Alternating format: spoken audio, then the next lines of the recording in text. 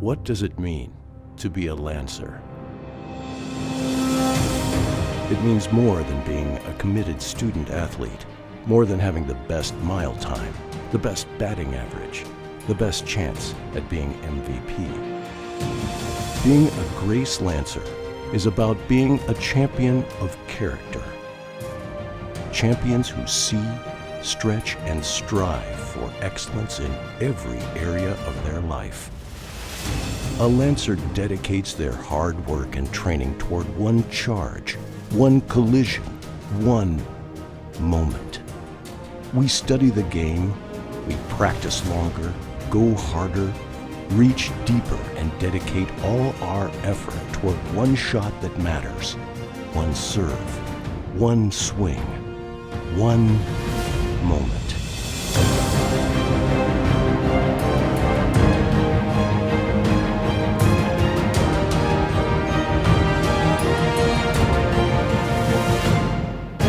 These are the moments that change us, define us, and lead us toward a lifetime of teamwork, persistence, and service. A lifetime of character.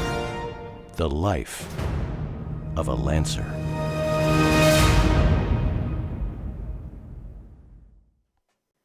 Good afternoon, ladies and gentlemen. Welcome to Miller Athletic Complex on the campus of Grace College.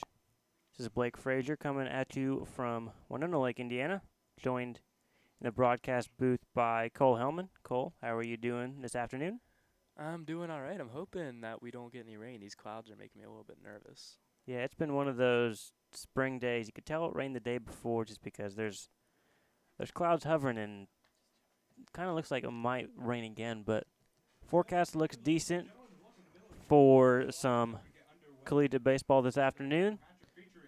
This afternoon's matchup will feature the Grace Lancers and the visiting Huntington Foresters. We'll go through the starting lineups for the teams this afternoon for the first game of this doubleheader. First, the Huntington Foresters in batting order. Dalton Combs bats first, plays right field. Adam Roser, shortstop, bats second.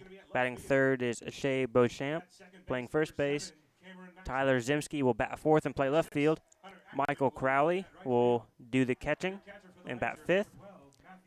Will Corson Carr bats sixth as the designated hitter.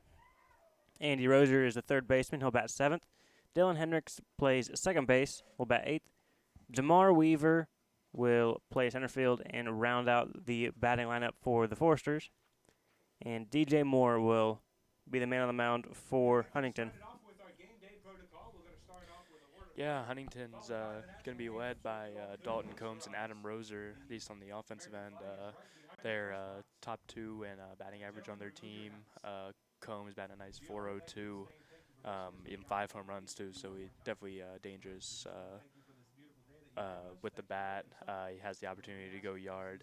And even Shea Beauchamp in the 3-hole, average a little bit down from last year, batting .286, still respectable. And then he leads the team in home runs with 7 home runs, as well as in RBIs with 27 RBIs.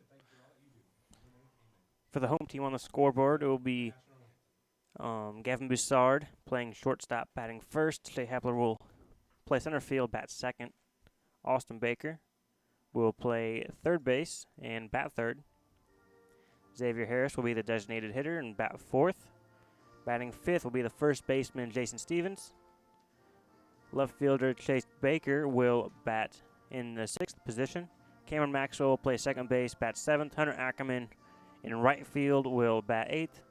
Matthew Warren will be behind the plate calling balls and strikes, batting ninth. Not calling balls and strikes, calling the pitches for Blake Converse, the starter for the Grace Lancers.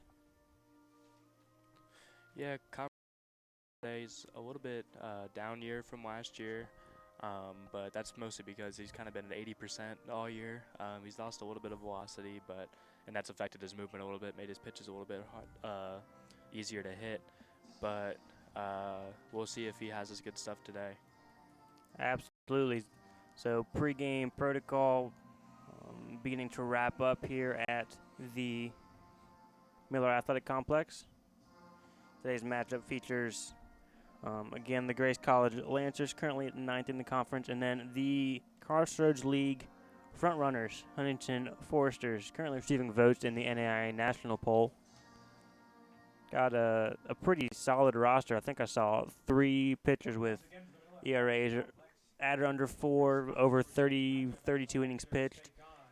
A pretty good pitching staff for the visitors.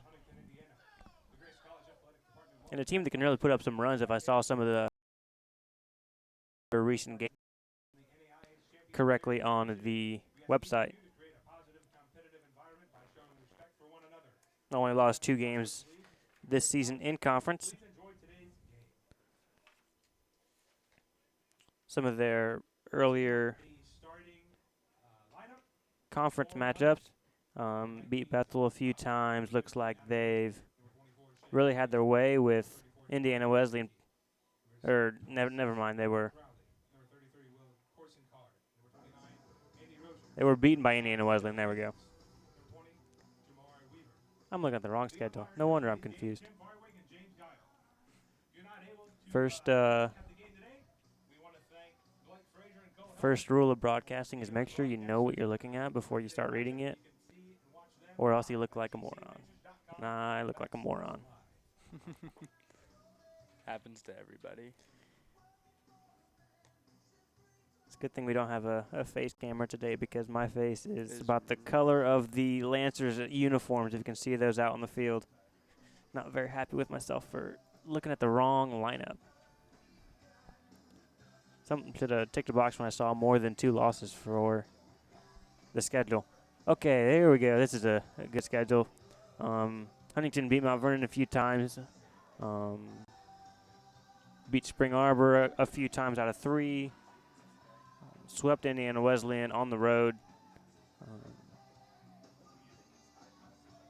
Beat St. Francis 3 times in a row. Currently on, looks like a 7 or 8 game winning streak for the Foresters.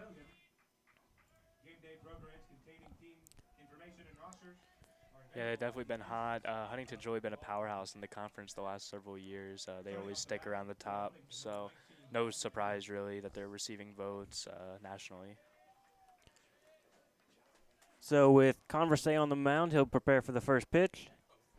Dalton Combs steps into the left-handed batter's box. First pitch catches the outside corner for a strike. As I said with Combs earlier, he's kind of everything you want in a leadoff guy. Again, 402 batting average, so he gets on base. His on-base percentage is .500. He gets on base 50% of the time, which is great. And he has 8 stolen bases, so he's got that speed that can make opposing catchers worry. That second pitch is just outside. 1-1 count. Kicking a pitch from Converse. Just inside. Takes the count 2-1. Like you mentioned before, Converse comes in a little bit down from last year's numbers. The 2-1 pitch comes in. Swung on. Popped up into center field. Will coming. Can't quite make the catch. Falls in front of him.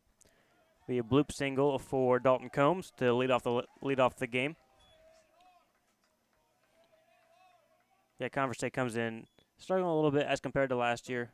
The ERA is a little bit higher than you'd like to see, but still capable of putting together good at-bats, at least from a pitcher's perspective. Yeah, he's had arm issues at the beginning of the year. He was limited to start the season. Coming in really only in relief as Blake helps himself and flips it over to second to get the lead runner. But so he's lost a lot of velocity, and that's hurt him a little bit. He's getting hit a little bit harder. But it's his movement that really helps him anyways. I love the way he works in and out. He has a nice cutter, but he also has a 2-seam that'll run in on right-handed hitters. So if he gets his movement working, he's tough to hit because he can hit the corners really well. Third batting lineup will be Shea Beauchamp, first baseman, hitting .337 on the year as a pickoff move to first base. Roser dives in underneath the tag.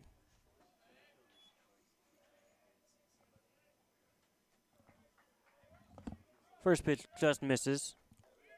1 ball, no strikes. 1-0 pitch comes in. Can't quite catch the inside corner. 2 balls and no strikes. It looked like that little fastball moving inside. Moving into the zone from inside. That one catches the zone. That was a gorgeous. His two-seamer right there. It started a little bit towards the outside the other batter's box, and caught the outside corner. 2-1 pitch. Rozier takes his lead at first base. Conversate a little check of the runner. That's popped up. Center field. Hepler's underneath it. Make the catch, and Rozier will retreat back to first base. 2 outs in the inning. Second time we've seen a ball hit high into center field. Is that a little bit of the Foresters batters not quite seeing that pitch? Maybe a little bit of late movement making them pop it up, or? It's that Blake usually is a ground ball guy, but he'll pitch to contact a lot of the time. So, I mean, really haven't seen any solid contact in the first inning. As the number 2 guy hit a chopper back to the mound, and then, like you said, 2 pop-ups. So the left fielder, Tyler Zimski, will dig in. Conversate deals, misses the outside corner. Rozier with a fake steal attempt down at first base. Curious to see if he goes here with 2 outs. I'm a big fan of stealing with 2 outs, Blake. I don't know if you've noticed that yet, as we've done a couple games. This is our second game we've done together, so. But because I think worst case scenario, if he gets thrown out, then you got your number 4 hitter leading off the next inning. If he's safe, then you got a runner in scoring position for your number 4 hitter. So really, if he's got any speed at all over there, I'd consider sending him. That ball is fouled off to the right side. 2 balls and 1 strike. Yeah, I agree. I like seeing the runners go with 2 outs. Get the infield moving just a little bit, open up some holes. Really puts pressure on the defense, too. Absolutely. So 2-1 pitch, 2 outs in the inning. Just inside from Conversay. You can see Blake nibbling a little bit here. Everything's staying in close to the corners. 3-1 pitch. Delivered. That's popped up. That'll be to right field. Ackerman tracking back. Just short of the warning track, makes the catch. And that will retire the Foresters. No runs on 1 hit for the Foresters. And we'll have a quick look at the starter for the Foresters on the mound, DJ Moore. We'll have his numbers coming up in just a second.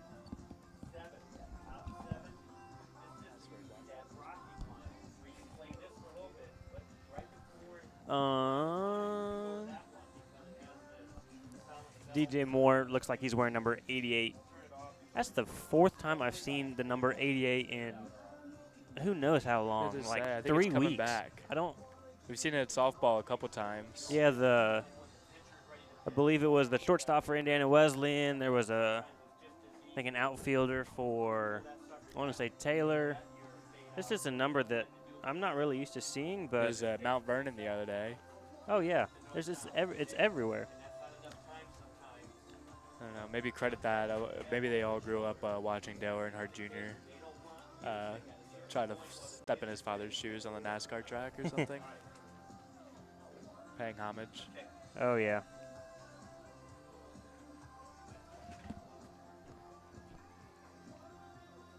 So he'll finish up his warm-up tosses.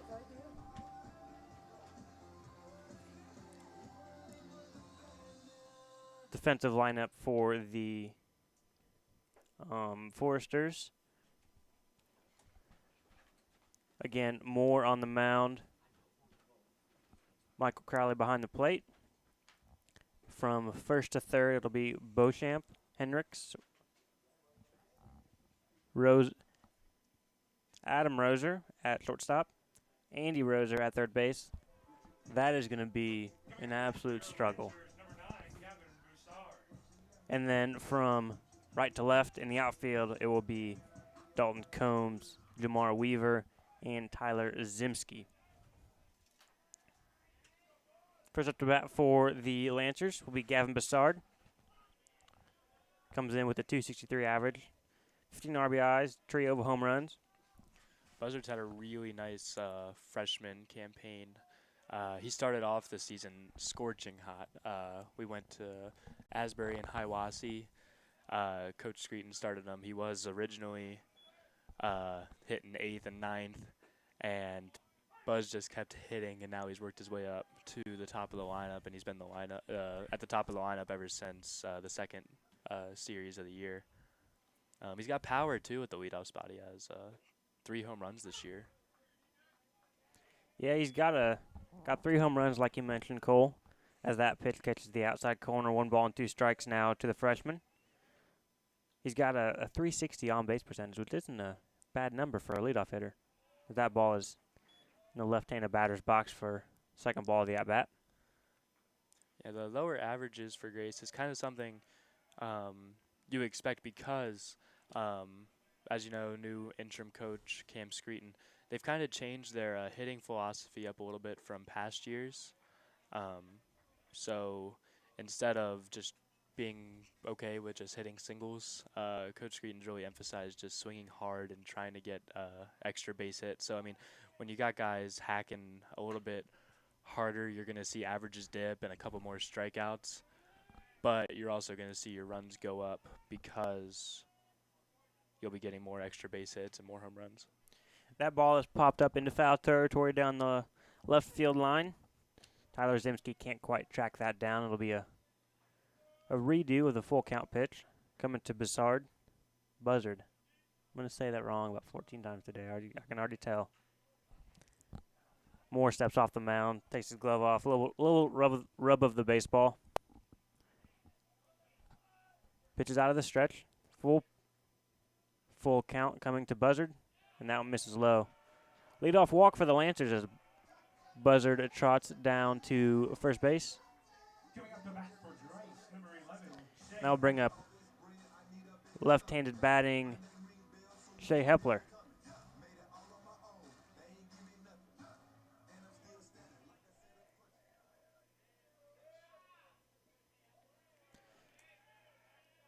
So we'll see Moore with the runner on now. See how he controls the running game. First pitch to Hepler low. And Buzzard will take that pitch in the dirt as an opportunity to advance. There was no doubt in his mind that he was taken off as soon as that pitch was thrown. Oh, yeah, he was stealing all the way, so the the wild pitch just helped. So it didn't look like he was fine just walking into the secondary lead, kind of just step into it as the pitcher winds up. I'd like to see Shea hit one right through the 5-5 hole. Shortstop's holding, so it's open. 1 ball and 1 strike now to Shea Hepler. Batting 170 on the year, still has a nearly 300 on-base percentage. 1-1 pitch, gets past the catcher. And Buzzard will advance to third base on the wild pitch. Michael Crowley, the catcher for the Foresters, will trot out to pitcher's mound, give DJ Moore just a little bit of a breather, help him collect his bearings here. Yeah, now if you're Shea, just putting the ball in play is key. Just something on the ground field or any sort of deep is scoring Gav.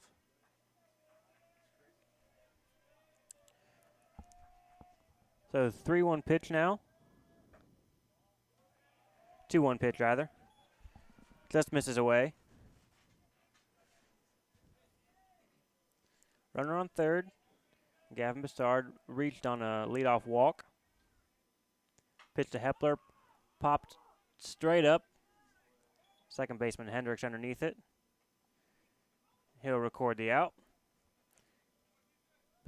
Buzzard will have to stay at third base. That will bring up Austin Baker, the third baseman for the Lancers. Looks like Hepler just missed that one. Yeah, he did. He just got under it. Shea's kind of cooled off here the last couple games, but like I said, I mean, guys are trying to hit for more power, so when you hit for more power, you're going to see more pop-ups, guys getting under the ball.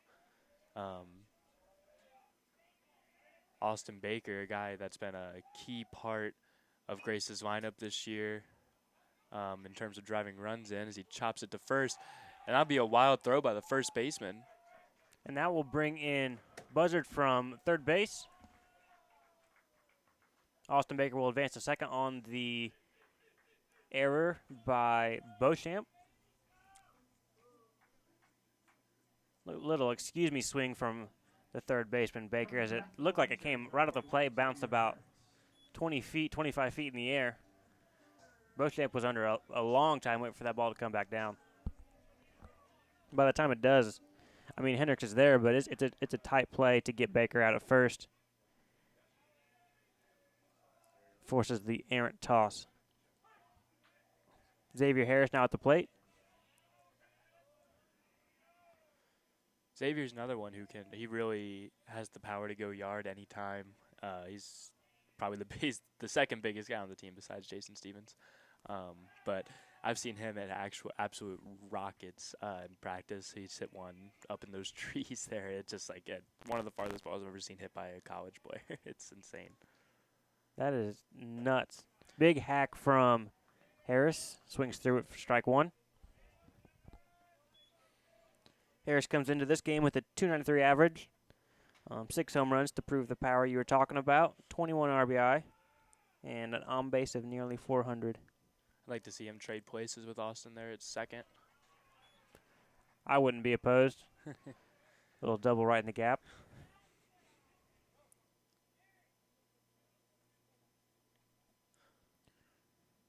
DJ Moore steps off the mound.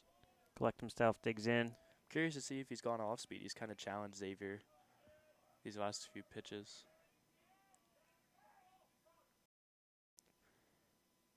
Michael Crowley behind the plate will call time on behalf of his pitcher.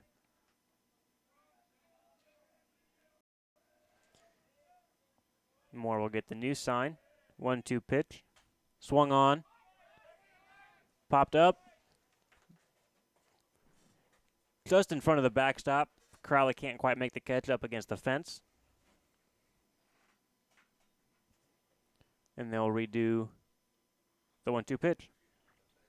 Xavier staying alive again. One thing that's kind of plagued him this year is that sometimes he just doesn't seem like he's aggressive enough at the plate. So he'll look at some fastballs, and then next thing you know, you're behind in the count, and you got to swing it. You got to protect the plate. So I liked his approach this at bat. He came out swinging, came out aggressive. It really bugs me when he gets passive because he's a really good hitter. That's popped up on the infield. Harris will be retired by shortstop Adam Roser. And with 2 outs now, it'll be Jason Stevens, the first baseman.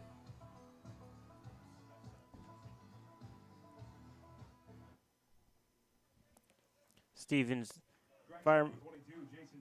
if I remember right, this is his first time really swinging the lumber this year. Usually a pitch in the past. Yeah, he's been a PO pitcher on the previous 3 seasons, but really just a little bit of fooling around in batting practice in the fall convinced Coach Cam, maybe we should give him a bat. But Jason's definitely taken advantage of some of his opportunities, and he's played a really nice first base this year. His length helps him out a lot, too, because he can stretch if a throw is a little bit wild or if the play's going to be close. First pitch misses outside. Looked like an off-speed pitch to open up the at-bat. 1-0 pitch. Looked to be just high. It's hard to miss high when Jason's 6'7".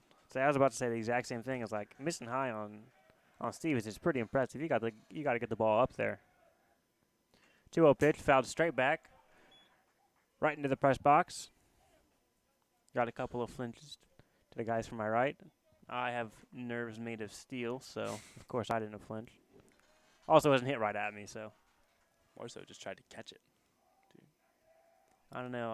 I saw a pretty good flinch out of PA Justin Perry. That's popped up. Second baseman Hendricks will go back, called off by Dalton Combs in right field, and that will retire the Lancers. Good start to the ball game, however, as the Lancers take a 1-0 lead, courtesy of an error, and they will see the 5, 6, 7 batters for the Foresters in the top of the second inning. We'll be back after this quick break.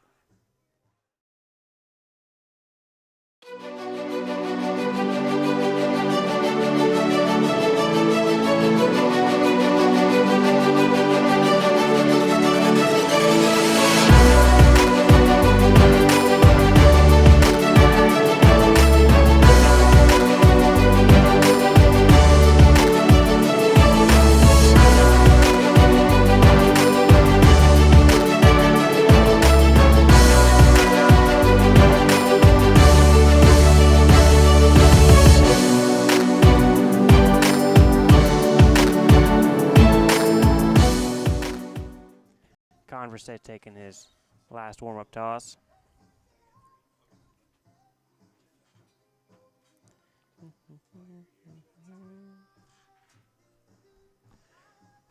It'll be the catcher, Michael Crowley, to lead off the Foresters here in the top of the second inning. Hitting .316, 18 RBI, 4 home runs on the season. He's a big burly dude for being a catcher. I'm not used to seeing catchers that are 6'5". Yeah. That's definitely interesting that he can get down in the squat like that. I'm curious to see if, I mean, maybe that's why Coach Screeton tried to maybe test his arm here in the first inning, just to see how he can move behind the plate. That pitch is taken to left fielder Chase Baker. And Crowley reaches on a leadoff single. Looks like there will be a courtesy runner for the catcher. Looks to be number 4, TJ Lindstrand from Noblesville. Converse deals to Corson Carr, the designated hitter. Corson Carr's batting .314. Pick off there from Converse, unsuccessful. Seems like almost everyone in the Huntington starting lineup is batting over 300. Like I said, looking through, that ball's taken the other way. Be the second one to reach left fielder Chase Baker, and back-to-back singles to start the top of the second inning for the Foresters. Yeah, I was looking at some of the results they've had, and I keep thinking, like, how did they score so many runs? And going through the lineup, if everybody's batting .270 and above, then it's not hard to believe at all. Next up will be third baseman Andy Roser.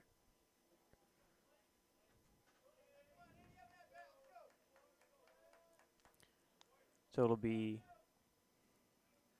Lindstrand on second, Corson Carr on first. No outs in the inning. If it was up to me, I'd lay a bunt down here. What do you think? Huntington coach must have heard me. So I was still processing, and I saw him square. I was like, you have to be kidding me. I can understand what I would do. I am not good at like judging teams that I've not seen play. As like, what are they going to do? Because it's only the second inning. I mean, that makes sense. I don't know. I always, first and second, no outs. If you can move them over and get second and third, 1 out, and a base hit scores 2, really a ball in play, it scores at least 1. I do it every time. Especially you're getting a little bit farther down your lineup. As he squares, bunts back to Converse. Converse flips it over to first and gets out number 1, but the runners do advance. Good piece of small ball there from the Foresters, like you said. Advancing the runners. Showed that bump much earlier, forcing the players on the corners to come in and field their position. Now bring Dylan Hendricks, second baseman, to the plate. With 1 out, runners on second and third base. Converse will have to deal with a little bit more pressure than he did the first inning as he deals to Hendricks. First pitch taken for a strike. If Blake lives there, he should be okay. That two-seamer coming back and catching the outside part of the plate, it's really tough to hit because, I mean, the only thing you can do is try to take it the other way, and even then, it's just tough to hit. If you try to pull that pitch, all you're going to do is ground it to the shortstop or back to the pitcher every time. As that ball is lifted and sent to right field for Ackerman, who makes the grab. But then Strand will tag and score the Foresters' first run of the game. Looks like Corson Carr will also advance on the fly out to deep right field. That's why you bunt, though. That doesn't happen without that bunt. So that scored a run right there. That's what's responsible for that. Lineup will not turn over. DeMar Weaver will dig in. First pitch catches the very inside part of the plate. Be strike one against DeMar Weaver, batting .271. 10 RBI, no home runs. That one's hit soft liner to shortstop. Buzzard will make the play and retire the Foresters. One run scored for the Foresters. On 2 hits. On 2 hits. Got ahead of myself. They will take the field for the bottom of the second inning. We'll be back right after this break. This is Blake Frazier and Cole Hellman on the call. The Grace College Sport Network.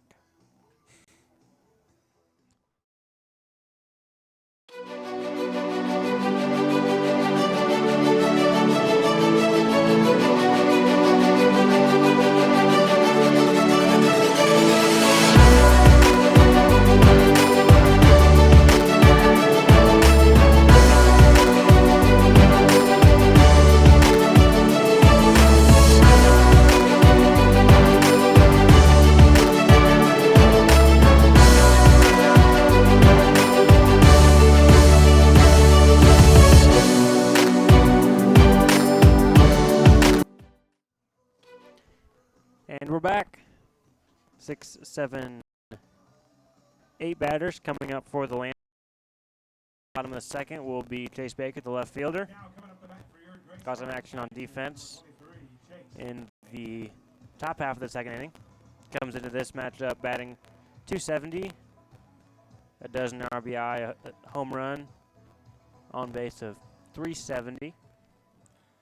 Yeah, I was just there when he hit his first collegiate home run Saturday at Spring Arbor, and it was an opposite field shot too. It looked like he got under it, but that ball just kept carrying. I think the wind might have helped him a little bit, but I won't say that in front of him.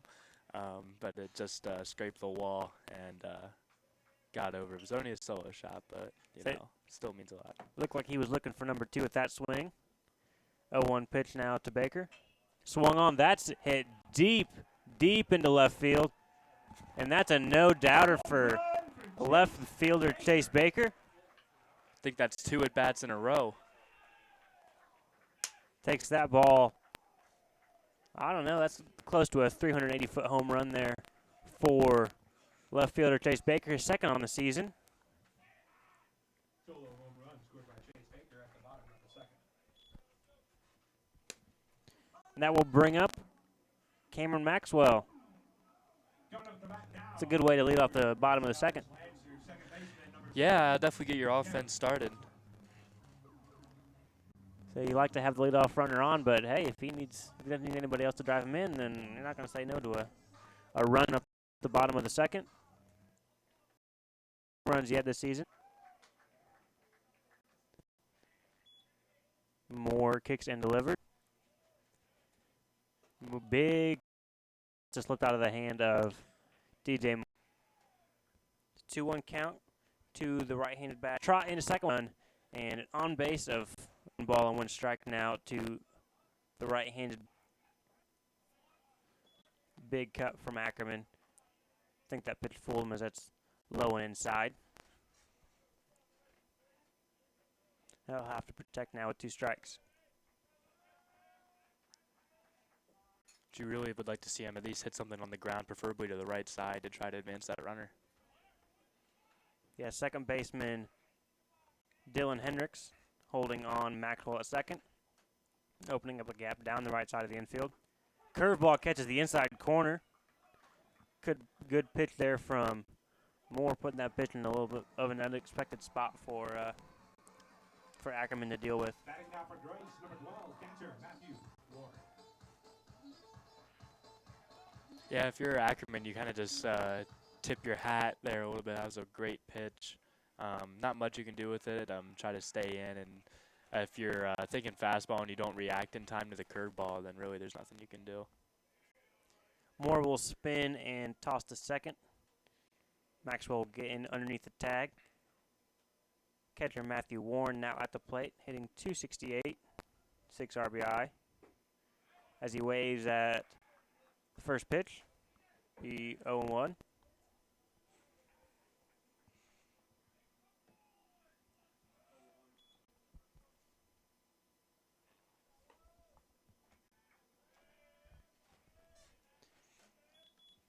Moore gets to the sign. Warren looks to lay down a bunt. That'll be fouled off to the first base side. And he's quickly in a hole. No balls and 2 strikes. Interesting to see him try to lay the bunt down with 1 away. Might be trying to turn the lineup over. 1 out in the inning. A run already in for the Lancers and a runner on second base in Maxwell. Curveball hangs in the zone. Lets Warren get contact. He's thrown out to first base.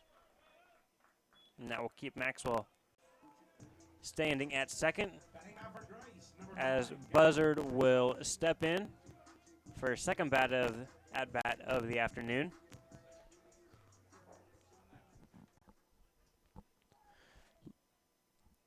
Led the game off for the Lancers with a walk. And that pitch catches him on the, looks like the tricep area of the left arm. He'll trot down to first base. 2 innings in, 2 at-bats for the leadoff man, not a single official at-bat yet.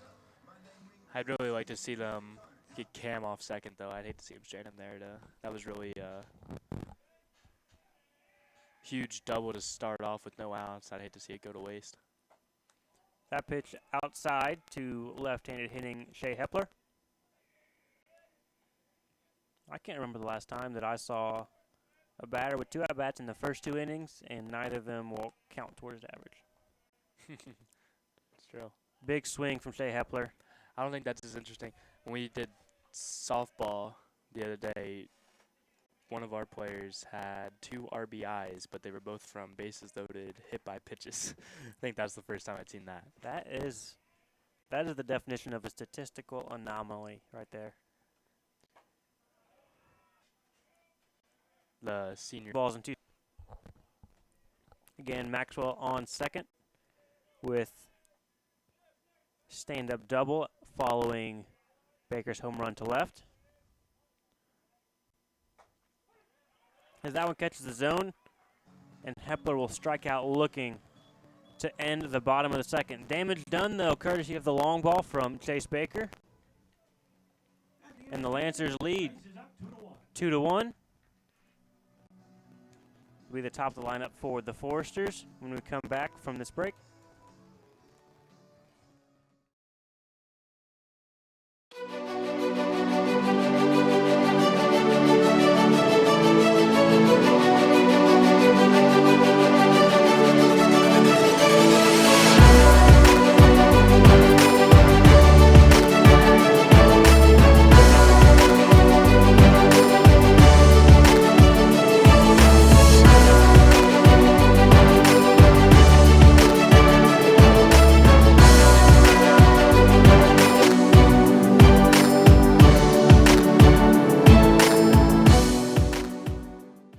What the heck is that guy doing at Huntington? We're back. Just talking about leadoff batter Dalton Combs, batting .410 on the season. It's a big number for anybody, but it's a number you like to see at the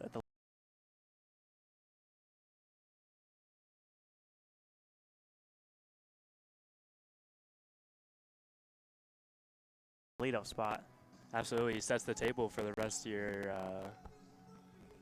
lineup. I mean, you got guys like Buchamp following him. You got guys like Zimski, who are driving runs in. I mean, you can't drive runs in if no one's on base. So Combs really sets the table, and I really like that he can steal bases. That's huge.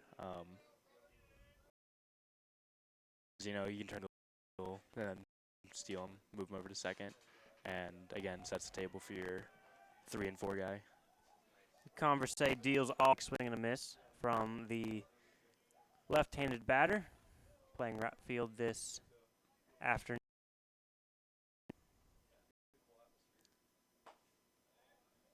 That pitch tails a little outside, maybe a little bit more movement than Blake wanted. Looked like a little two-seam fastball if I'm not. Levels the count at 1 ball and 1 strike. 1-1 pitch, swung on, fouled off to the left. Now singled to start the game for the Foresters in the top of the first inning. Conversay peers in, gets the sign for the 1-2, kicks and delivers. Now misses low and away. He's worked outside every pitch. I think that must be something that pitching coach Wes Ginn saw in the scouting report about Combs. But I mean, I'd be interested to see if he breaks off a cutter inside. Tried the two-seam on the inside corner, misses just to the inside part of the plate. Takes the count full at 3 balls and 2 strikes now. Interested to see how Conversay deals with Combs here. Not wanting to walk the leadoff batter. Puts that one in the zone. That one's taken deep into right field. That one's a no-doubter. That'll tie the game up at 2 runs apiece. Combs with his 6th home run of the season. And this one is shaping up to be a slugfest. Doesn't hurt to get that in your leadoff spot either. Baker opens up the bottom of the second with the home run, and Combs responds with the leadoff home run in the 3rd of his own. Score tied at 2 runs apiece, and Adam Roser will step to the plate. If Chase Baker's home run looked and sounded good in the bottom of the second, that one looked and sounded just as good here in the top of the 3rd. Hate to say it, but maybe a little bit better. He got a hold of that one. Yeah, that one was one of those, like, you see, it's like, well, that one's going to leave. We're going to need a new baseball at the mound now.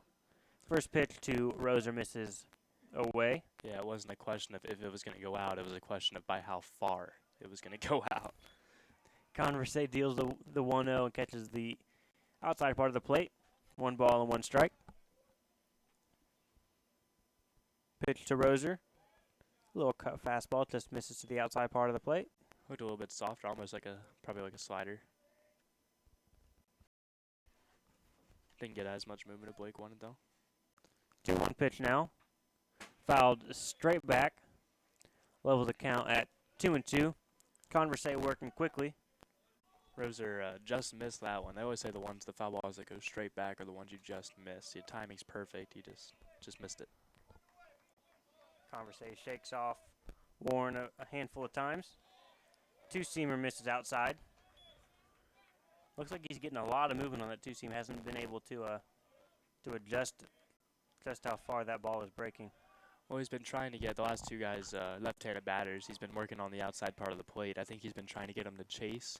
But, I mean, credit to Huntington batters. They've laid off it, which, I mean, it's a tough one to take because it starts right there on the outside corner and you think it's going to stay there. And you maybe think, oh, I can drive this one the other way.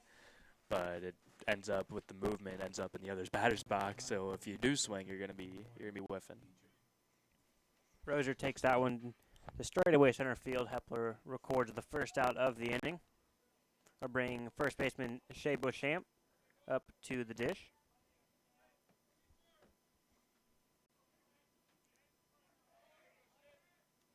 Conversay peers and gets the sign from battery mate Warren and delivers a first pitch strike inside part of the plate.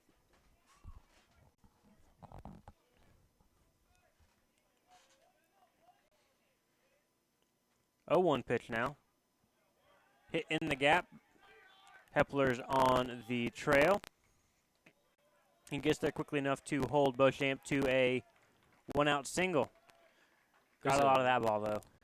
He did. He hit it hard, but I'm impressed by the route taken by Hepler to hold that to just a single. So with one on and one away in the top of the third inning, Tyler Zimski, the left fielder, will dig in. Converse out of the stretch now. First pitch knocked down by third baseman Baker. Tough play down to the hot corner. Looks like it hit the lip of the grass, caught him right in the chest, and rolled into foul territory. Yeah, there's not really much he can do with that one. I'd give him a hit. I wouldn't give him an error on that. I'm gonna say that one's hit a ton, and he had about the time it takes to blink an eye to make a decision how to field that. Does enough to keep it on the infield. Yeah, I don't envy that position. That was growing up and playing high school and eventually playing JV college baseball. I wanted to stay as far away from playing third as possible, just for situations like that. I hated playing third base. Yeah, there are just some positions in sports that are not enviable. If I had to say, probably center in basketball and third base in baseball. They're like, you just go there and you just get beat up.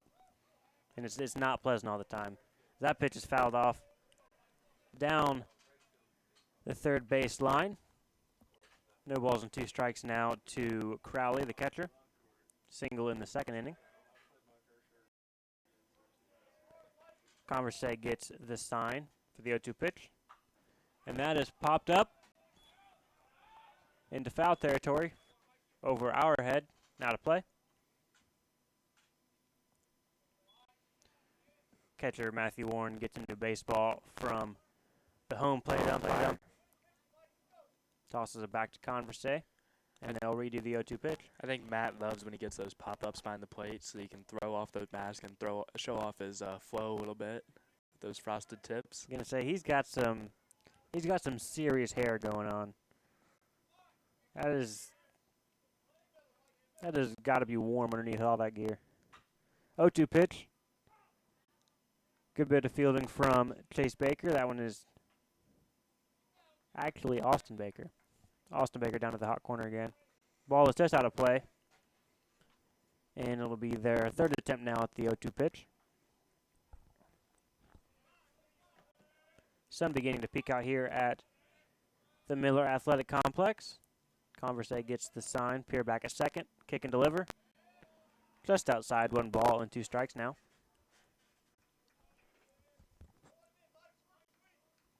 I think Blake just gave him that to kind of change the eye level a little bit, gave him something soft. He's been throwing fastballs for most of the at-bat. Gives him the same exact pitch, it looked like, another slider outside. Say that one is swung on and missed. That'll be the first strikeout recorded by right-hander Blake Converse. Yeah, so with 2 runners on and 2 outs now in the inning, Will Corson Carr will come into the left-handed batter's box. Look at the first pitch, low and away. We were talking a little bit about Corson Carr over the break, how he actually transferred from IU and pitched in the Big Ten Championship and actually in the College World Series in previous years. That ball is hit to straightaway center. Center up will be underneath it and will make the catch. The Foresters tie up the ball game courtesy of a long ball from leadoff batter Dalton Combs. We'll head to the bottom of the third inning, tied at 2 runs apiece. And we'll be back right after this message from our sponsors.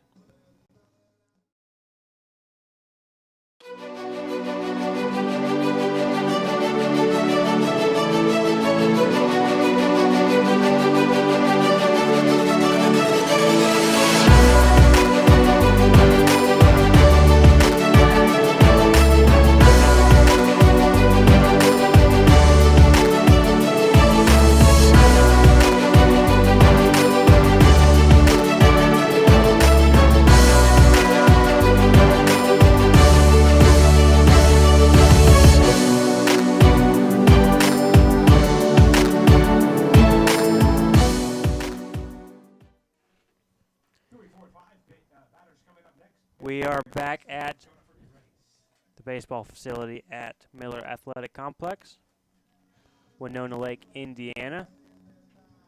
Turning into a pretty decent spring afternoon. It was a little chilly this morning. A little bit of wind left over from storms last evening. Good weather for baseball, though.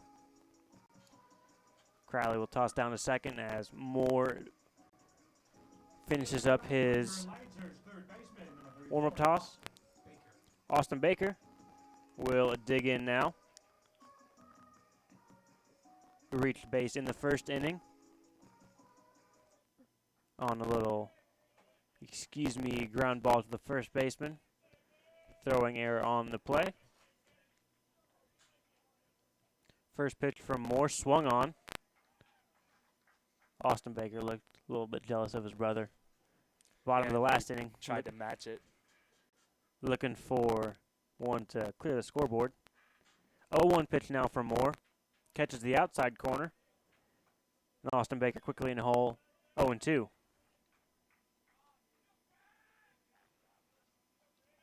Moore gets the sign. Crowley set up outside part of the plate.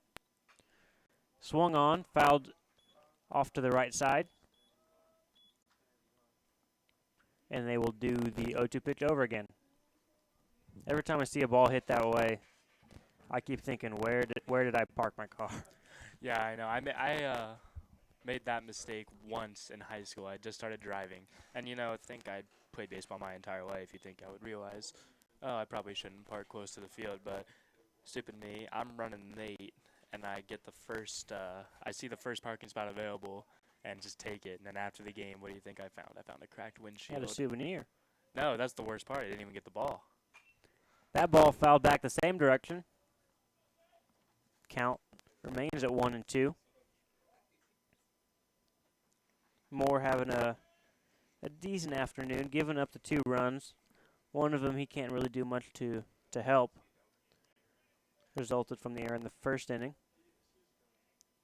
Yeah, besides the one mistake he made to Chase, he hasn't been hit too hard. Cam got a double off him in the last inning, but besides that, he hasn't been roughed up too much. Austin doing a good job to stay alive. He's extending the at-bat. Baker batting .296 on the season. 4 home runs. He'll get the 1-2 pitch from Moore. Curveball. Off-speed pitch fools Baker. He'll strike out swinging to begin the top of the 3rd inning. And Xavier Harris, designated hitter, will step into the right-handed batter's box. What's that chuckle for? His walk-up song cracked me up a little bit. Reminds me of the movie Benchwarmers. That's what I would be if I was on the squad. Don't sell yourself short, Blake. It's been a few years since I played competitive baseball at any level, and I can tell you right now, it was not high school. 0-1 pitch catches the top part of the zone. Harris swings through, and that'll take the count 0-2 now. Yeah, I just couldn't hit. That was my big thing. I could bunt. I could catch. Strikeout. Number 2 of the inning for DJ Moore. Gets Harris swinging. Yeah, I couldn't wield a bat. It was like I was swinging a 2x4.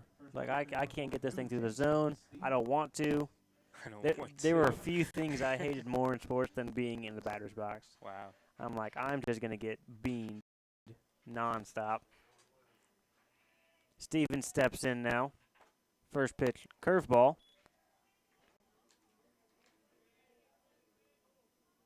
Stevens 0 for 1 on the afternoon. Popped out to right field.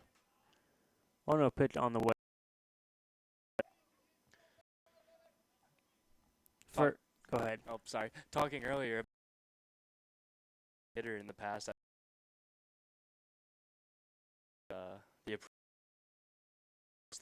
the approaches he's been taking this year, he's really shown that he knows. I mean, probably years of pitching.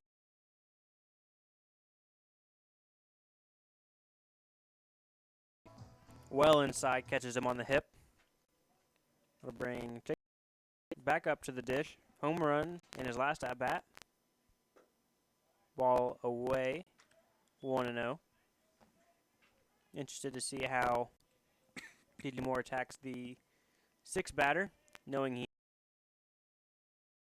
Baker gets the 1-0. Swung on. That's trouble. Little blue into shot. Handled by the shortstop. And the Lancers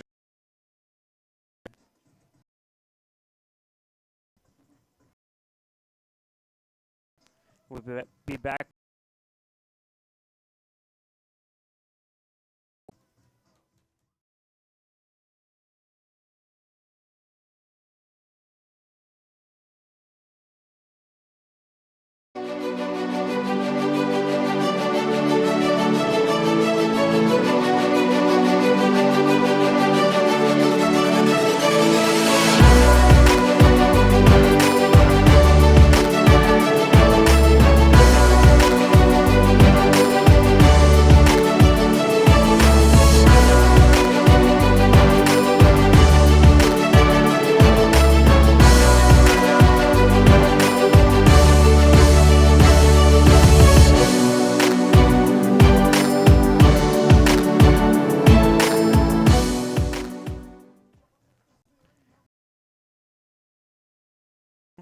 This is Blake Frazier.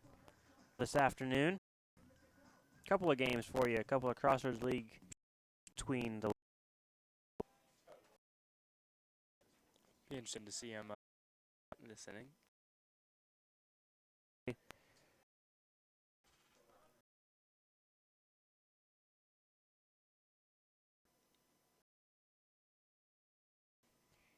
Checking the lettering on that. Converse gets the sign. Low ball 2. Roser comes into this contest. 7 RBIs and no strikes. Swung on to his third.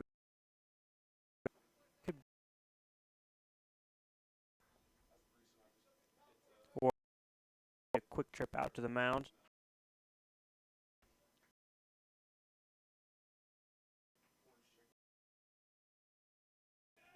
Be nice to hold the Foresters scoreless here in the top of the 4th inning. Both pitchers runs in 4 6 half innings now. Roser hits one deep to center field. Hepler can't quite get there. In with a leadoff double for the Foresters.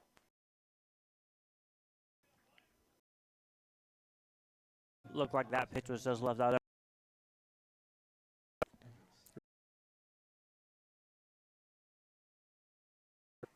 I'll drive that deep into center field. That'll bring up Dylan Hendricks, the second baseman.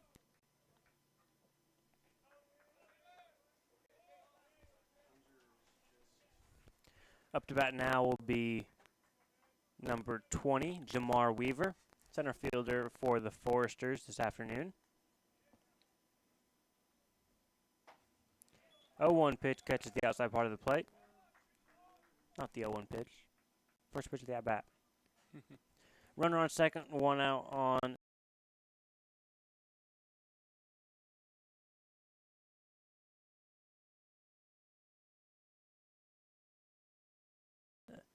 the inning.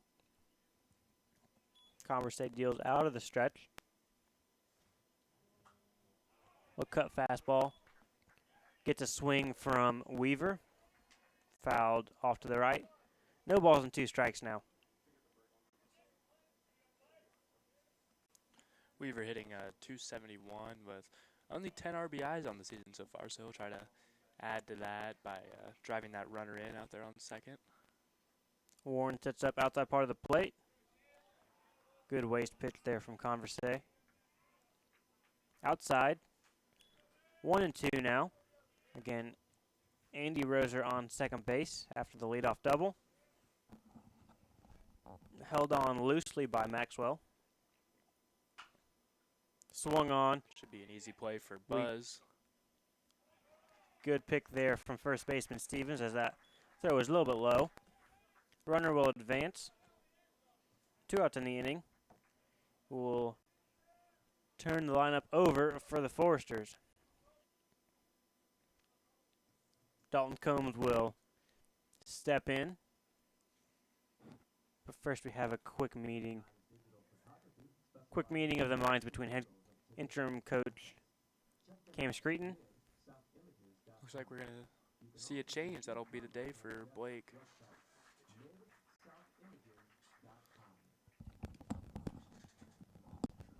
Looks like the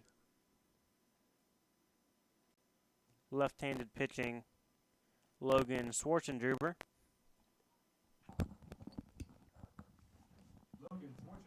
he'll check in as Coach Screeton makes his way to home plate,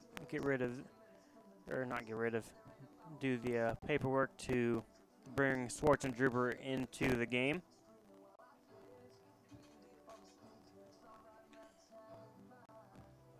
It's kind of interesting. I don't. Let me look at the pitch count for Blake. He was only around 60 pitches. Interesting to see Coach Screeton pull him out so early. Might be a little bit worried now with the third time through the lineup for the Foresters. Tight ball game.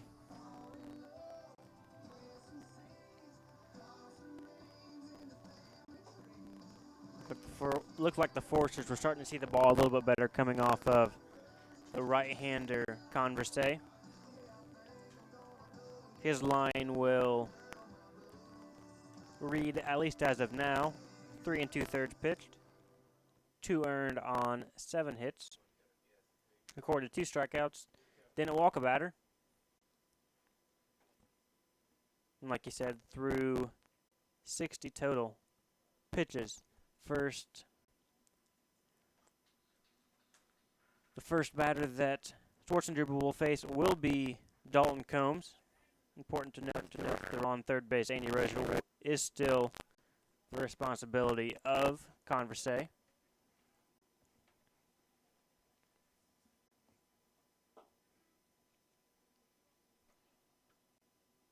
think matchup might have a little bit to do with bringing in Schwarzenegger right now with the left-handed Combs coming into bat. Lefty on lefty matchup, especially in a tight ball game. I'm curious. I don't want to talk bad about Logan, but I'm curious if he would have. We haven't seen Aaron Worrell pitch in a while. He's another left-handed reliever for Grace, and he actually has the lowest ERA of the entire team right now. So I'm curious why make the call to Struber when Worrell's fresh too. He hasn't really pitched in a while.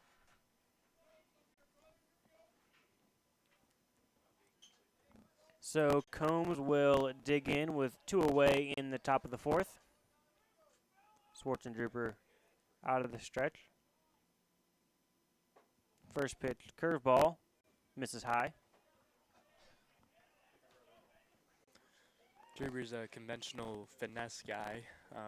He's not really gonna blow it by anyone, but he can. His curveball has really nice movement on, so really location is key for him. That pitch misses high. 2 balls and no strikes now. Combs comes into this at bat with a bit of a streak going. Singled in the first, then the solo shot to right field in the 3rd inning. As that pitch catches the outside part of the plate. So what you're saying is we're finally due to get this guy out. Absolutely. 3rd time's the charm as far as I'm concerned.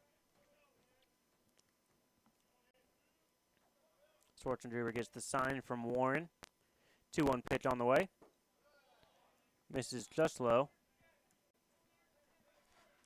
And Schwarzenegger in danger of walking the first batter he faces here in the 4th inning.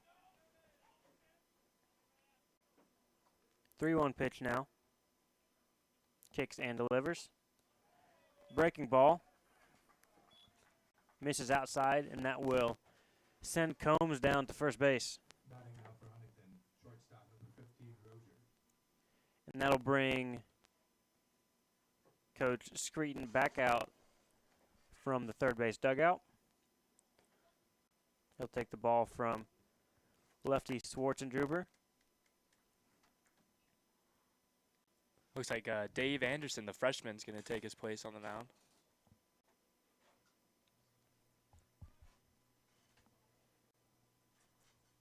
So Schwartzendruber comes in, walks the left-handed hitting Dalton Combs, and then is immediately pulled in favor of the freshman Anderson.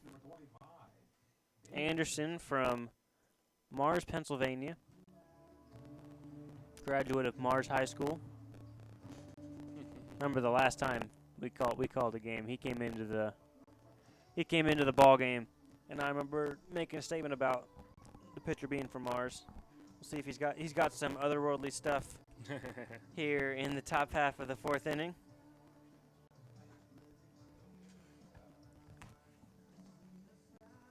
Dave started off really well at the beginning of the year. He was actually in the starting rotation for a bit.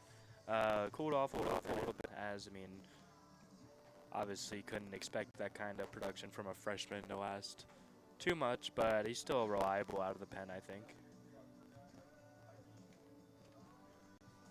I can admire the move by Coach Pregame. Dave really, Truber, you can come in, you see that he walked a guy on 5 pitches, really none of them that close. I probably would have done the same thing. Anderson comes into this ball game 454 earned run average in 35 2/3 innings pitched. Opposing batters are batting .241 against him. It has recorded 29 strikeouts on the year. Not bad for, like you said, a freshman pitcher, especially coming into a pretty decent conference in the Crossroads League. First batter he'll face will be Adam Roser, shortstop. I don't think I've seen anyone more methodical than Dave pitch. He takes a stroll around the mound after every pitch, and he listens to what the dugout says. If the dugout will tell him, "Hey, keep going, Dave," he'll look over and give a nod and just go back to work. It's one of the most interesting things I've seen. First pitch, breaking ball, catches the inside part of the plate. 0-1 from the freshman Anderson. Dave has good breaking pitches, but he's also, for his size, he's got some speed that'll kind of throw you off. You're not going to be expecting it. As Austin Baker makes the catch in foul territory for out number 3. That'll end the top of the 4th. Good job by Dave to come in here and strand those runs. Yeah, it looked like it was a little bit of a hit and run attempted by the Foresters. Not quite the pitch they were looking for. Popped it up to the third baseman, Austin Baker. So the leadoff double doesn't come back to haunt the Lancers. It'll be the bottom third of the lineup for Grace when we come back from this commercial break. Currently 2-2 here at the Miller Athletic Complex between the Lancers and the Foresters.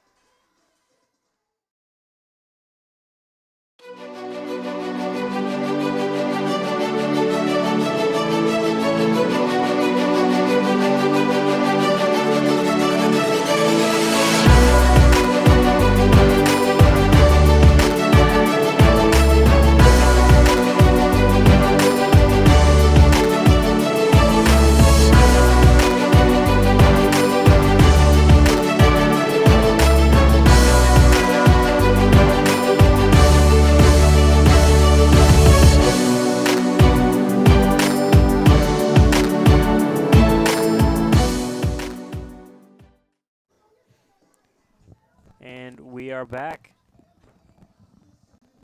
2-2 the score between the Foresters and the Lancers.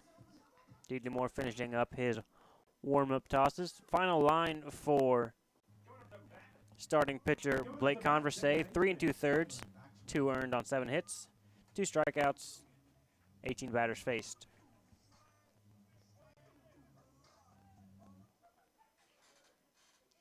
Leading off for the Lancers, second baseman Cameron Maxwell.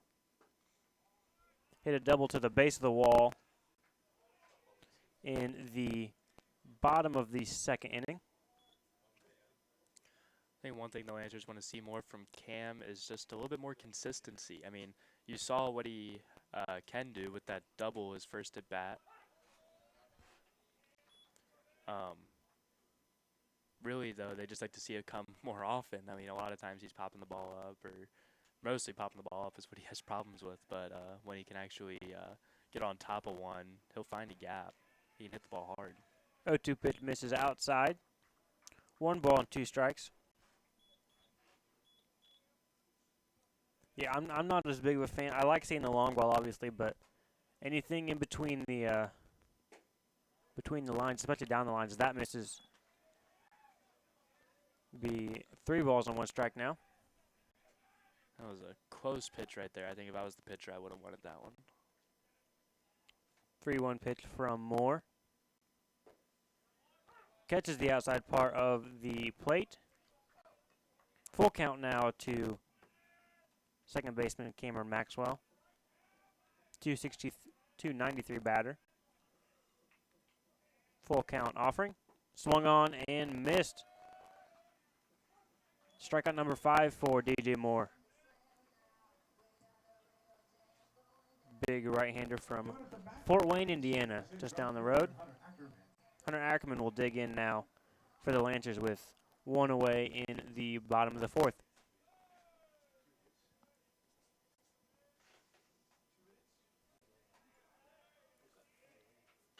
Ackerman swings at the first pitch. Popped up right side of the infield. In shallow right. This is good communication there by the right fielder to call off the first and second baseman and make the catch.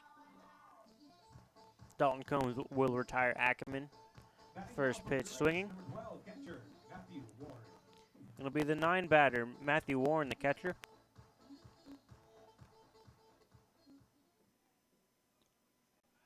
Warren, a graduate of Maryville High School up in northwest Indiana. First pitch from Moore, just inside.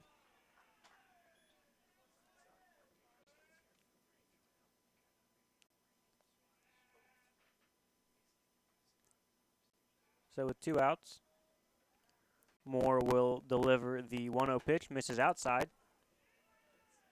Count now 2-0. Warren with a ground out to the shortstop, bottom of the second inning. Looks like the offense has really slowed down since that leadoff bomb by Dalton Combs, as that pitch catches the zone. 2-1 now. Yeah, only 2 hits so far for Greg today. So really struggling to get the offense going consistently. 2-1 swung on. Off-speed pitch. Count now even at 2 balls and 2 strikes. Moore looking to retire the Lancers in order here in the bottom of the 4th. Just missed. Must have been a little bit inside there. Takes the count full now. Lancers have gotten in a lot of deep counts there and made more work. As you see, he's up around the 70 pitch mark here in his 4th inning of work. That ball hitting the gap. Center fielder DeMar Weaver will take control of the ball. Calls off Combs and retires Warren. 3 up, 3 down for pitcher DJ Moore. 4 strong. Good outing for him thus far. Looks like it'll be David Anderson back on the mound for the Lancers.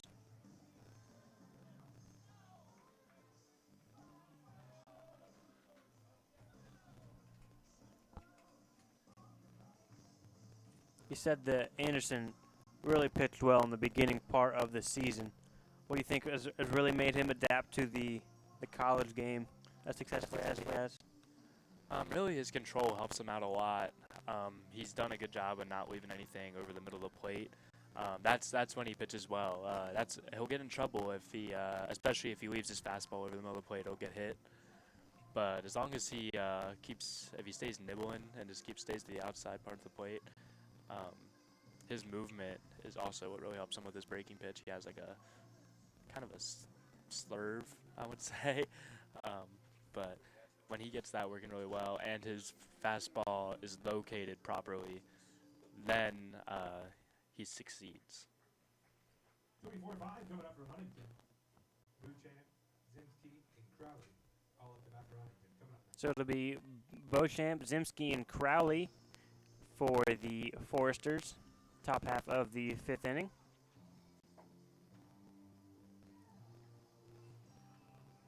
Yeah, it seems like every time you go up a level, from high school to college and college to the professional leagues, if you're at that level of ability as is, for the pitcher, they really get in trouble when they start leaving pitches Coming up to bat for the Foresters. over the plate. You don't like them seeing to walk batters, but you also don't want to see them give up long balls, because as you get more and more competitive, hitters will make you pay for those pitches out over the heart of the plate.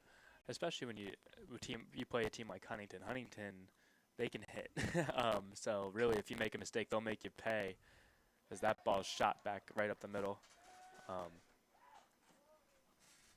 But yeah, in high school, when you are just better than the competition, you can make mistakes and try to throw it by guys. But when you're up at this level, playing a team that this good, you can't afford to make mistakes. Beauchamp reaches on the first pitch, swinging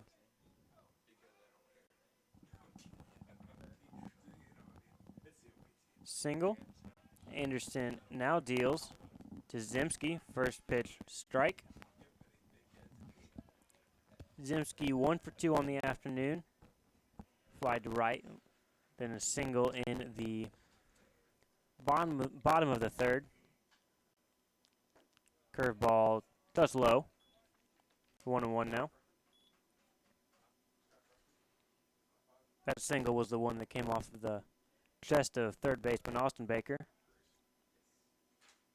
Anderson peers in, gets the sign, check over the shoulder. Yeah, if anything, he could ask to hit the ball that hard again, because that ball was smoked. His last at bat. I think Mr. Baker down at third base will have to decline the opportunity to field that one again. Anderson, like you said before, working methodically.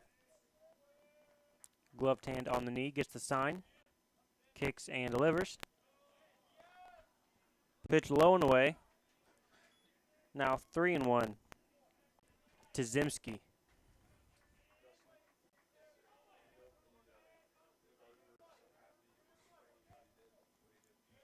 Can't afford to walk this guy here. That ball is popped up down the first base line. Stevens just runs out of room. Souvenir for the fans sitting down the fence. Down the first base side. Looked like Stevens was going to have room to make that play, but falls just on the wrong side of the fence.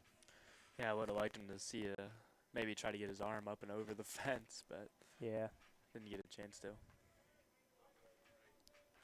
So Anderson will deal now. Full count. Runner on first, nobody out in the top of the fifth. He gets the sign from Warren, kicks and delivers, and that's high. First two batters of the inning reach as Zimski trots down with a walk. Coming up to bat now for Huntington, number 6 catcher Crowley. Third base coach will come and talk to Michael Crowley, next batter for the Foresters. You looking for another 2-on, nobody out bunt here? I would, especially a tie ball game. Not that hits have been scarce for Huntington. They've definitely hit the ball very well, but they haven't been able to necessarily string them together in key situations. But I would definitely lay down a bunt here in a tie ball game. You get one more run. Grace hasn't shown you anything that hasn't given you any reason to believe that they're gonna match it. That pitch misses high. 1 ball, no strikes. Looks like the defense for the Lancers is thinking the same thing. Both Stevens at first and Baker at third on the infield grass. 1-0 pitch now from Anderson. Breaking ball. Finds the inside corner. Who knows? That looks like they're giving Crowley the green light, though, and number 5 hitter. They got confidence in him. Again, batting over 300. Say 320 batter. 12.5 RBI. 4 home runs. That breaking pitch misses just low.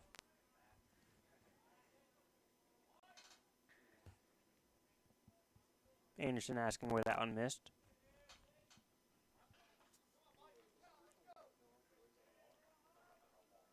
Runner on second is Beauchamp.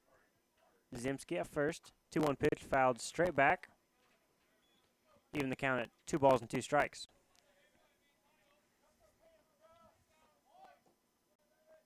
Anderson, quick trip behind the mound. Inspects the baseball. Anderson, 4.50 ERA. 29 strikeouts. 3-2 pitch. Weak grounder to the shortstop. He'll throw one to Austin Baker. Big play there from Buzzard to get the lead runner out at third base. That was a great play by Buzzard. That was really the only place he could go because there was no shot at getting the runner at first. And a good job by Austin to hang on there. I don't think the Huntington coach agreed with that call too much. Batting now for Huntington, number 33, designated hitter, Corson Carr. Yeah, that was. He may have been able to. Let me rewind. If it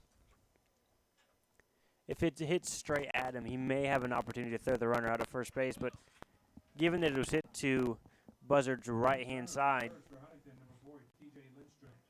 there's only a few players I've ever seen that can make that kind of throw, running away from the third baseman. Opts to go to Baker, gets the out. Yeah, that's Lead just, runner, too. Oh, yeah, that's just another thing that Buzz brings to the team. We talked about his bat earlier at the start of the game, but he's one of the smoothest I've ever seen at this level with the glove. He's going to be the leader of that infield for the next 4 years. First pitch breaking ball misses outside from Anderson. Corson Carr now at the plate. Fastball outside corner. Levels the count at 1-1. Looks like a straight four-seam fastball. Not much movement on the end of it. Corson Carr 1 for 2 on the afternoon. Single and a fly out to the center fielder. Excuse me, swing there. 1 ball and 2 strikes now in favor of the freshman Anderson.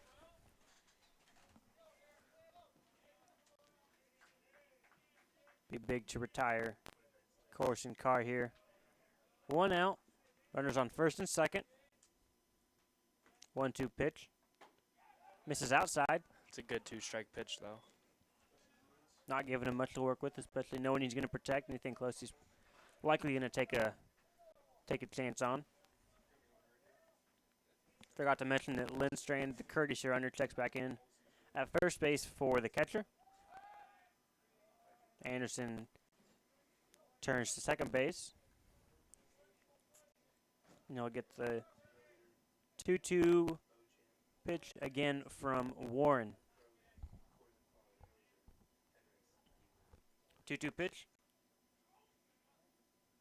Bounce to second base. Records the out at second.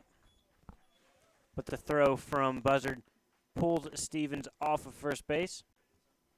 So it'll be runners on the corners for third baseman Andy Roser with 2 outs. Now batting. Does look like Andy Roser. Corson Carr reached out and got enough of that ball to keep it in play. Arms fully extended as he pulls that one to Maxwell.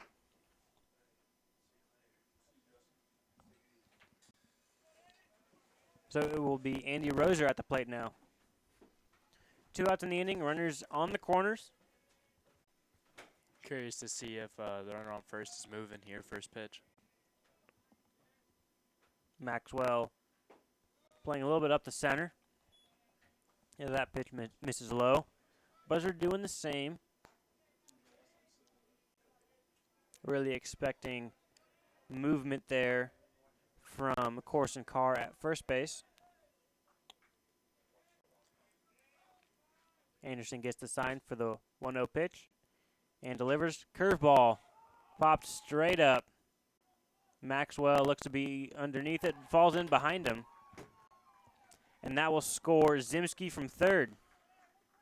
That ball should have been caught. Looked like Maxwell had a little bit of trouble getting over the lip of the infield. Well, it almost like he hesitated. He started backpedaling and backpedaling. He never actually turned and ran back. If he would have turned and ran back to start his route, he would have been able to get under it. A little bit of hard luck there for the freshman Anderson at the plate.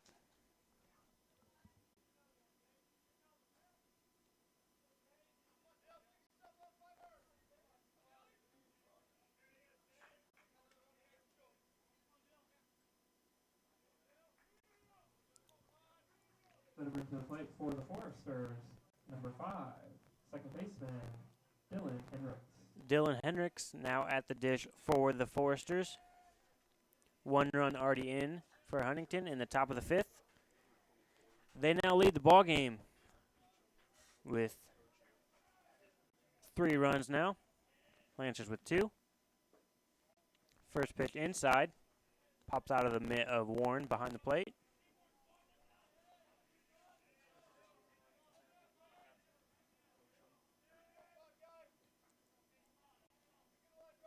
Officially scored as an error there by Maxwell. 1-0 pitch. Runner takes off, and that's hit in the gap and left. Looks like it's got top of the wall. 1 runner scores. That just goes to show how 1 error can cost you there. Dylan Hendricks takes one off the top of the wall in left center field. Reaches base on a stand-up 2-out double. And that will prompt a trip to the mound from Lancers pitching coach Wes Gench. Score now 4-2 in favor of the visiting Foresters.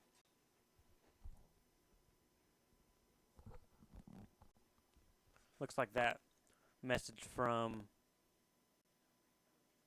Coach Gench isn't one necessarily explicitly for the pitcher Anderson. Looks like that was a message for the entire infield, just saying, hey, let's get out of this inning. We'll regroup. Still a tight ball game here, 4-2 in favor of the Foresters. Certainly not outside of anything you can make up in a handful of innings. Say it's still only a 2-run ball game, but I don't know. In a game where your offense has only put up 2 hits, it's kind of hard to have confidence that you'll get those runs back. Anderson now deals with runners on second and third base. That's a nice pitch. Breaking ball catches the outside corner for a strike. Batter is Jamar Weaver, 0 for 2 on the afternoon.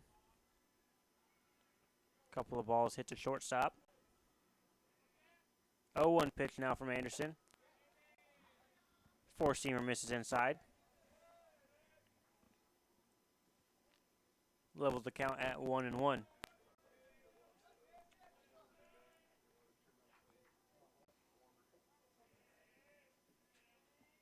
Gets the sign and collects himself. Breaking ball, good pitch. 1-2 now. That pitch catches the inside corner. Looked like it started right at the left hip of Jamar Weaver. Broke back in over the plate.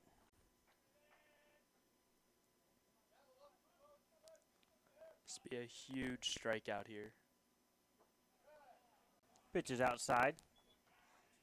Good cover by Warren behind the dish. Count now 2 balls and 2 strikes. First multiple run inning of the ball game here for the Foresters, looking to tack on more. 2 out on the inning. Runners at second and third base. Weaver watches the 2-2 pitch in the dirt, takes the count full. Really don't want to walk this batter. Yeah, I mean, first base is open, so you have a place to put him. So, I mean, you don't necessarily have to come right at him if you want to take your chances with the next guy. I mean, of course, then the lineup turns over, so you don't want to give Combs. Good pitch there from the freshman Anderson. Catches him looking on the inside corner. Error comes back to haunt the Lancers in the top half of the 5th inning. It's 2 unearned across the plate. Take a quick break, and we'll be back for the bottom half of the 5th. Buzzard, Hepler, and Baker up to bat for the Lancers on the Grace Lancers Sport Network.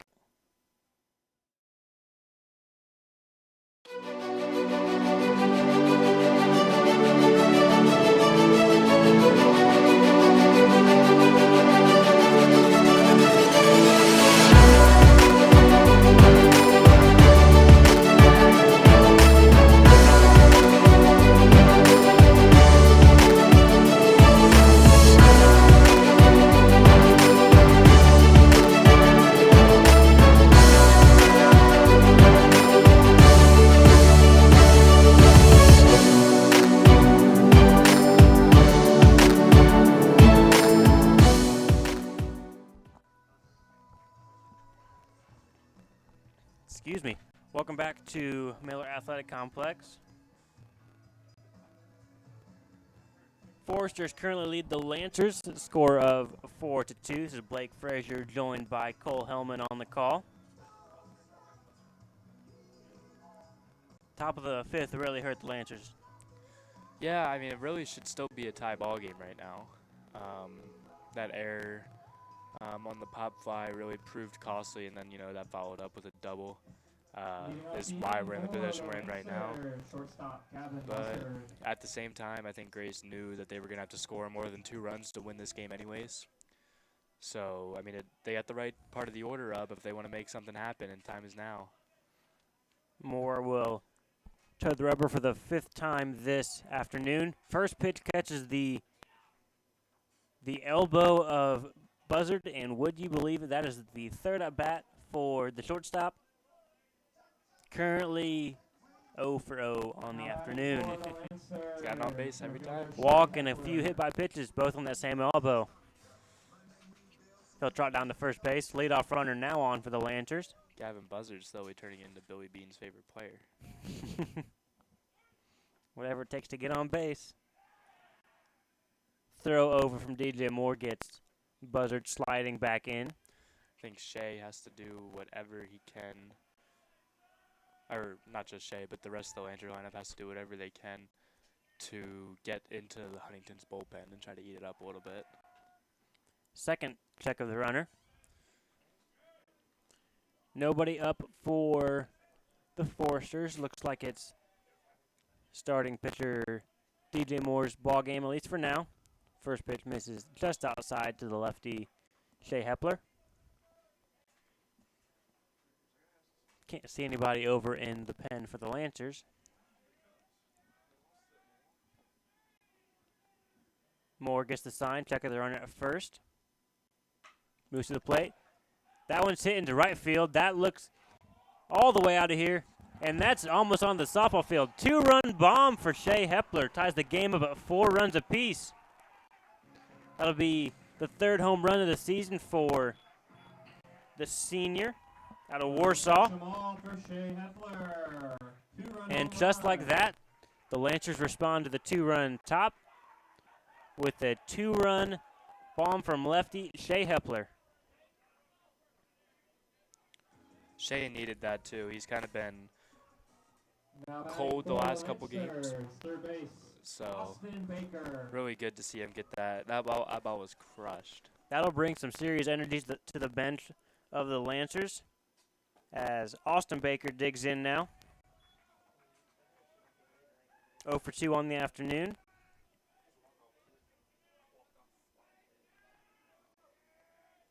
That first pitch misses just outside. Breaking ball on the inside part of the zone misses inside. And Moore quickly in hole 2-0. Big swing on the 2-0 pitch. 2-1 now to the right-handed Austin Baker. 294 in the season. Pitch misses low, 3-1. And that home run will get some action going in the Foresters bullpen. Might be Tyson Dietrich. Can't quite see a number all the way down there, though. 3-1 pitch swung on. Funky hop for Roser to deal with at third base. Gets the throw over.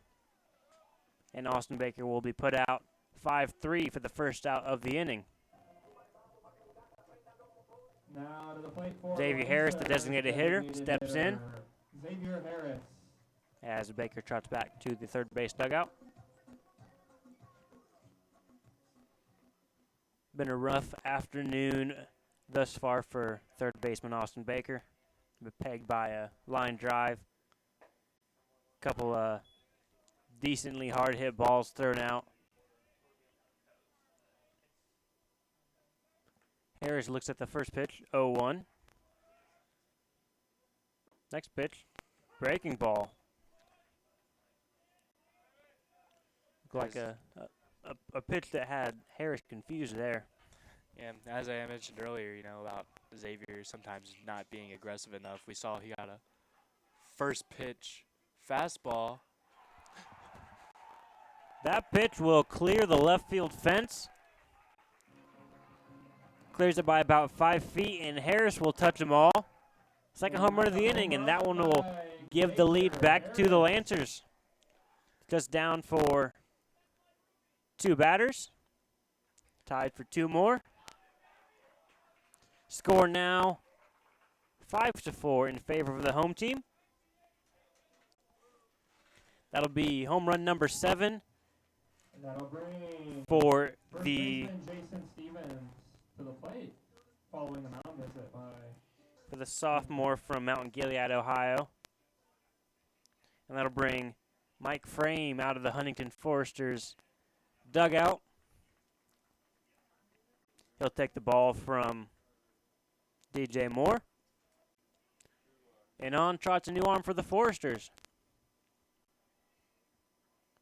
Just the last 4 batters really ruined a good afternoon for the sophomore from Fort Wayne, DJ Moore. Yeah, it was interesting. I didn't think that Xavier got out, and then it didn't get very high off the ground at all. It probably didn't even get higher than the foul pole, I would say.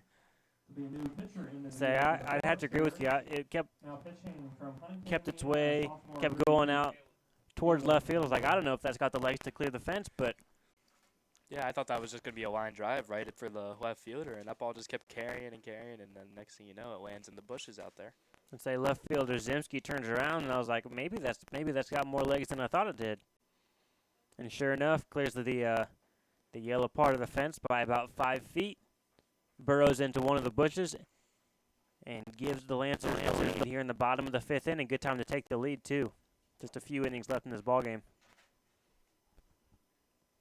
New pitcher for the visiting Foresters will be Caleb Landrum, sophomore from Huntington.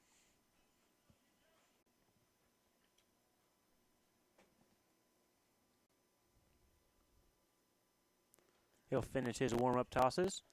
Landrum has a 3 ERA so far this year and 10 games pitched. 15 innings of work with only 5 earned runs. He'll be tasked with keeping the Lancers scoreless for the remaining 2 outs of the 5th.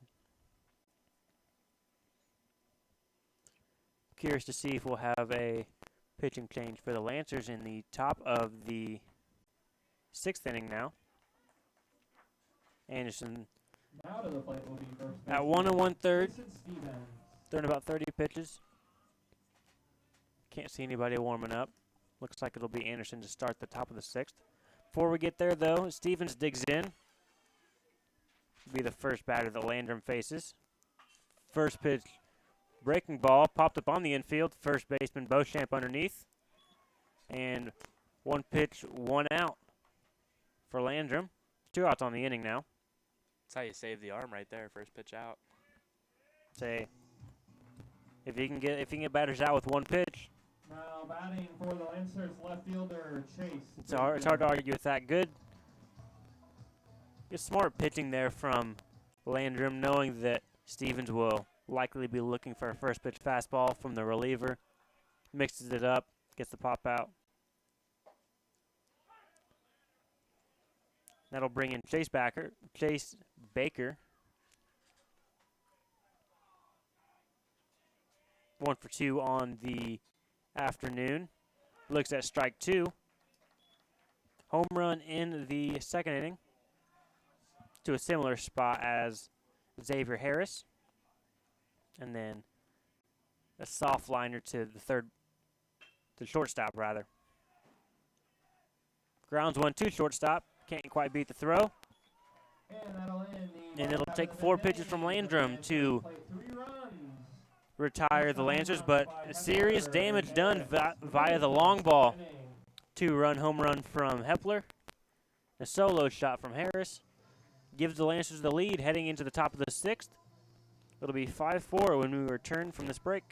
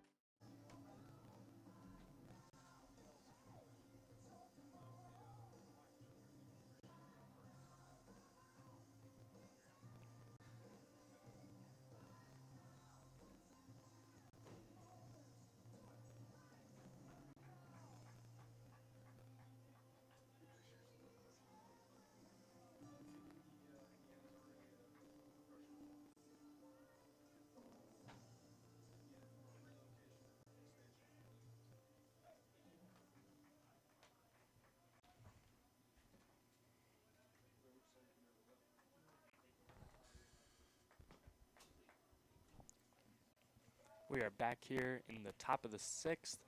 Dave Anderson heads back out on the mound Leading off the inning for another inning of work. Number 19, right fielder Dalton Combs. He'll have a heavy task ahead of him as he faces the top of this Huntington lineup, starting with Dalton Combs.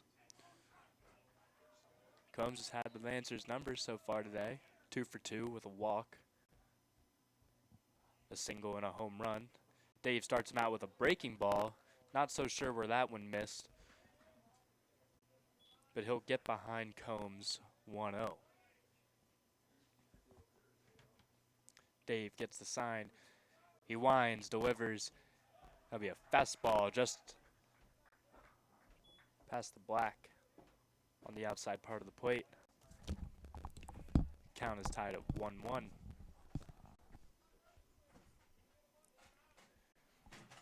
Dave deals. That pitch is fouled off by Combs. Down the first baseline, I'm rejoined by my partner here. Don't worry, everybody, I'm back. Had to pertain to some serious business during the break of the inning.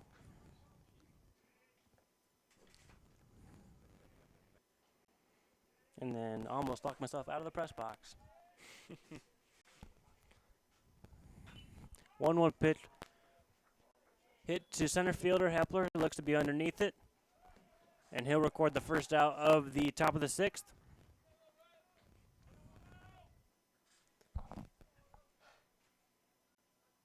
Now batting for Huntington, shortstop, number 15, Adam Roser. That'll bring up shortstop Adam Roser. 0 for 3 on the afternoon as Anderson deals. First pitch outside, 1 ball, no strikes. It's the first time I've been able to get Combs out all day there with that fly out. Tay Combs has really provided some fight for the Foresters. That pitch finds the zone, 1-1 now. Had a home run. He had a double as well. And he's been a big part of a successful offensive day for the Foresters as that ball is rolled over by Roser right into the mitt of the first baseman Stevens, who takes it himself. And just like that, there are 2 away in the top of the 6th. First baseman, number 24, Shea Beecham. Shea Beauchamp steps to the plate, goes through his at-bat routine. I'd like to see Dave get ahead to start him. This at bat, he's gotten behind the last 2 batters on the first pitch. And the trend continues. So he does the same, breaking ball outside the zone. He's a big fan of the of working backwards towards the batters, starting them off with breaking balls, especially low, as that one misses low. Quickly in the hole, 2 balls and no strikes. Take a quick trip behind the mound. Brush some dirt off of his shoes to collect himself. 2-0 pitch now. Swung on and fouled. 2-1.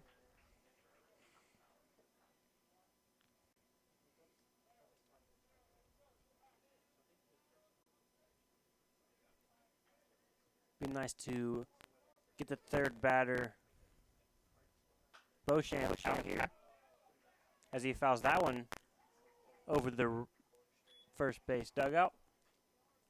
Levels the count at 2 balls and 2 strikes now. If they can go 1, 2, 3 here in the 6th, it'll be Zimski, Crowley, and Corson Carr for the Foresters. 4, 5, 6 batters for the Foresters. That ball is swung on, hit deep into left field. Get there, Chase. Chase Baker. Oh, he hit it over the fence.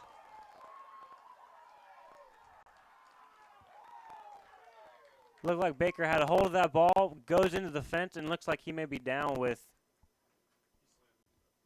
Yeah, he hit that fence hard. Had eyes only for the ball, had it in his glove. Makes contact with the fence and looks like he will come back to his feet. Unlucky play there for Baker out in left field. Absolutely, because he had that ball. Just looked like he lost a little bit of awareness as to where exactly he was. Had eyes for it, had it robbed, but can't quite hold on as he makes contact with the fence. Frustrated with himself for letting go of that ball.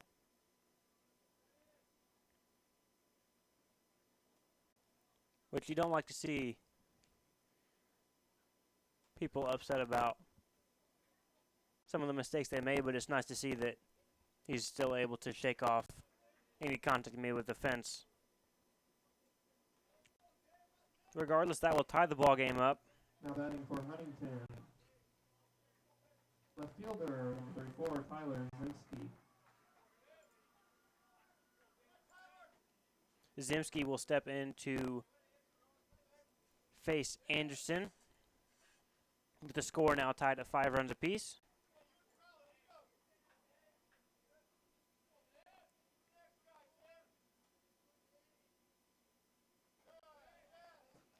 That pitch misses.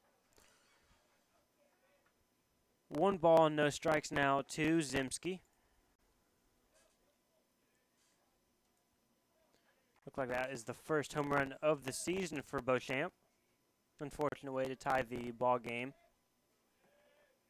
If you're in favor of the Lancers, as that one is fouled straight back over the press box.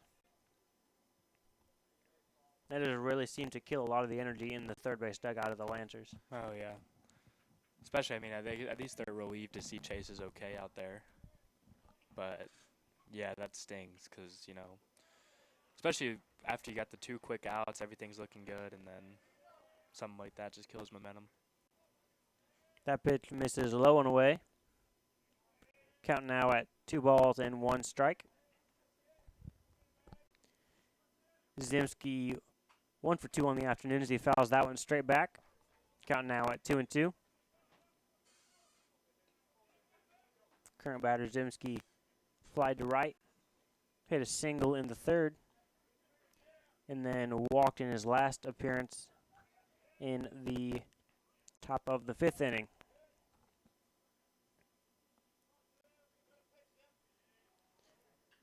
Break even pitch now on the way from Anderson. Misses low and inside. And Zimski has taken the count full, 3 balls and 2 strikes, 2 outs in the inning. Foresters have tied the ball game, courtesy of the long ball from Beauchamp. 3-2 pitch hit back up the gut. Maxwell can't quite get there. It'll be a 2-out single for Zimski. It's a good piece of 2-strike hitting there. Took that pitch right back where it came. They shortened up on the bat. Hits a soft liner. Looked like Maxwell had an opportunity just beyond his reach. And it'll bring the catcher up to the plate, Michael Crowley. As the Foresters make a change on the base paths. Looks like it's Kyle Selvey wearing number 1. Out of Red Key, Indiana, graduate of Jay County High School. Now running for Huntington at first base, number 1. He'll take over for Zimski at first base.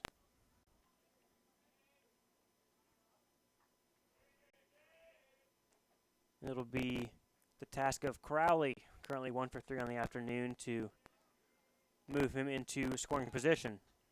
Check on the runner from Anderson. Selvey gets in underneath the tag.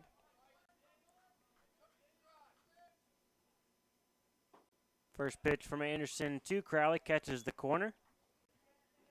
No balls and 1 strike. Really turned into a pretty nice day for baseball here. Sun shining. Yeah, looks like we avoided the clouds here. That ball is hit underneath the glove of a diving Austin Baker at third base. And Crowley will single. A little bit of 2-out action for the Foresters.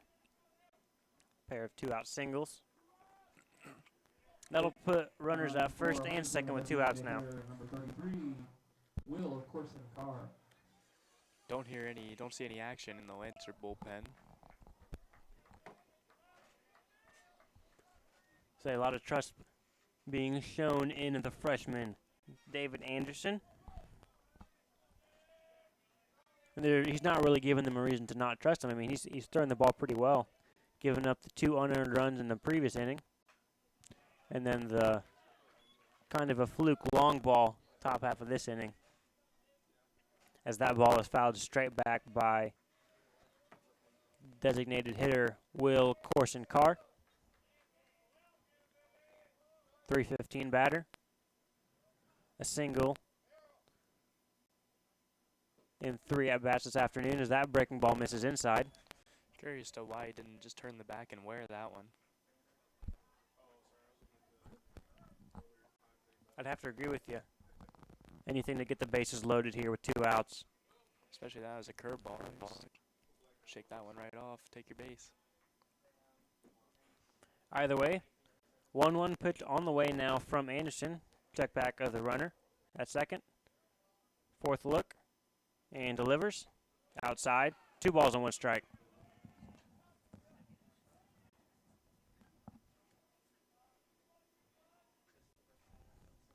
Anderson doing his best to slow down some of the momentum for the Foresters. Taking a little bit more time in between pitches. Shaking off a few. He kicks and delivers the 2-1. Oh, that's a good pitch. Just outside. Home plate umpire doesn't quite like the placement of that one.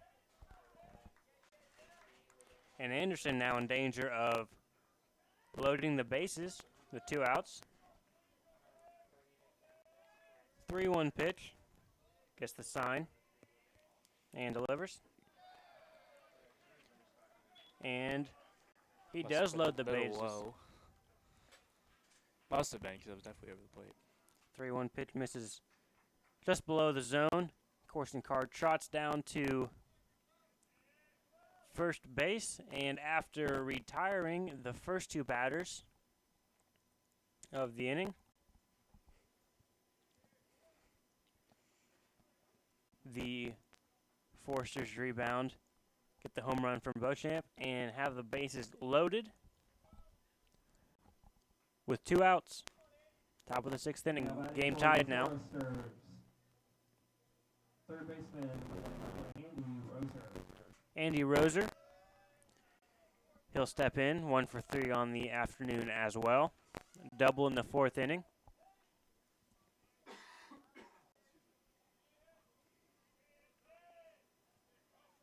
Big batter in this ball game. Bases full of Foresters. 2 outs in the top of the 6th as Anderson deals to Roser. First pitch low.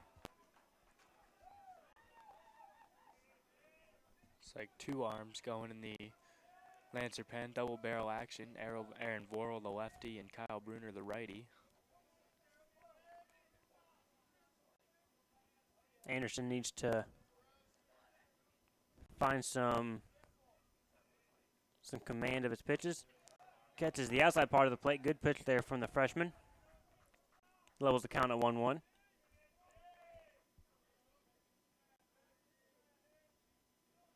Might be the biggest batter he's faced in his young college career here. This is a huge spot. You can't afford to let this one go. 1-1 pitch now. Curveball hitting the gap between center and right, and that'll score 1. And a second run comes in. Oh, get him. It looked like he slipped, rounding. They will put out, I believe that's Corson Carr. But 2 runs do cross. And the Lancers will have to come from behind again in this ball game.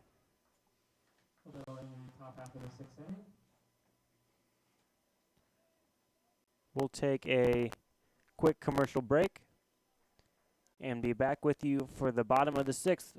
Maxwell, Ackerman, and Warren up to bat for the Lancers. They're currently down 7-5.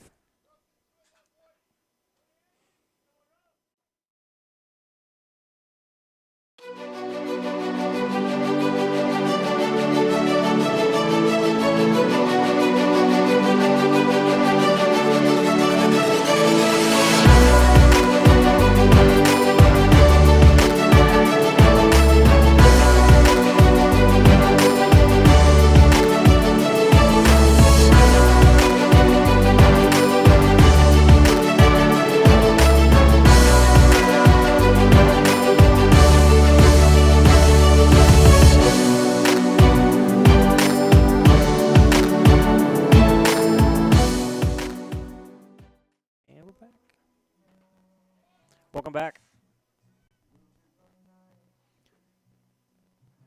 Welcome back to Winona Lake, Indiana. First of a doubleheader between the Foresters and the Lancers. Foresters currently lead this ball game 7-5.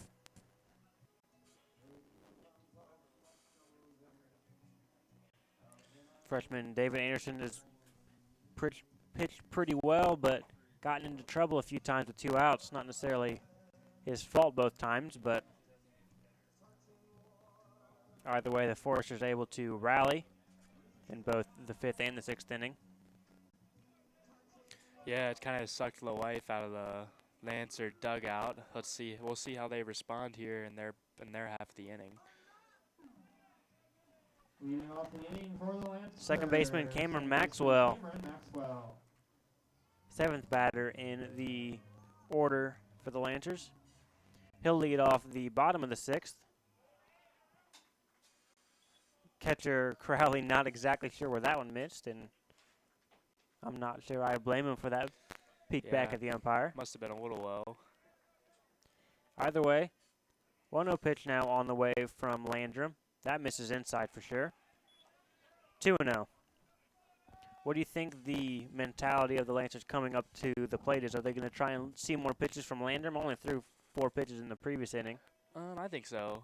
You need base runners when you're down by 2, so it's not going to do you any good to go up there hacking right away. I mean, obviously, if you get a pitch to hit, go for it. Just like right there, it was a 2-0 count.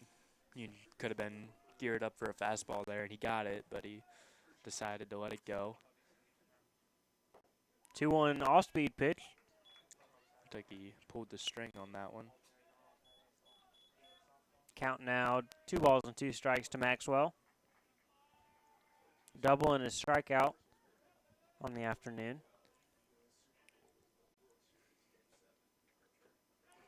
Oh, Fouled off Fouled into the up. dirt. And Maxwell stays alive. Important batter here for the Lancers. Want to have the leadoff man on board. Down by 2 runs in the 6th inning.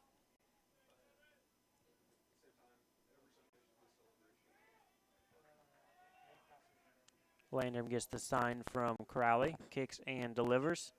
Swung on. that could be trouble. Dribbler, third baseman Roser there. Comes up firing, but Maxwell will beat the throw to first. Leadoff runner on base for the Lancers. And that'll bring up Hunter Ackerman, the right fielder.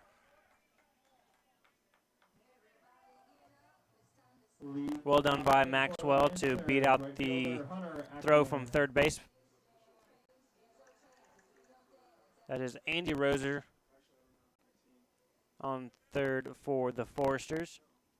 Just sneaked underneath the glove of Landrum, trying to field his position. A little chopper on the infield is enough to get the leadoff man on board for the Lancers.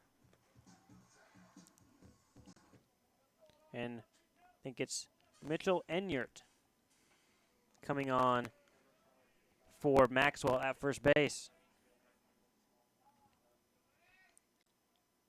Hunter Ackerman at the plate as Enyart gets in under the pickoff attempt. Ackerman 0 for 2 on the afternoon. That's going to get through. First pitch swinging between the third base and the shortstop. And just like that, Lancers have 2 on with nobody out in the bottom of the 6th. Pinch hitter Ethan Brooks, freshman from Greenwood, Indiana, will step in We have a pinch hitter for the Lancers. for the catcher Warren. Ethan Brooks. Big spot here for the freshman, down by 2 runs. Runners on first and second. Nobody out in the bottom of the 6th inning. The table's set. I know we talked already about bunting in the situation, but at this point where you're late in the game, you're giving away outs, but he squares. They go to third, and they get the lead runner at third. Well fielded by Landrum, the pitcher. Looks like the PFP is paid off for the Foresters pitching staff as he turns and fires a bullet to third base. Andy Roser there to record the force out of Now at the plate for the Lancers. Enyart. We recorded 1-5 in the scorebook. Yeah, 1 away now for the Lancers. Brooks failed to get that bunt. It should have gone down more towards the first baseline to ensure that the runner could advance. So with 1 out now, lineup turns over. Gavin Buzzard steps in now for the Lancers. Not had an official at bat, hit by pitch a few times, and a walk in the first inning. That one gets past Crowley behind home plate. And I think that'll make up for the failed sacrifice bunt. Say runners reach second and third. Still 1 out, so like you said, Not exactly how you draw it up if you're the Lancers, but same situation now for Buzzard. Runners on second and third be Ackerman and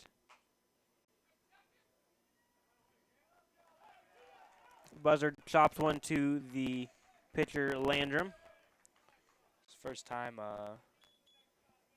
Buzzard's been able to put the ball in play today. And that'll bring to the plate for the Lancers center fielder, Shea Hepler. That'll take Buzzard to 0 for 1 on the afternoon after 3 unofficial at-bats. Chop straight up the gut to Caleb Landrum. Looks back. Ackerman at first base. So with 2 away, Shea Hepler will step in. 2 outs, 2 on. Hepler, of course, hit the home run in the previous inning. 2-run home run. His 3rd of the season. Would be a nice time to add a 4th, but any way you can get the 2 runners in would be fine in my book, as that pitch misses outside.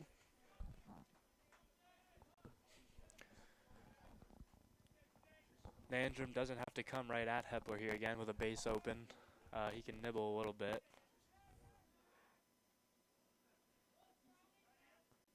Landrum turns, fakes the throw to second base. Forces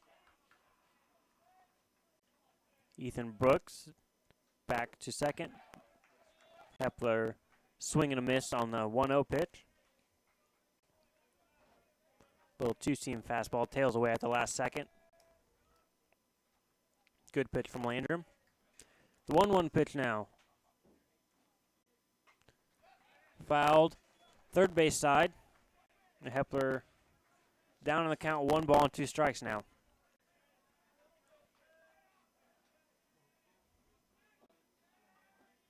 Big pitch in this ball game. Runner second and third, 2 outs for the Lancers. Currently down 2 runs. That pitch misses low and away. Evens the count at 2 balls and 2 strikes. Again, doesn't have to go right at him here.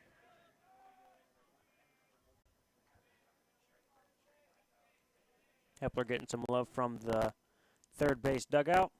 2-2 pitch. Swung on and missed. Good pitch from Landrum. Outside the zone. And that will retire the Lancers in the 6th. We go down to the 7th inning. Foresters ahead, 7-5. We'll have a new pitcher in the 6th or the 7th inning. We'll tell you all about it when we get back from break. Blake Frazier and Cole Hellman on the call on the Grace College Sports Network.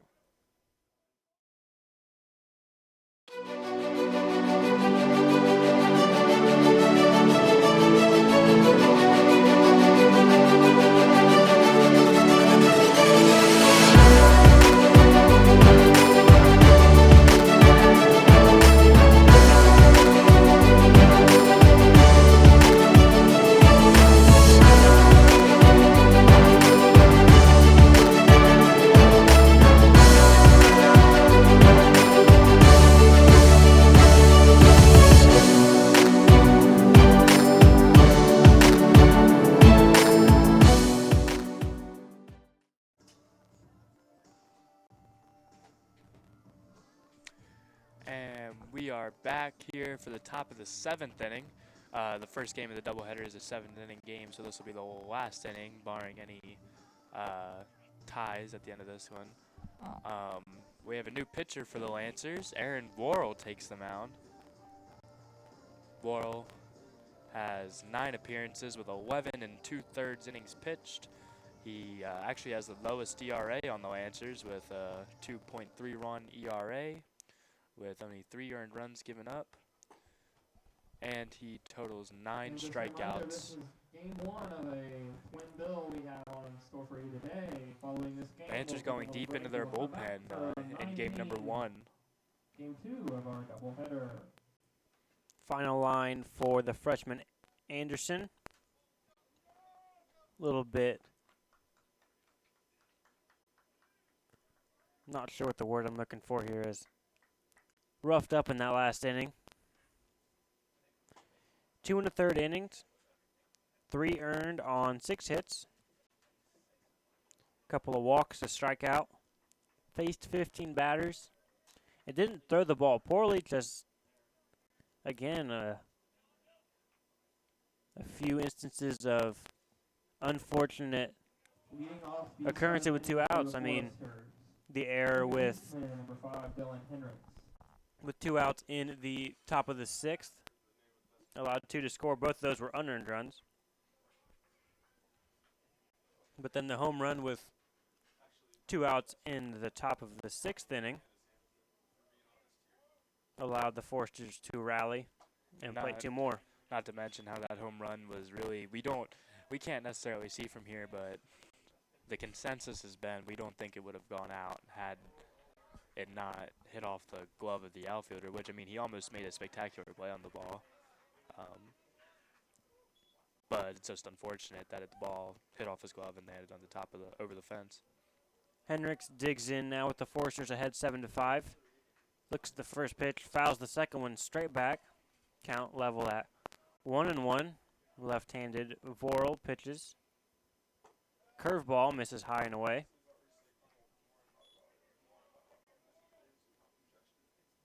Vorel, a little bit different look.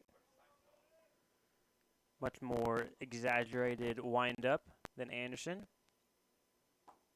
It's a big swing and a miss there from Hendricks. Just blows a fastball right by him.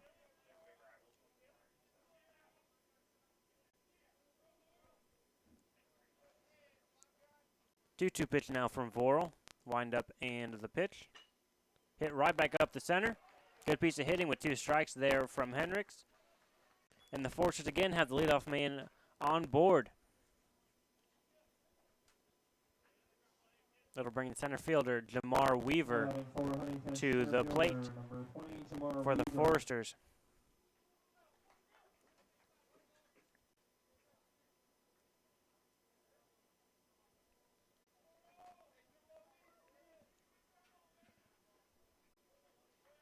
Looks like it'll be number 4, TJ Lindstrand, down at first base again as the courtesy runner.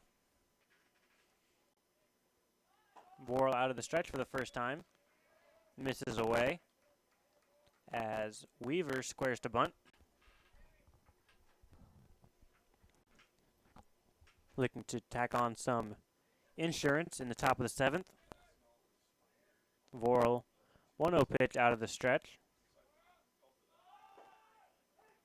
Weaver squares again. This time takes strike 1.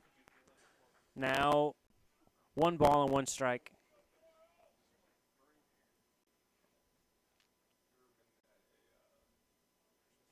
Interested to see if Lindstrand takes off.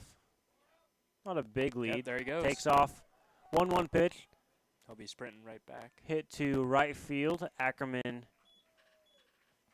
gained control of that ball. Records the first out of the inning. And like you said, Lindstrand will retreat to first base. The 1-out batter will be Dalton Combs. Been a one-man wrecking crew for the Foresters this afternoon. 2 for 3 on the afternoon. Got a single, a home run, a walk, and a fly out to deep center field. Not a bad afternoon for the leadoff batter. Races average to 411 on the season as Vorel faces him for the first time. Quick pickoff attempt to first base. Last time the Lancers had a lefty-on-lefty matchup with Combs. He earned a free pass from Schwartzendruber. Faces Vorel for the first time as that pitch misses outside.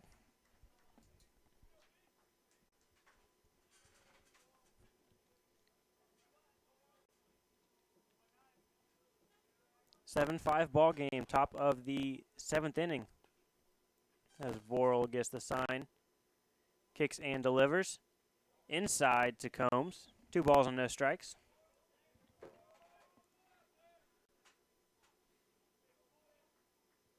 Tough batter here for Vorel. Don't want to give Combs anything over the center part of the plate, but you also don't want to walk a runner into scoring position. As that ball is rolled over to the first baseman, Stevens thinks about going to second base, decides that first base is the better option, takes it himself, and retires Combs for just the second time this afternoon. Now batting for Contemplated going to second base there, Cole, for the double play, but decided that Lindstrom had already gotten too close to second base, wasn't going to be able to turn two, so just took the sure out at first base. Yeah, it was a smart play by Jason. You don't want to risk it because you never know. I mean, if you throw it and the guy's safe, then you got runners on first and second, one out. Or if you, he might have had a tough angle and might have had to throw around.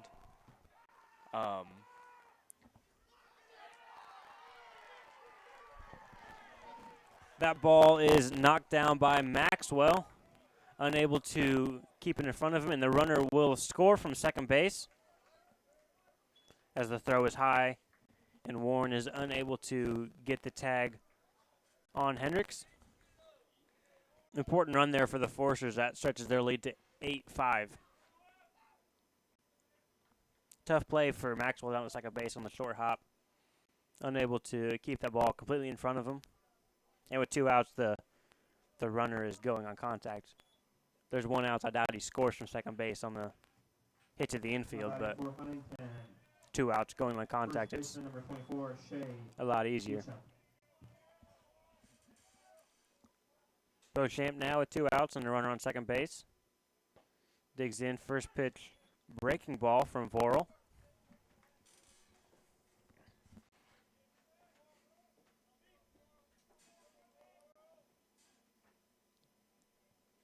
Oh, 1 pitch now from Vorel after a check of the runner on second. Another breaking ball. Misses low, 1-1. It's been a tough afternoon out at second base for Maxwell. Not much he could really do about that one. Would have been a pretty impressive play if he kept that completely in front of him. Yeah, I think that's Enyart out there, actually. Who's really good with the glove usually, but that would have been a very tough play, but at the same time, you got to at least keep that in front of you. 1-2 pitch now from Vorel, looking to get out of this inning. So now, I mean, 2 runs was going to be hard enough, and now 3. 3 against a pretty quality bullpen for the Foresters. Nobody up throwing. So it'll likely be Caleb Landrum back out to record the 5-out save, 6-out save for the Foresters. As that pitch misses outside. And Vorel walks Beauchamp to bring left fielder Tyler Zimski to the plate now. 34, Tyler Zemski.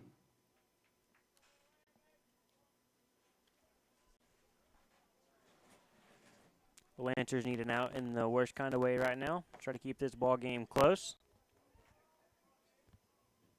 Zimski, a pair of singles. First pitch swinging, just foul down the third base line. Single in the third. Down the left field line, and then down the right field line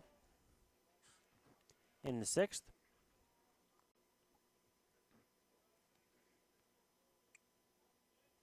Looking for his 10th RBI of the season as the 0-1 pitch is fouled straight back. Zimski quickly in the hole, 0-2. You got to do some damage control out here on the mound. Hold the deficit at 3.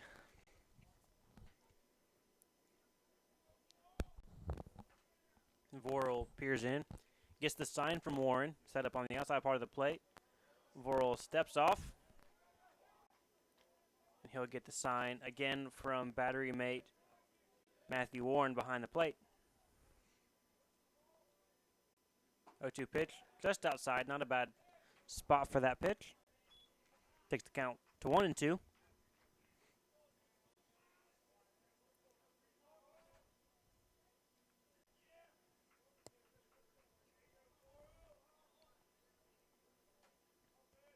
Vorel with the sign. Check the runner at second and delivers. Misses just inside. Warren does well to keep that ball in front of him. It's a good job by Warren to block that, because then those runners move over, then a base hit scores 2 runs instead of just 1. Trying to do whatever you can to keep the deficit at 2 here. Or at 3, rather. 2-2 pitch. High and away. Vorel has gone from ahead in the count, no balls and 2 strikes, to now full against right-handed batting Tyler Zimski. The 3-2 pitch, runners take off, and that misses low to pack the bases full of Foresters now.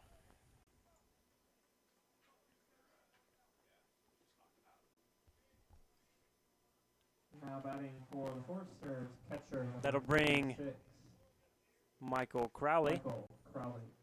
2 for 4 on the afternoon. Scored a run. Also struck out once.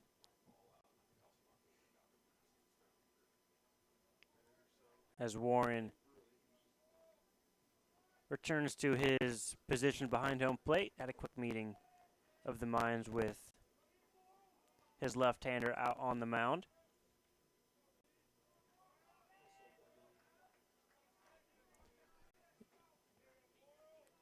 Vorel gets the sign and delivers. First pitch swinging to Crowley. Fouled off. Third baseline. Crowley, little shake of the head as he walks through the left-handed batter's box. May have been fooled by that pitch from Vorel. 0-1 pitch now. Outside. 1-1 now.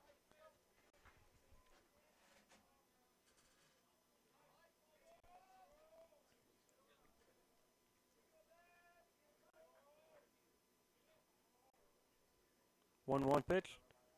Again misses outside. Vorel not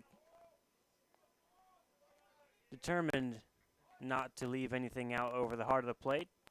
Really trying to dance in the corners, but he's run out of bases to put the Foresters on. As they are a dangerous part of the lineup, but really at this point you got to make them hit it. He'll get out of the inning with a soft ground out to the shortstop Buzzard. He'll retire Zimski at second base.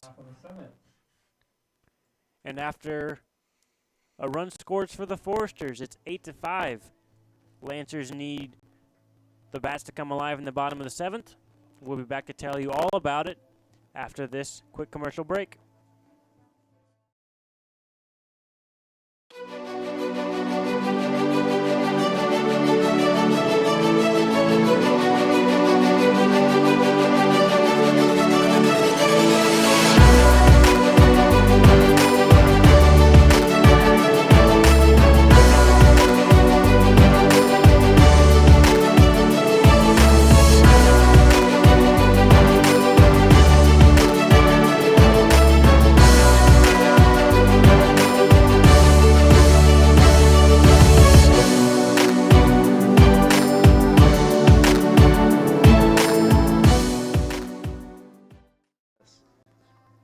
And we are back. Last of the 7th inning in the first game of the afternoon. Doubleheader here between Crossroads League opponents Huntington and Grace. Huntington currently has the advantage in this first contest, up 8 runs to Grace with 5. And like we speculated in the top of the 7th, it is indeed Caleb Landrum back on the bump for the Foresters. Austin Baker.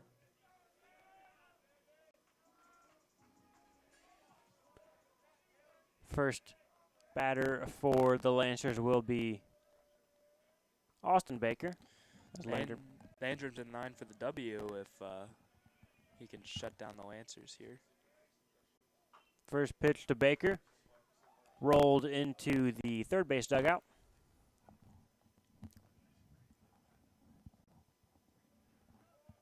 Lancers in desperate need of base runners here. Down by 3 in the bottom of the 7th. Landrum gets the sign and delivers. Catches the outside corner. Leadoff batter Austin Baker quickly in a hole. No balls and 2 strikes. 0-2 pitch from Landrum. Swung on.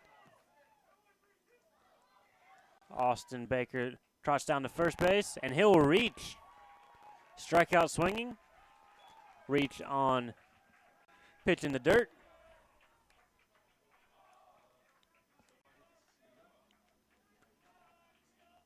Pitch was swung on in the dirt.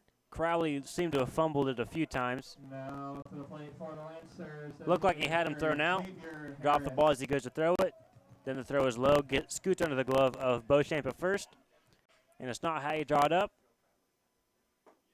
But Baker takes first base on the strikeout in the dirt. That brings up Xavier Harris.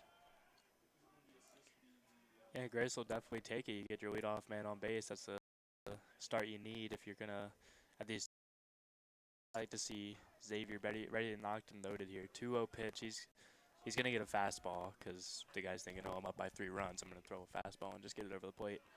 I'd like to see Xavier take his hack at it if he gets it.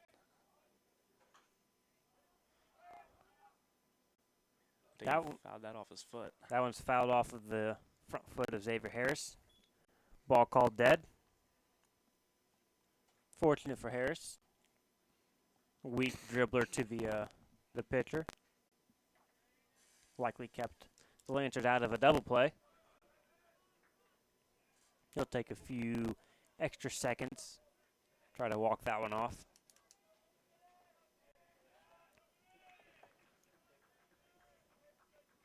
Looked like the pitcher might have pulled the string on that last pitch a little bit. Maybe a little change up.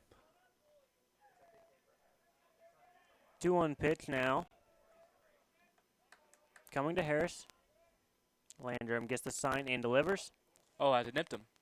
Catches the inside part of the jersey for Xavier Harris. Catcher Crowley not very happy about it. Thought that Harris had leaned into that one. But that's an important play in this ball game as it brings the tying run to the plate in the form of Jason Stevens.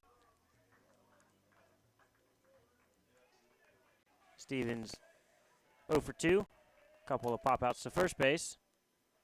He too has been hit by a pitch, and that pitch is low. Landrum looks like he might be trying to overthrow a few of these pitches, throwing a few of them in the dirt now. Yeah, I think that might be a little frustrated now, especially after you're into strikeout in the first at bat, but the guy still ended up on base. And then here, I mean, my unbiased opinion would be that Xavier maybe could have tried a little harder to get out of the way of that one. I'd have to agree with that one.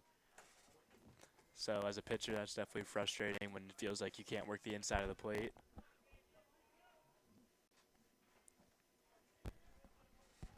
Delivers the first pitch in the dirt to Stevens. Gets the sign for the 1-0.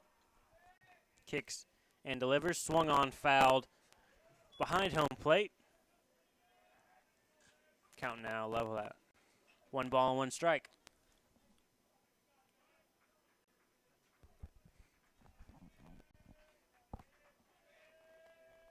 Landrum steps off the pitching rubber.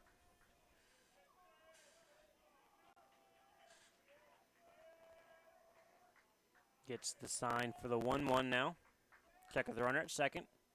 Delivers. That one's low. 2 balls and 1 strike. Landrum really working hard to keep the ball low in the zone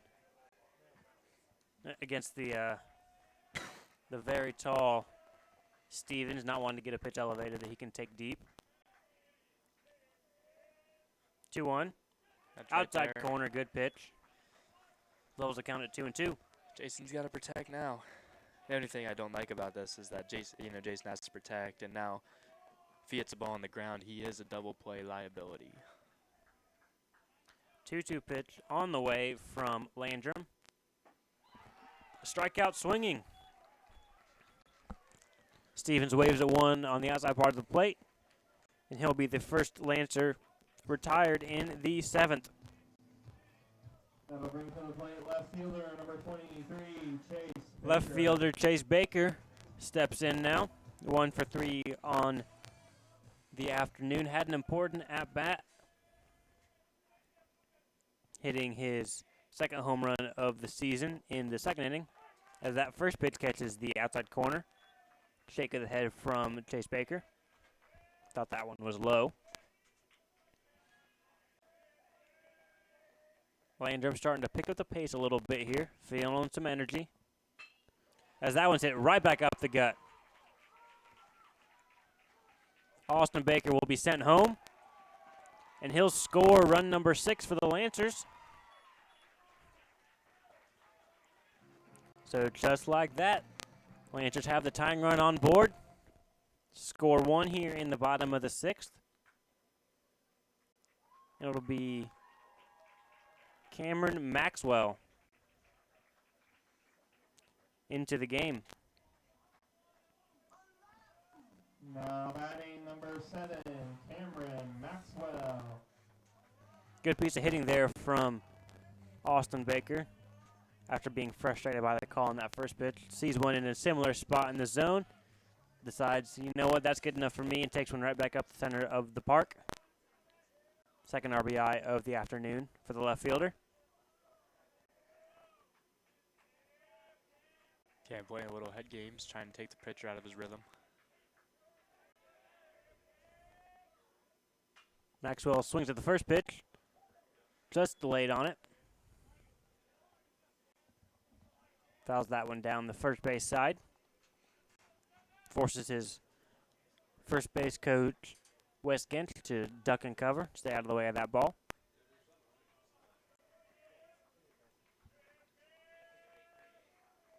Zimski playing deep in left field, keeping everything in front of him as that's hit to shortstop. Chance for 2 for the Foresters, and they turn 2 to end the ball game. And that'll end game 1 of our doubleheader. Huntington 6-4-3 double play for the Foresters. That will end the first of 2 of the doubleheader here at Miller Athletic Complex. Foresters win the first ball game by a score of 8-6. Take a quick break, and we'll be back with the wrap of the first game, preview of the second game, and who knows, maybe even a little bit of extra action for you. But again, the Foresters win the first ball game of the doubleheader, 8-6. We'll see you after this extended commercial break.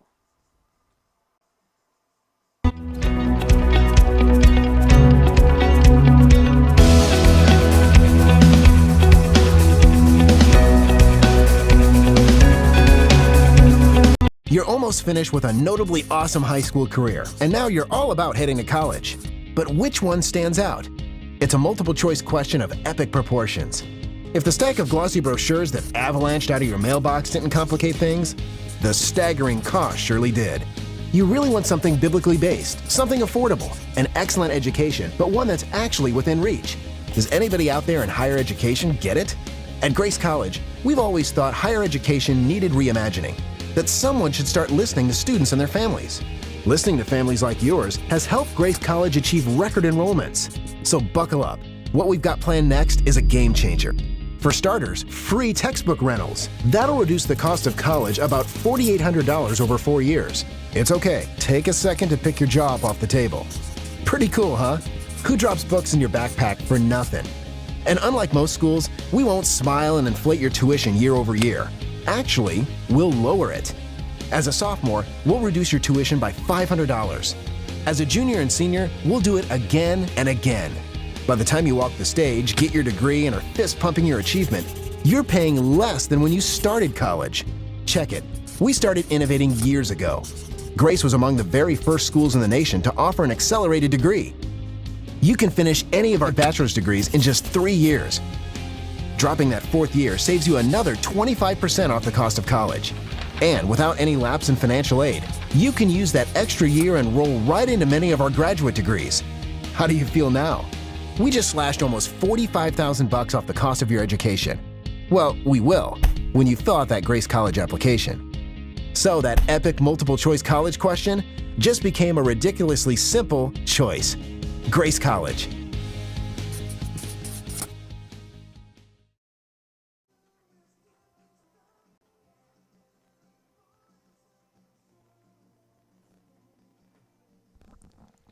We are back. Welcome to the press box here at Miller Athletic Complex. Foresters take advantage of a few defensive miscues by the Lancers. Yeah, you mentioned it during the break.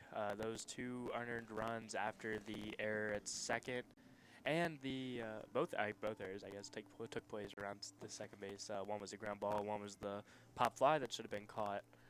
There was a couple missed opportunities here defensively by the Lancers, where they could have limited the Huntington's runs, especially, and then we talked about it even more, just how unfortunate it was. Chase could have made that play and left, which, I mean, it was a great effort by him, but just unfortunate the ball happened to land over the fence, and then, you know, the rally that happened after that solo home run. So it's just unfortunate, but if you're Grace, you have to be feeling a little optimistic at least. I mean, you were in that entire game. You should have won that game against the top team in the conference, the team that's receiving votes nationally. So I know it's hard to shake off that as a tough loss, because it was a tough loss, 8-6, especially whenever you gave up a couple unearned runs. But at the same time, you got to bounce back and realize, oh, we can play with these guys. We can beat these guys. They're not better than us. Absolutely. Pitchers of record in the first ball game, both the starting pitchers. DJ Moore, the victor for the Foresters, 4 1/3, 4 earned runs on 4 hits, recorded 5 strikeouts, gave up 1 walk, hit a few batters, threw a total of 83 pitches to 19 batters. Converse will be tagged with the loss. Goes 3 2/3, 7 hits, 2 earned runs. Didn't walk a batter, struck out 2. Threw 60 pitches to 18 batters. I was really impressed with Dave Anderson out of the pen today. Come in and did his job. He got hit hard, but again, that was really after the unfortunate Baker home run. Not the one that he hit, but the one that hit off his glove. And the bats came alive for Grace towards the end, which was huge. I mean, I know it took them a while. They only had 2 hits for the longest time, but once that 5th inning rolled around, they really got going. Hopefully they can carry that into the next game. Absolutely. Like you said, Anderson does well in relief. Schwarzenegger came on, faced 1 batter, walked. I believe that was Dalton Combs. And then Anderson goes the rest of the way, at least till the top of the 7th inning, top of the 6th inning. Anderson goes 3 1/3, gives up 3 earned on 7 hits, walked 4 batters, struggled a little bit with some location, especially later in the innings. Struck out 1 batter, threw 91 pitches, faced 22 total batters. Other pitcher for the Foresters, number 32, Caleb Landrum. He goes 2 2/3, doesn't give up an earned run, allows only 3 hits, strikes out 3 in 11 batters faced. I think that's all that we've got for the first of the doubleheader. Like you said, it was a well-contested game by both sides. And certainly something to be taken from that game. Grace has struggled as of late, but coming to this ball game against a red-hot Huntington Foresters team who's in the league NAIA coaches polls. And for the longest time, they were ahead or tied. I mean, they weren't behind in this ball game until the top of the 5th inning. A few instances of really timely hitting. A trio of long balls for the Lancers. Shea Hepler with one, Austin Baker with one, and then Xavier Harris also. So it'll be an active regrouping in the second half of this doubleheader. Absolutely. The Lancers should have Joe Doherty out on the mound in Game 2. So hopefully he'll give us a good outing in Game number 2. Going forward, it should be a good matchup. And with that, we will close the book on the first of the doubleheader, and we will prepare for game number 2 between the Foresters and the Lancers. Foresters take the first game. We will be back with you after a quick break to preview game number 2 between the Foresters and the Lancers.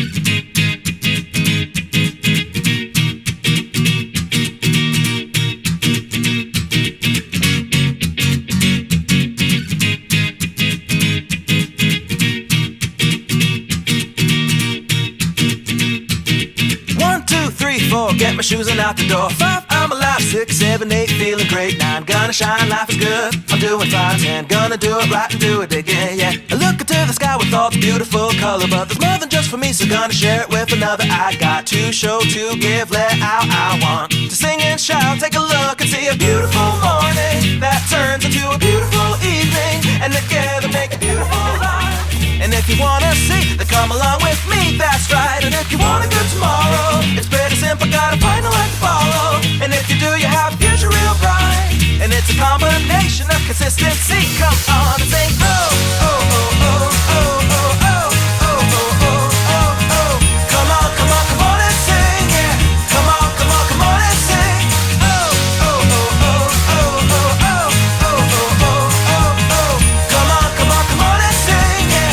Come on, come on, come on and sing. With another sunrise, it's a brand new day, so gonna make a little list to keep the worries away. I gotta dance just a little bit, move to be free. Keep my head up, don't forget to be me. Like I won $1 million, like a kid to pay dirt. Gonna smile from ear to ear, the kind that makes your face hurt. And we'll laugh, jump, sing loud, not afraid to shout about being happy, living it out. Take a look and see a beautiful morning that turns into a beautiful evening, and together make a beautiful life.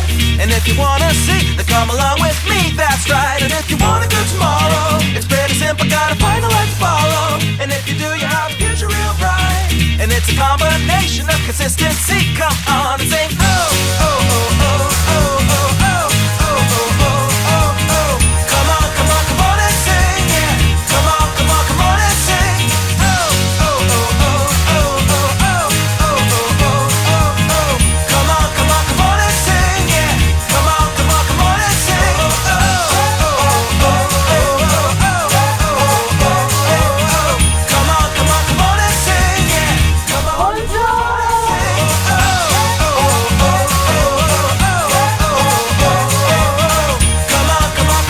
sing, yeah. Come on, come on and sing. Oh, oh, oh, oh, oh, oh, oh, oh. Come on, come on, come on and sing, yeah. Come on, come on, come on and sing. Oh, oh, oh, oh, oh, You're almost finished with a notably awesome high school career, and now you're all about heading to college. But which one stands out? It's a multiple choice question of epic proportions. If the stack of glossy brochures that avalanched out of your mailbox didn't complicate things, the staggering cost surely did. You really want something biblically based, something affordable, an excellent education, but one that's actually within reach. Does anybody out there in higher education get it? At Grace College, we've always thought higher education needed reimagining, that someone should start listening to students and their families. Listening to families like yours has helped Grace College achieve record enrollments. So buckle up. What we've got planned next is a game changer. For starters, free textbook rentals. That'll reduce the cost of college about $4,800 over 4 years. It's okay. Take a second to pick your job off the table. Pretty cool, huh? Who drops books in your backpack for nothing? And unlike most schools, we won't smile and inflate your tuition year over year. Actually, we'll lower it. As a sophomore, we'll reduce your tuition by $500. As a junior and senior, we'll do it again and again. By the time you walk the stage, get your degree, and are fist-pumping your achievement, you're paying less than when you started college. Check it. We started innovating years ago. Grace was among the very first schools in the nation to offer an accelerated degree. You can finish any of our bachelor's degrees in just 3 years.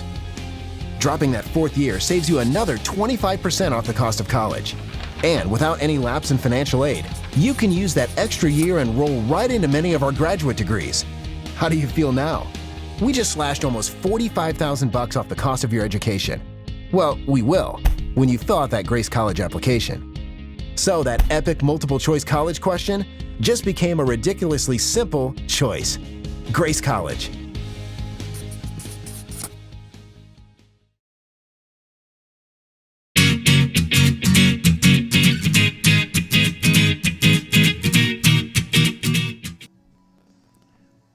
Welcome back to Miller Athletic Complex.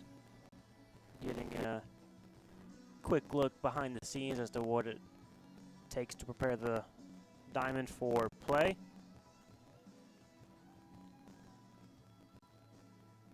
I'm sure you guys have noticed if you're watching us on YouTube, and if you are, we thank you for tuning in. A couple of events going on simultaneously. About 500 feet to my 12 o'clock direction. You can see right over the right center field fence the softball diamonds. The Lady Lancers currently lead St. Francis score of 8-3.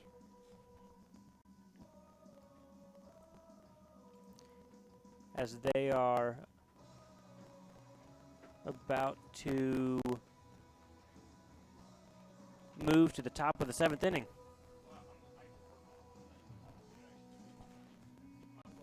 Run through the box score just to bring you guys up to speed.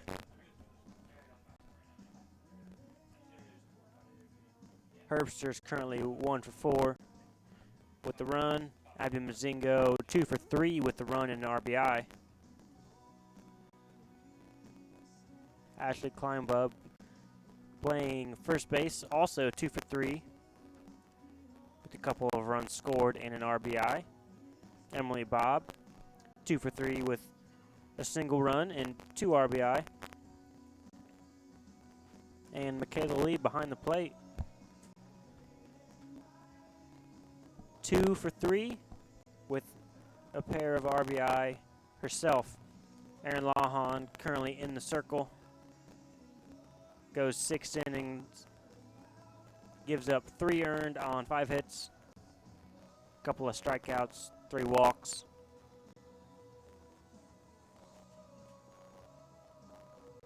Looks like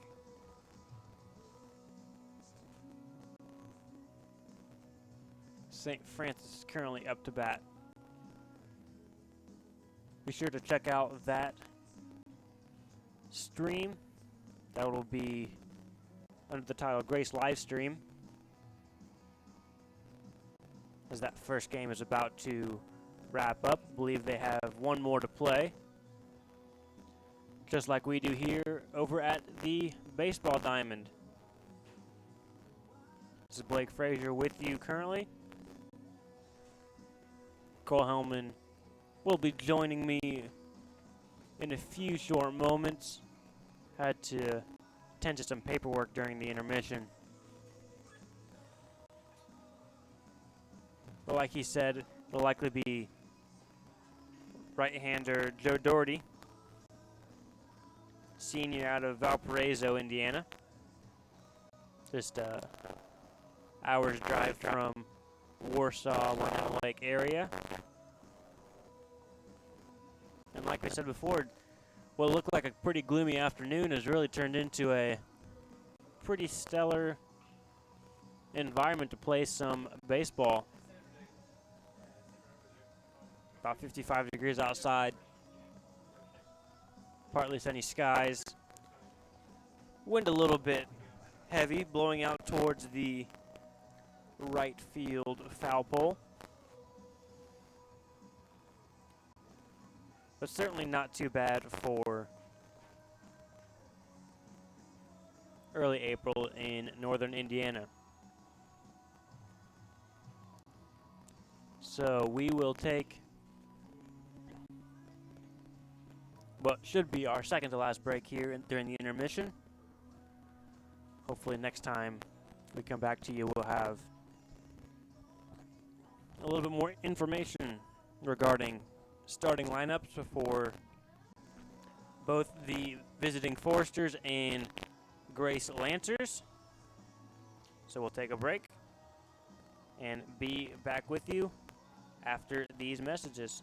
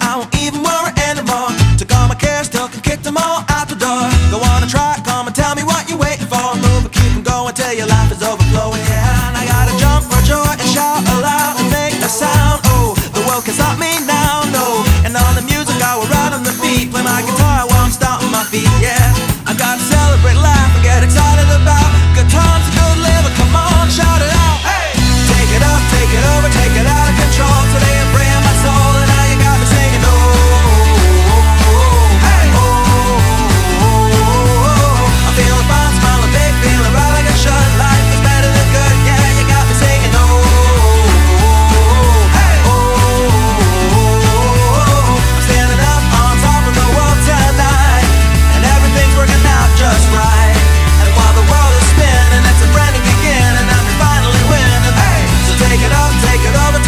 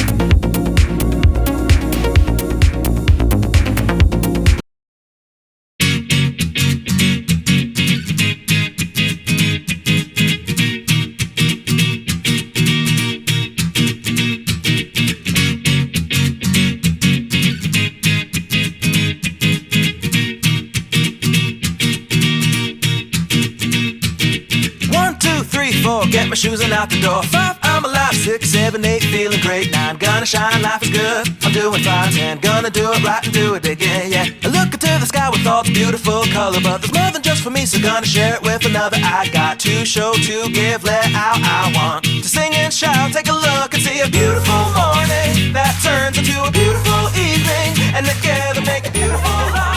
And if you wanna see, then come along with me, that's right. And if you want a good tomorrow, it's pretty simple, got a final life to follow. And if you do, you have a future real bright. And it's a combination of consistency. Come on and sing, oh, oh, oh, oh, oh, oh, oh, oh, oh, oh, oh, oh. Come on, come on, come on and sing, yeah. Come on, come on, come on and sing. Oh, oh, oh, oh, oh, oh, oh, oh, oh, oh, oh, oh. Come on, come on, come on and sing, yeah. Come on, come on, come on and sing. With another sunrise, it's a brand new day, so gonna make a little list to keep the worries away. I gotta dance just a little bit, move to be free. Keep my head up, don't forget to be me. Like I won $1 million, like a kid to pay dirt. Gonna smile from ear to ear, the kind that makes your face hurt. And we'll laugh, jump, sing loud, not afraid to shout about being happy, living it out. Take a look and see a beautiful morning that turns into a beautiful evening, and together make a beautiful life. And if you wanna see, then come along with me, that's right. And if you want a good tomorrow, it's pretty simple, got a final life to follow. And if you do, you have a future real bright. And it's a combination of consistency. Come on and sing, oh, oh, oh, oh, oh, oh, oh, oh, oh, oh, oh, oh. Come on, come on, come on and sing, yeah. Come on, come on, come on and sing.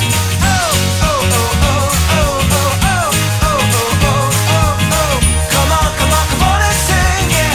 Come on, come on, come on and sing. Oh, oh, oh, oh, oh, oh, oh, oh, oh, oh. Come on, come on, come on and sing, yeah. Come on, come on and sing. Oh, oh, oh, oh, oh, oh, oh,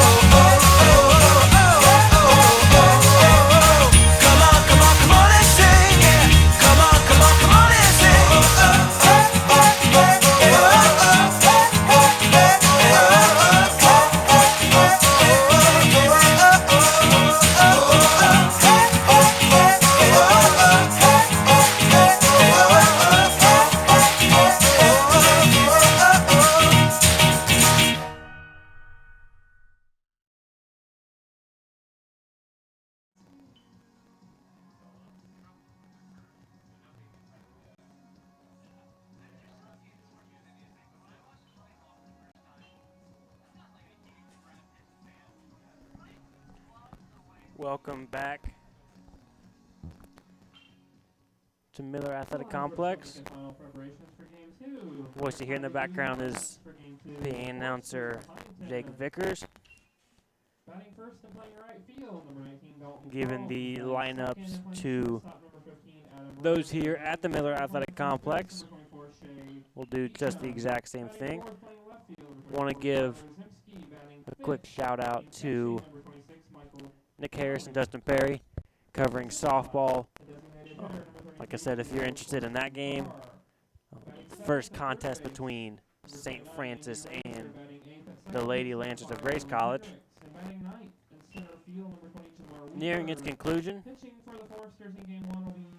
Top of the 7th. In your lineup for the Lancers in game 2, batting leadoff. Looks like there's one out on the top of the 7th. Center fielder. Lancers currently lead that game 8 runs to 3. So again, Designated hitter batting fourth, number 21. if you're looking for that game, Playing first that'll base, be batting on second, the number Grace 31, live stream. That'll be the description of the video on YouTube. And you'll be joining Nick Harris and Justin Perry for that. They'll be on the call for the remainder of this game and the entirety of Game 2 of the doubleheader. We'll have our own doubleheader here at the Baseball Diamond. This is Blake Frazier. Be joined shortly by Cole Hellman. And just like we promised before the end of that first break, we do have the starting lineups for you for both the Foresters and the Lancers. We'll start with the Foresters, winner of the first game of the doubleheader. Batting order be Dalton Combs playing right field, Adam Roser playing shortstop, Shea Beauchamp, first base. Tyler Zimski plays left field. Michael Crowley catches. Will Corson Carr will be the designated hitter. Andy Rozier plays third base, bats seventh. Dylan Hendricks plays second base, batting eighth. Batting ninth is Jamar Weaver, the center fielder. And on the mound for the Huntington Foresters will be Connor West.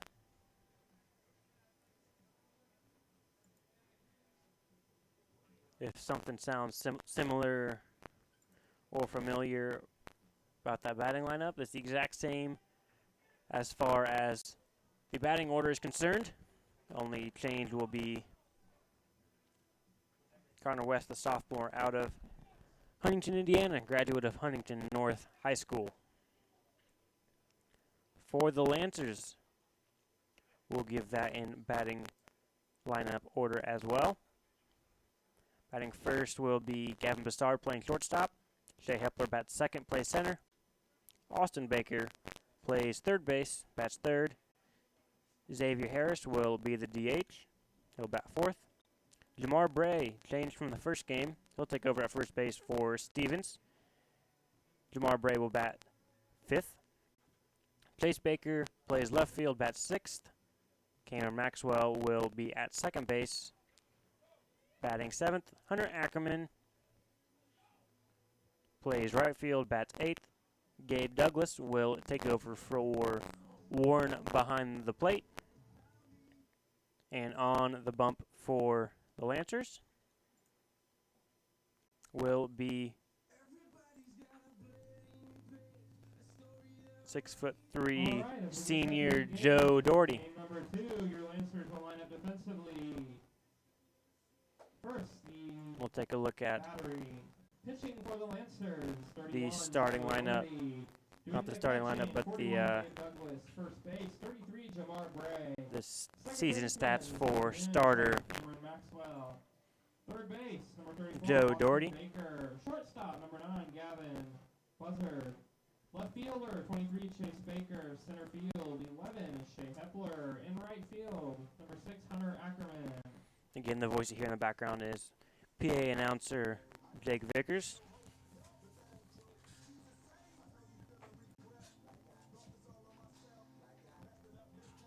While we're waiting for the stats to come up for Doherty, Connor West, man on the hill for Lancers.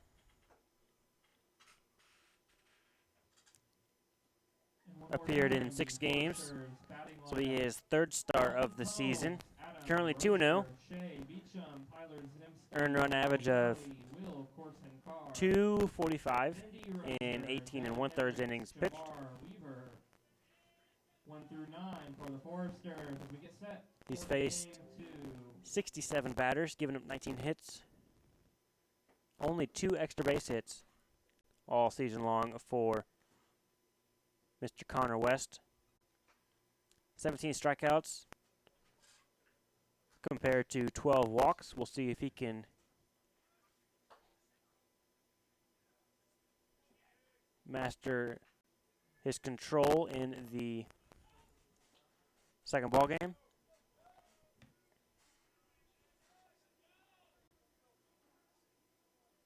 And it looks like we are ready to play ball here. Round number 2 between the Foresters and the Lancers. First batter will be Dalton Combs. 407 batter. 24 RBI, 6 home runs.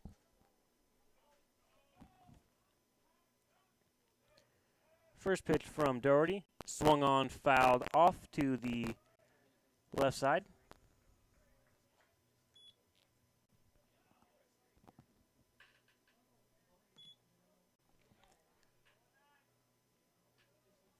Combs with a little bit of time in between swings. Doherty, glove over the face. Pitches from the full windup. Misses high.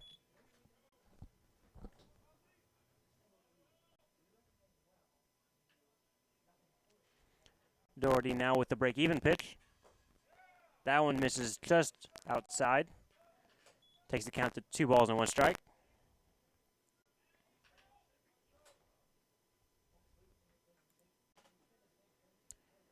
This is Doherty's 9th appearance. 8 of those have come as the starter. As that pitch is fouled left side. And Austin Baker takes care of that in foul territory for the first out of the inning. That'll bring to the plate for the Foresters, shortstop 15, Adam Roser. Adam Roser makes his way to the plate for the Foresters. Like I was saying, 9th appearance for Doherty. 8th start, gone the distance 1 time.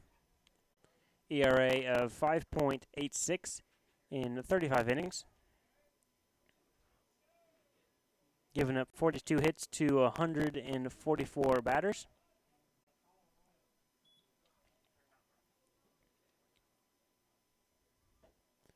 As that pitch is in there for strike 1. Takes the count to 1-1 now.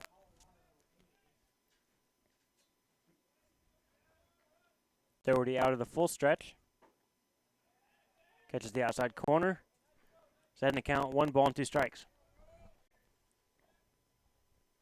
Doherty goes through a pretty common windup. Takes the glove over his head as that ball is fouled off the inside part of the catcher's leg. Gabe Douglas behind the plate. But Doherty goes all the way over the head. High leg kick. And then delivers. And that's fouled first base side. Count stays at 1-2.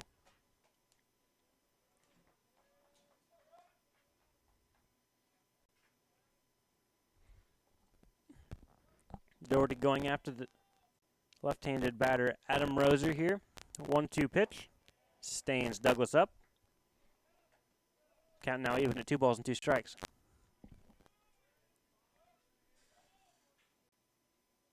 Doherty going primarily with a fastball. 2-2 pitch. Another fastball just misses outside. Count's gone full. 3 balls and 2 strikes now.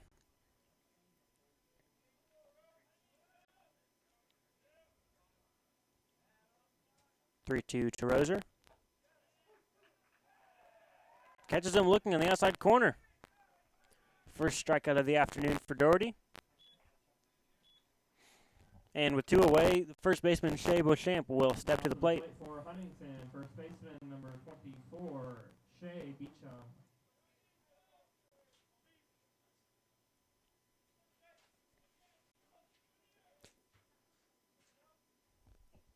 Good start here for Doherty.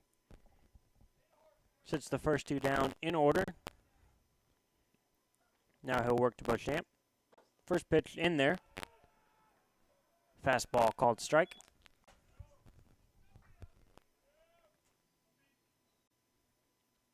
Doherty working quickly. 0-1 pitch now. Swung on, pulled the string there. Looked like a breaking ball. Gets a big swing from Beauchamp. He's quickly in a hole, 0-2. A lot of options now on this pitch. 0-2 pitch on the way. Stands up Douglas again.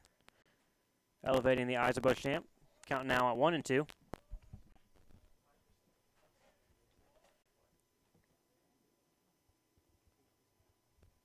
The 1-2 pitch. Misses low and away.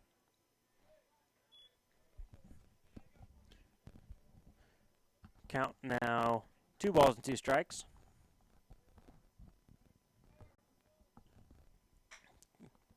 That is hit to short. Buzzard long throw. And overthrows Bray by 5 feet.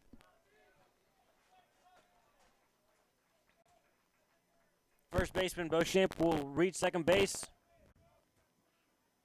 on the throwing error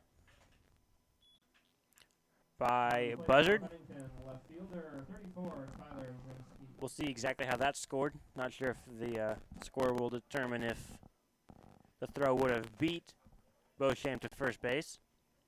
Regardless, he'll reach second on the air by Buzzard. So Doherty will have to work with the runner on base now as he prepares to face Tyler Zimski, the left fielder.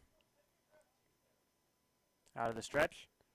First pitch called, strike inside corner.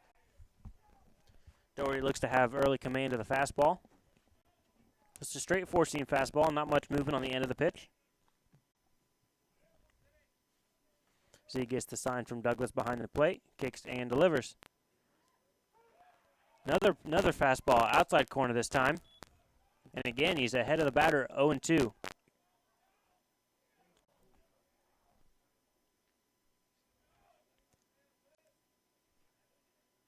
Doherty gets the sign from Douglas. Readies himself. Delivers. Swung on. And that gets through the right side of the infield.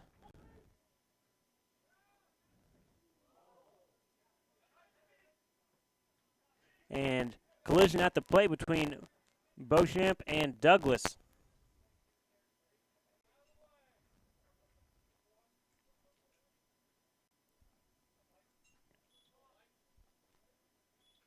Douglas currently down, a little shaken up after that collision. Heavy contact between Beauchamp, who is no small man, and the catcher Douglas. Douglas is in position, ready for the throw from right fielder Ackerman.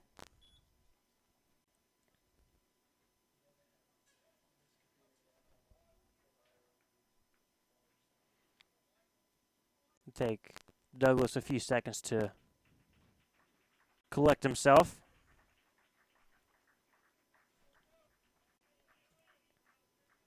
Put the hockey goalkeeper style mask back on. And the Foresters have broken the seal early here. Top of the first inning. RBI single by Tyler Zimski. Goes the opposite way. Now it's Crowley in, the catcher, Michael Crowley. First pitch swinging. Fouled straight back. Doherty started this game off well. Took the first 3 or 4 batters to advantageous pitch counts, and then a little bit of trouble putting them away with 2 strikes on him. Good pickoff move from Doherty. Had Zimski in between. Caught him leaning. The throw is wild and gets past Bray. Unfortunate for the pitcher there. Good move and had everybody fooled, including his own first baseman. Zimski will scamper down to second base after the throwing error by the pitcher. And again, Doherty has to work with the runner on second. 0-1 pitch, misses low. 1 ball and 1 strike. Not sure if that throw was wild or if Bray just didn't see it until the last second and kind of alligator armed that. But regardless, the runner advances second. 1-1 pitch now. Just high. Takes the count to 2-1. Crowley batting .321 on the season, 18 RBI, 4 home runs. As Doherty peers in and gets the sign. Check with the runner at second and delivers. Another fastball inside corner. Like I said before, Doherty doing well to locate that fastball. Really painting the corners. Not giving anything over the center part of the plate that can be driven into the outfield. 2-2 pitch fouled straight back. And Doherty will redo the break-even pitch to the catcher, Michael Crowley. Crowley, a senior out of Chesterton, Indiana. Caught the first game. Will also catch this second game of the doubleheader. Doherty kicks and delivers. Check swing. And he goes. A couple of strikeouts for Joe Doherty. But the Foresters strike early. 1 run crosses the plate. So after 1/2, it is the Foresters 1, Lancers coming up to bat after this message.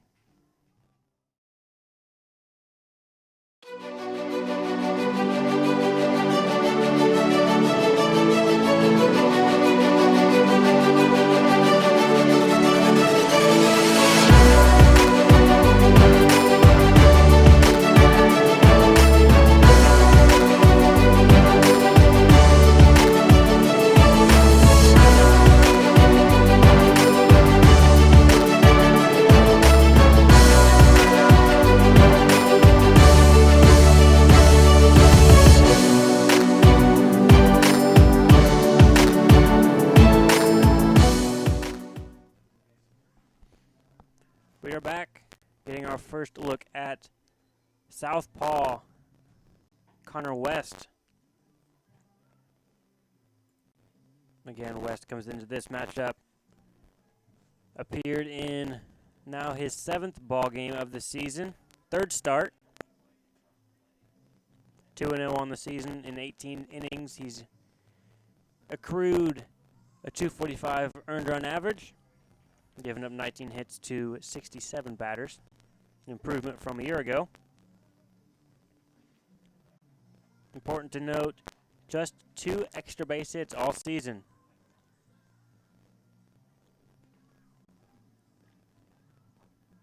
With 17 strikeouts and 12 walks recorded. He'll face the top third of the Lancers batting order. It'll be Gavin Bessard, Shea Hepler, and Austin Baker. Same trio that made up the top third in the last game. Crowley fires down to second base.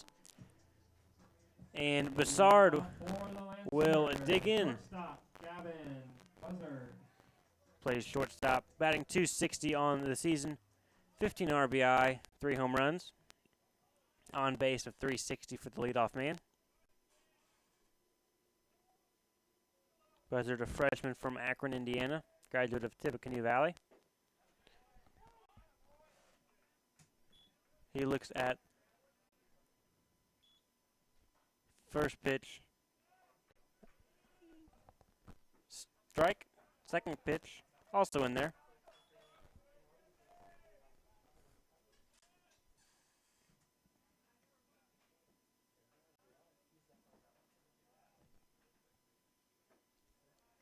Second pitch is outside.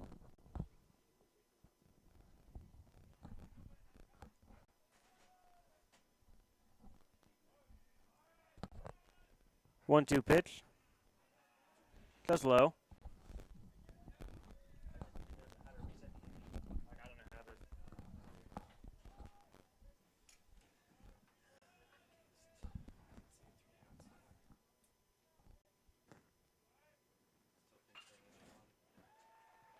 That ball is taken right back up the center, and Buzzard will reach on a leadoff single.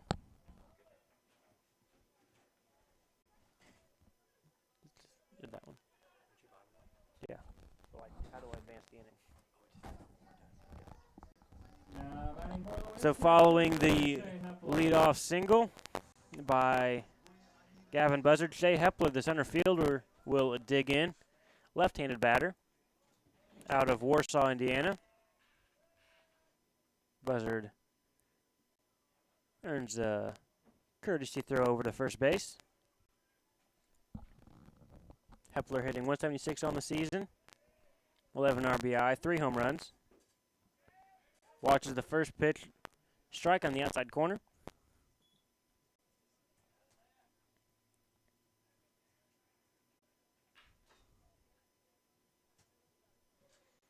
The 0-1 pitch. Pitch out. Throw a little bit wild there from Crowley. Beauchamp able to stay behind it.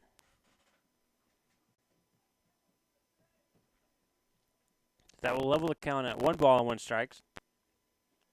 Like the battery of the Foresters, a little bit worried about Buzzard taking off for second base here, as that ball is outside for 2 balls and 1 strike now.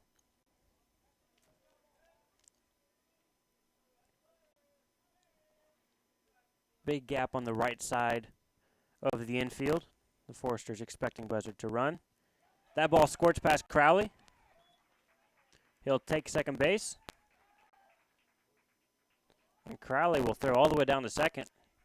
Not sure if that was something out of a little bit of frustration or thought he could catch Buzzard napping at second, but he makes it back. So Hepler now with a runner in scoring position. Opportunity to tie the game up for the Lancers. 3-1 pitch from West now after the check of the runner. Swung on. And that'll bring the count full. Lefty on lefty matchup here. Southpaw Connor West facing Shea Hepler. Bottom of the first inning. 3-2 pitch on its way. Swung on and missed by Hepler.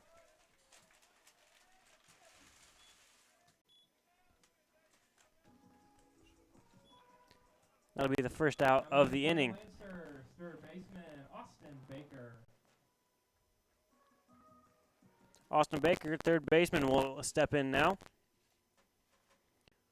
The runner in scoring position.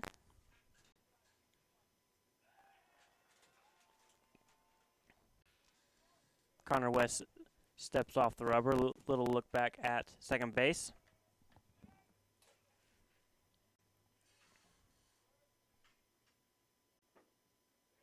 That pitch catches the outside corner. It'll be 0-1 against right-handed batting Austin Baker. Comes into this contest batting .288, 23 RBI, 4 home runs.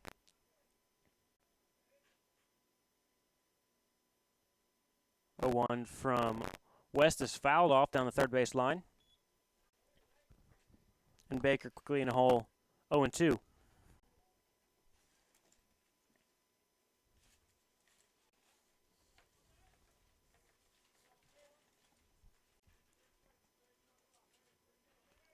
Connor West out of the stretch, gets the sign from Crowley, sets up on the outside part of the plate.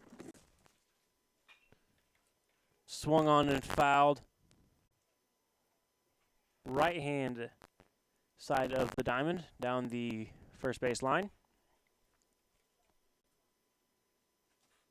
Count stays 0-2.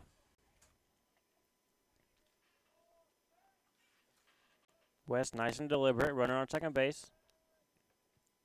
0-2 pitch. Called dead by the field umpire.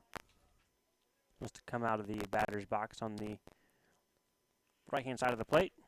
So we'll do the 0-2 over again.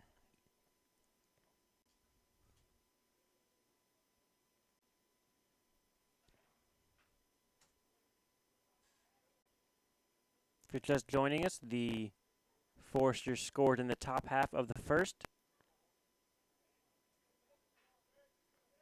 courtesy of a Tyler Zimski RBI single as Baker waves at that pitch. And Lancers will bring Xavier Harris to the plate with 2 outs.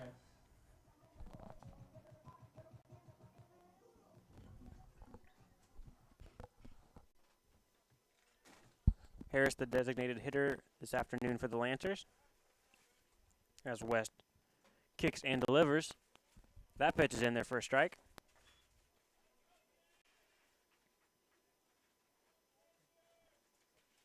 West really going after the batters of Grace. Not messing around with trying to be too perfect. To get the first pitch in the zone and attack from there. As that pitch finds the zone, prompts a swing from Harris. And he's down in the count, 0-2.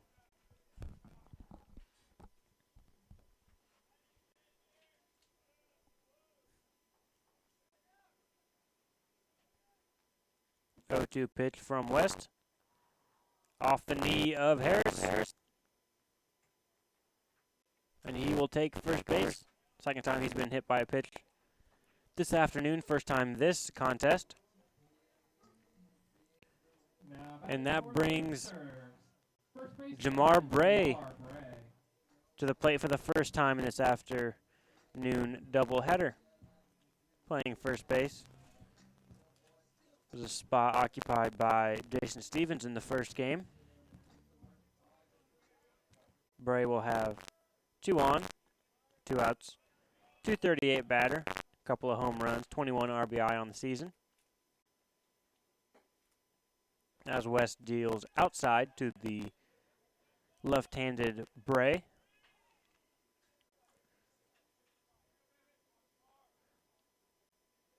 West peers in for the 1-0 sign. And that misses high. Bray being sure to see a fair amount of pitches. First time he's been at the plate this afternoon.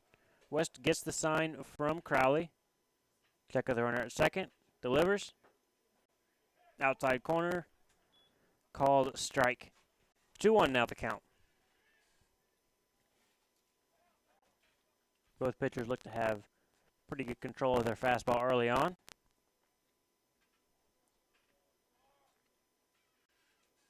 West with the 2-1 pitch. Too high. Brings the count to 3-1 now.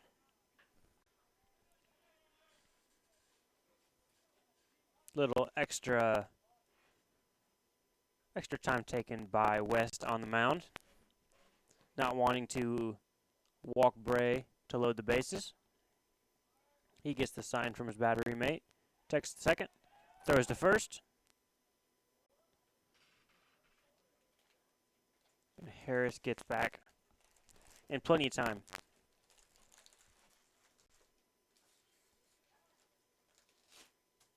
Beauchamp trying to sneak in behind him there. Goes back to his normal position on the outfield grass. 3-1 pitch to Bray. And that will be high for ball 4. Now with the bases chock full of Lancers, Chase Baker took a ball deep in the first ball game. He will step in with a chance to do damage here in the bottom of the first inning. 2 outs.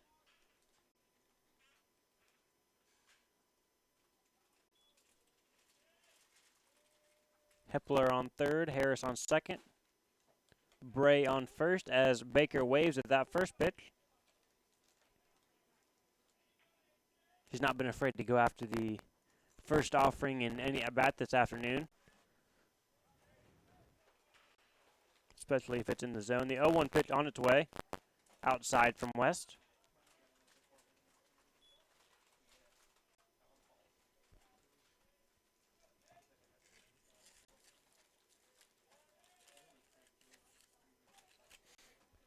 West gets the sign from Crowley. Pitch on its way. Swung on. And missed by Baker. Baker batting .280 on the season. 14 RBI.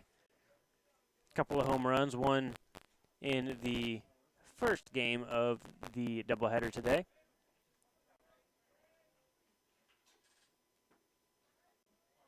That pitch misses outside. 2 balls and 2 strikes now.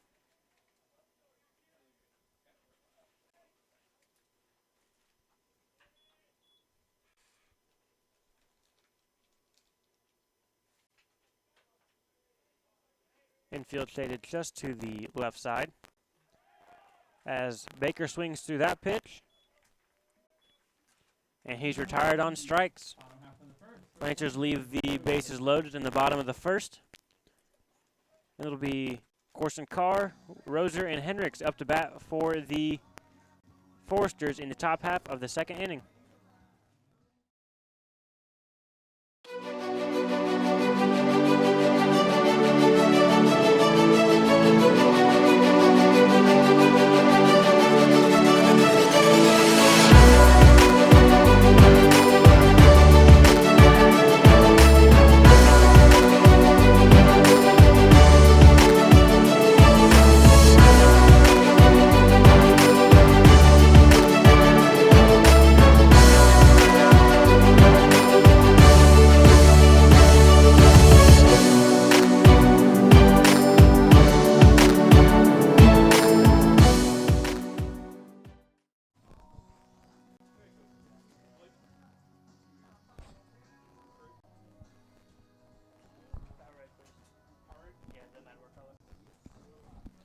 We are back. And hey, look who it is next to me. Finally got done what needed to get done. Mr. Cole Hellman.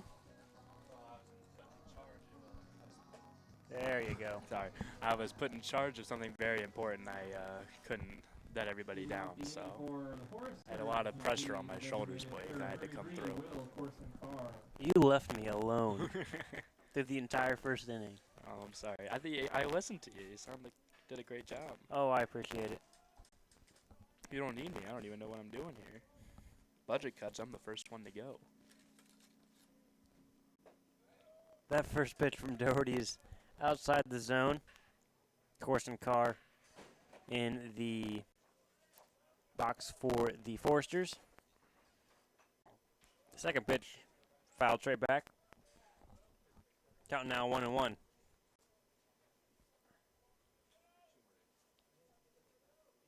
Yeah, you were sent on a very important mission here.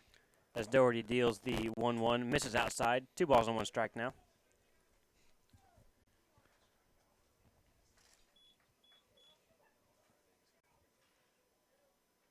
2-1 on its way from Doherty. Swung on, hitting the gap between center and left. Hepler will field it on 3 bounces. Toss into Buzzard at shortstop. And Corson Carr, the leadoff batter, is on base with a single to open the top of the second. Now to the plate for the Foresters, the third baseman. You're going to have to catch me up here. Sorry for our viewers, but I didn't get to see the top of the first. So how did they score? It was a RBI single by Tyler Zimski. Play at the plate. Bassard and Douglas collided. Throw didn't quite come in time for Douglas. That pitch misses inside. 1 ball and no strikes. But Doherty's had good command of his fastball. That one didn't miss by much. Curious to see how Huntington will, if they'll do better or worse, considering, I mean, Joe's a straight-up fastball pitcher. He's looking to blow it by guys, so I'm curious to see if they'll favor this over the probably more finesse approach we saw last game with Dave and Worrell and Truber and Blake, who, again, likes to rely more on movement. But I'm curious to see if they'll be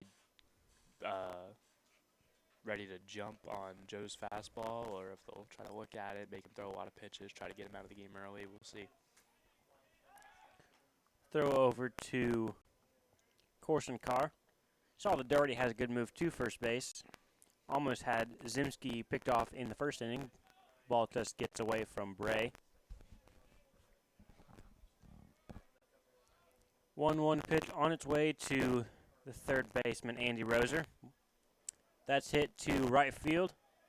Ackerman can't quite keep that in front of the fence. Comes off the bottom of the fence. Throws straight into second base. And Foresters are cooking with gas here early in the top of the second. Nobody out. A single and a double have runners on second and third, rather. That'll prompt a trip out to the mound from Gabe Douglas, trying to calm down his starter.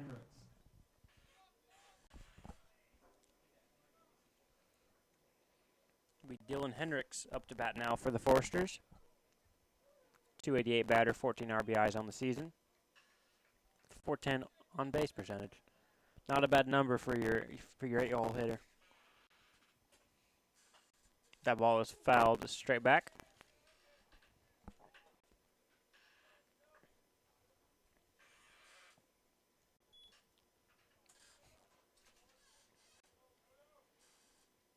Doherty looking to avoid a big inning here. Runners second and third, nobody out.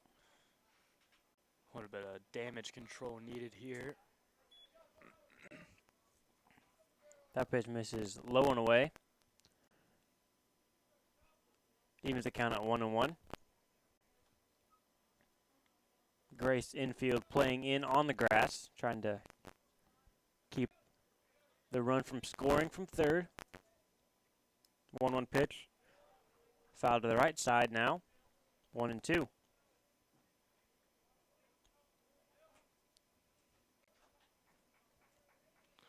Curious to see if Joe challenges him with something up in the zone here. Maybe not necessarily a strike, but something elevated up around the letters. Takes a long look into Gabe Douglas. Gets the pitch he likes and delivers. Breaking ball. Looked like it hung up in the zone. Taken to right field. Both runners will tag.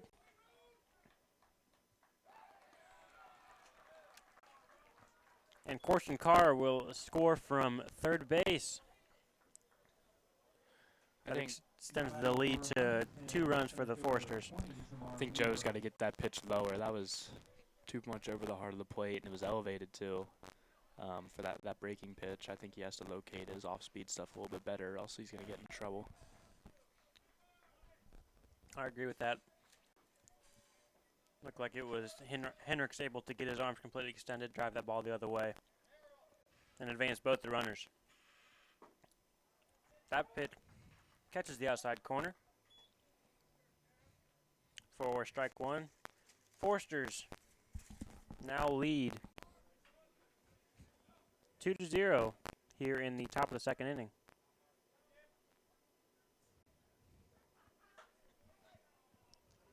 That pitch from Doherty fouled off to the right.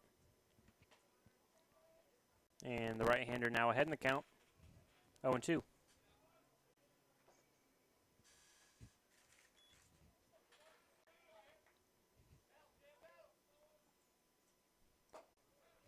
Stands up Douglas. 1 ball and 2 strikes now.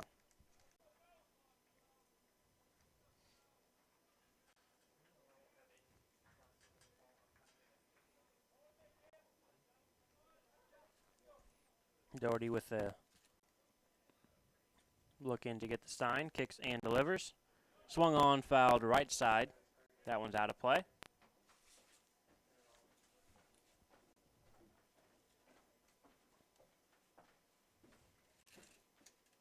Lancers catcher in the first game. Matthew Warren trots out with a handful of baseballs for the home plate umpire. Yeah, and what alarms me from what I've seen so far is that Joe's not missing many bats. And that's kind of what his game is based around, is missing bats. So Huntington's done a good job of making contact, putting the ball in play. They've hit the ball hard. Everything I've seen's been hit hard. Weaver not going quietly here. Count stays at 1 ball and 2 strikes. Pitch from Doherty, off speed. With the infield playing in, that'll get past Maxwell and score the run from third base.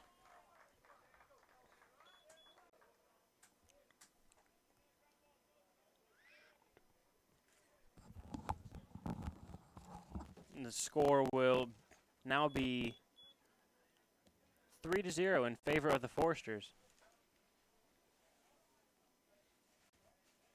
And the lineup will turn over.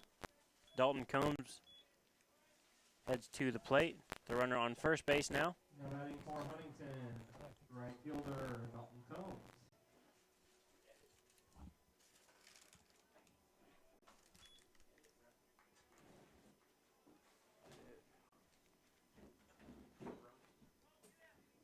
Combs 0 for 1 on the evening. That one's popped into foul territory. Looks to be out of play, and it is.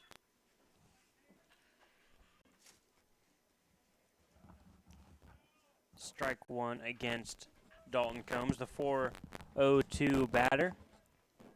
Leadoff batter for the Foresters. Quite out in the first inning. Doherty with a long look, being a little bit more deliberate here.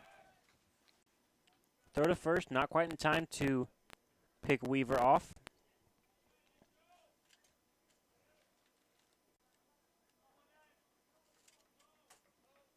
Gets the sign from Douglas. Check of the runner at first. Quite a little cut fastball, just misses high. 1 ball, 1 strike now. To the left-handed batting Dalton Combs.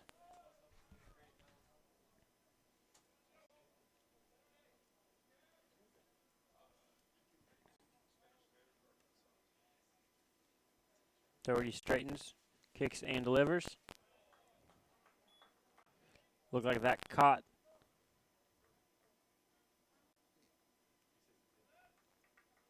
Looked like that caught the inside shoulder or inside elbow of Combs.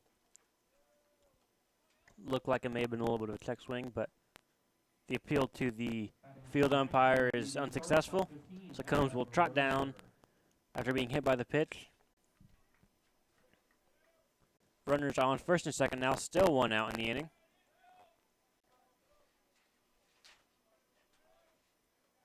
It'll be Adam Roser, the shortstop. Struck out in the first.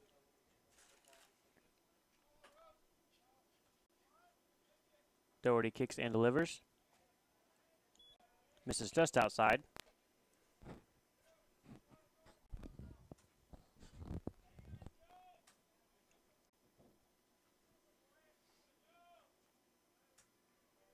Middle infielders near second. Double play depth. That pitch is fouled straight back. Brings the count to 1-1. Shea Beauchamp in the on-deck circle for the Foresters. Still only 1 out in the inning. As Doherty rocks and deals. Oh, that's a shot. Curveball hit deep in right field. Ackerman is there. That's an out, but that's a loud out. He got all of that. Say if that's anything that's not a breaking ball, that one might not be in the park. Roser takes one deep to right field. Ackerman records the putout. And Shea Beauchamp will mosey on up to home plate with 2 outs. 2 runs already in for the Foresters and a pair of base runners to work with.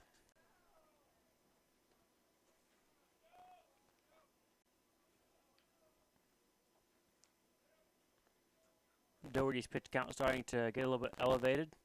Already at 48 pitches here in this ball game. As pitch number 49 is fouled off to the right side for a strike. Beauchamp reached on an error in the top of the first and then scored on the RBI single from Zimski as that ball is knocked down by Douglas.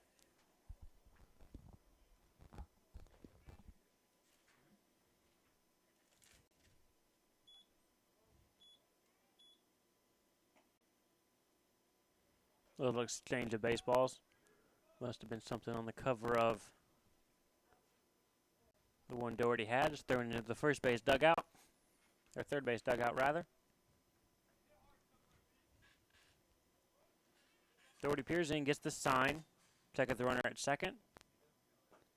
Big swing and a miss. Much better pitch there from Doherty. Catches the inside corner. I think he's almost like he's lost a little bit of trust in his fastball. You know, he's going to the off speed more than usual. That's not good for a pitcher that relies on the fastball to lose pitch in the number 1. That pitch just misses inside. 2 balls and 2 strikes now.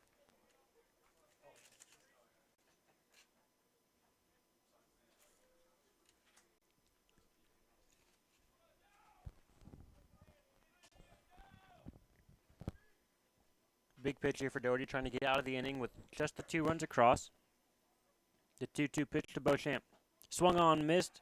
Doherty gets out of the inning. Strikeout number 3 for the big right-hander. Damage done by the Foresters. Bats 2 runs across the plate. Be Maxwell, Ackerman, and Douglas in the bottom half of the second inning. We'll be back right after this break.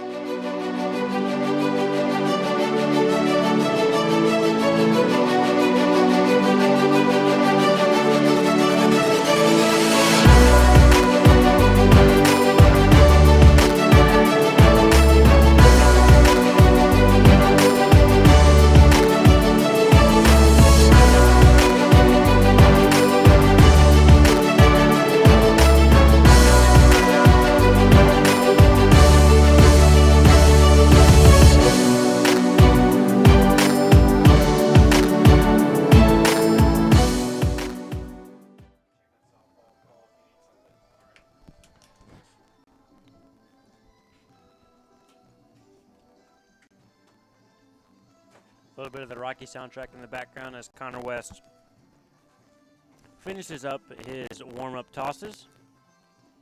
Deals to Crowley. One more pitch coming for the southpaw. We were talking during the break about some of the dangers of a fastball pitcher losing trust in the first pitch. You want to go into a little bit more depth as to what that means when your number one pitch is kind of letting you down a little bit early in the game? Basically, you almost just feel lost as a pitcher, especially when that's a pitch that you really rely on, because you're like, oh shoot, what am I going to do to get these guys out? Because my go-to pitch isn't there, and then you kind of start second guessing a little bit of what you're doing, which if you're struggling with your control, then you're gonna say if Joe's struggling with his control with his fastball, he's going to try to aim, and then he's going to end up probably throwing one right down the middle and making a mistake, and they'll crush it. Or if you're struggling with people just hitting it, then you're going to try to overthrow, and you're try to overthrow it past guys, reach back for that extra velocity, and then you'll end up having those control issues. So really, it's just not good. And then you'll try to go to your off speed, and you have to pray your off speed's working. But if you can't get your off speed to get anyone out, then you just kind of feel lost out there. But I hope Joe makes an adjustment and can find his spots a little bit better. I think there was a couple calls in that last half inning that he thought he earned, that he should have gotten.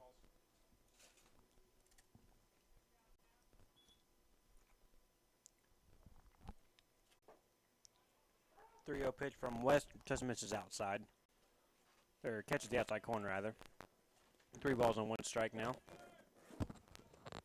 Yeah, Doherty had pretty good control of that fastball in the first inning, as Hunter Ackerman pokes one into left field. Be a 1-out single for the right fielder, as Gabe Douglas will make his first plate appearance of the afternoon. But it looked like in the first inning, Doherty was really dialed in on the location of that fastball, and it seemed to have left him left second inning.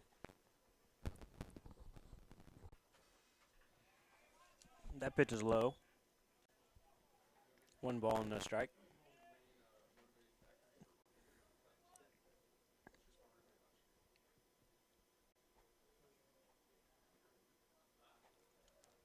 One-0 pitch to Douglas. Swung on off the glove of West.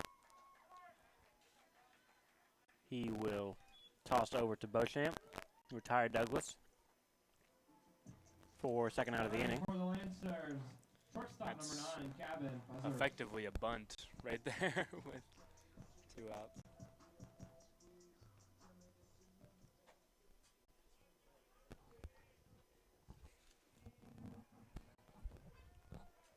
Bassard digs in now. Had a hit in the first inning. Takes first pitch strike. This is where you need a nice 2-out hit, because, I mean, Huntington's got all of the momentum right now. Another quick inning of no response just further pushes the game in their favor. That pitch misses low and away.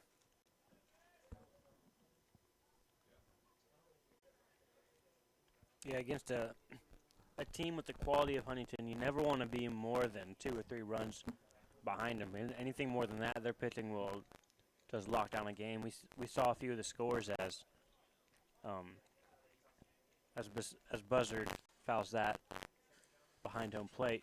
We saw some of the scores for the Foresters this season, and a lot of them were 9-0, 12-2, 11-3. It's a lot of runs to not many. If you start you start to let them open up a lead, then it can be a real struggle for you. As And that'll bring us Buzzard to hits the into 52nd the inning. We move to the top half of the third. 6-3 putout, Huntington. retires the Lancers. We'll be back after a quick commercial break. Into the second inning, Foresters lead the Lancers 3-0.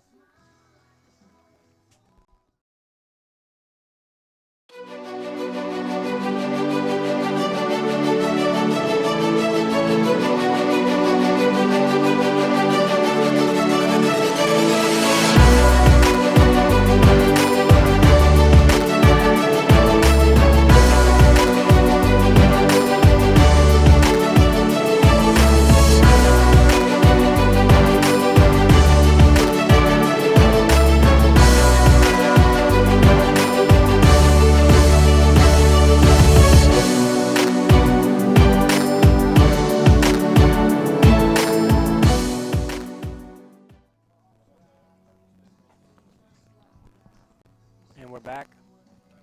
The Miller Athletic Complex.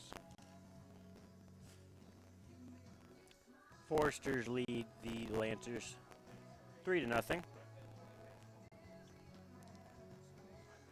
For those of you that are curious, the Lady Lancers softball team defeated St. Francis in their first game of a doubleheader. The score of that game was 8-3. Lahan with the W. For the Lancers give up 3 earned in 7 innings.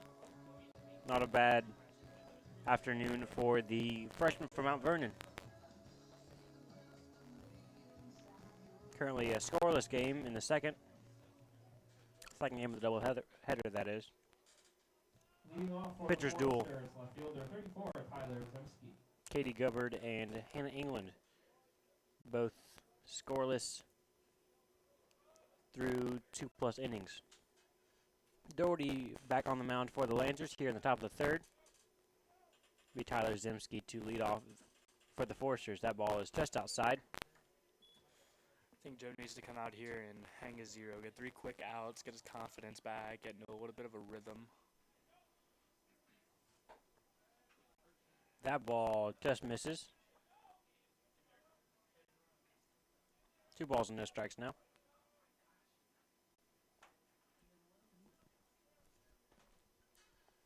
To a pitch. Swung on, fouled straight back.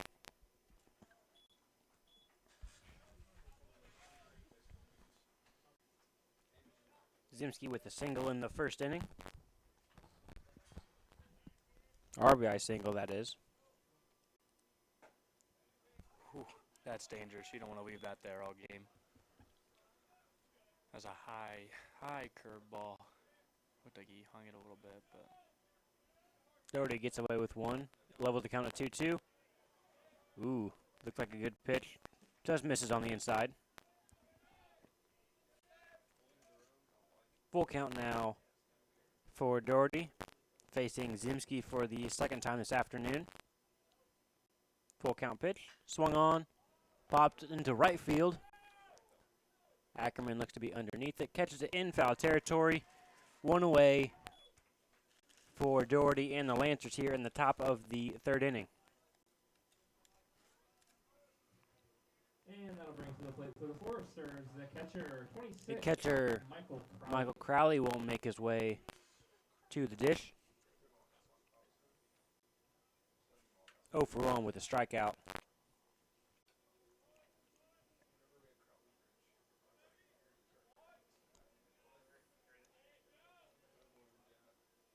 First pitch to Crowley. Misses outside. it was a good spot from Joe,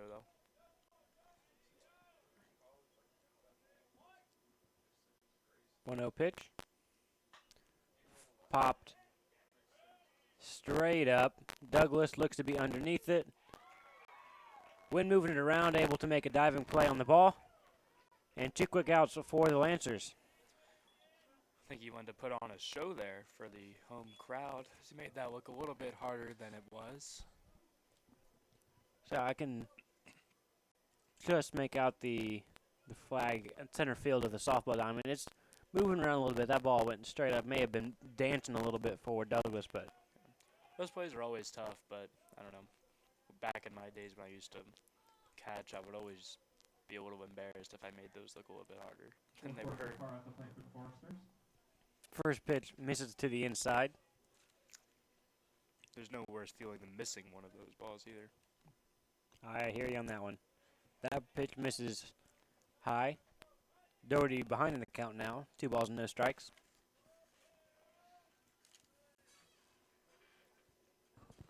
Two-0 pitch on its way.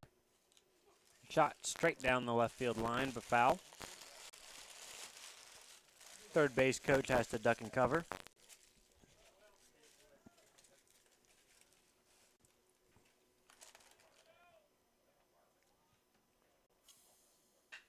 That ball is hit on a rope right past Maxwell. And Corson Carr will take first base with a 2-out single. Good piece of hitting there from the lefty. For the Foresters, third baseman Andy Roser. The second Roser brother, Andy Roser, will now be up to bat for the Foresters. 1-for-1 with a run scored. This one's definitely, he's a big boy up there, up to bat. He's got some size on him. I'm sure he gets a hold of one. It's going to go pretty far. Good pickoff attempt there from Doherty. Can't quite get Corson Carr at first base. Roser has no home runs on the season. Would you believe that? Interesting. Because Thought he'd be more of a power guy. I thought the same thing. It's like he looks like if he gets a hold of one, there's a 95% chance it's leaving the ballpark. Big hopper down to third base. Strong throw by Austin Baker. And no damage done by the Foresters in the top of 3. So after 2.5 played, Foresters lead the Lancers 3-0.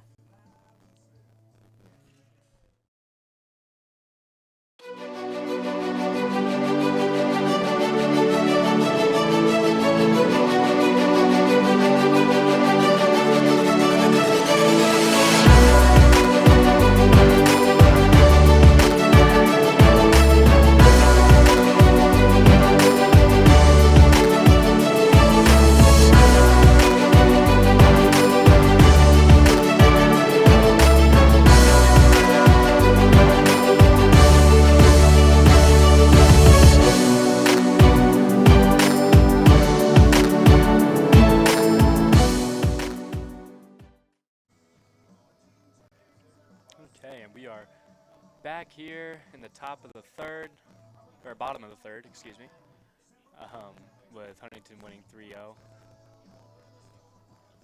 Looks like we have 2, 3, 4 batters up for Grace. Shea Hepler leading off. Shea homered in his last at bat, so far 0 for 1 with a strikeout in game number 2. Lancers got to get something going to swing the momentum on their side as we head towards the middle innings of game number 2. Game number 2 is going to be a 9-inning game, Number 11, Shea Hepler. as the new rule change for the NAIA is now a 7-inning game and a 9-inning game as the doubleheader. Hepler digs in. Pitcher deals, and it looks like a fastball just inside from West.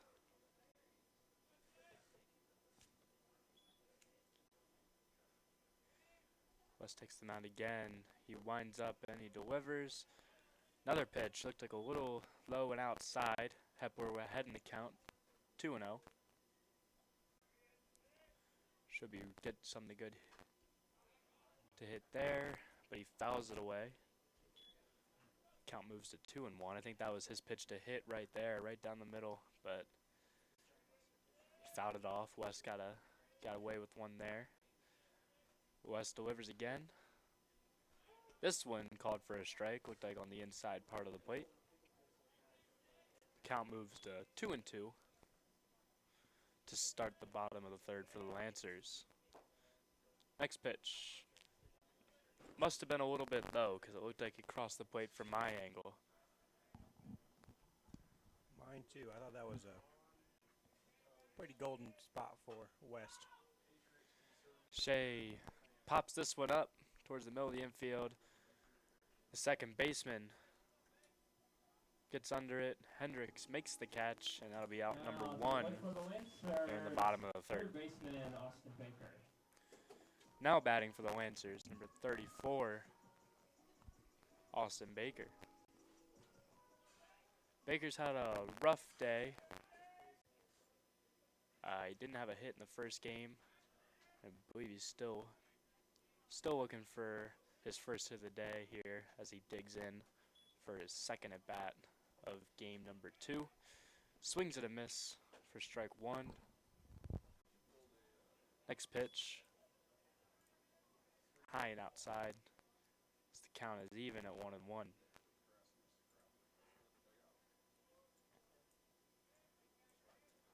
West delivers. Austin swings and sends a high fly ball. The third baseman gives chase, but that'll fall out of play down the right field line. That ball was hit for an absolute ton, but it was about a 3/4 mile into the sky. Looking to send one over the left field fence. Doesn't quite reach the far fence, but Got over one. got over one of them. Know what they say, if it's fair, it's foul. And if it's foul, it's gone. Austin swings and a miss. And that'll be his second strikeout of game number 2. Now to the plate, the designated hitter, Xavier Harris. Now taking in the cleanup hitter for Grace, Xavier Harris. Xavier homered in the last game, and he sends a line drive to left field, but that'll be easy work out there for the left fielder. That'll be the end of the third. Huntington still on top, 3-0, as Grace struggles to find their first run of the ball game. We'll be right back with the 4th inning.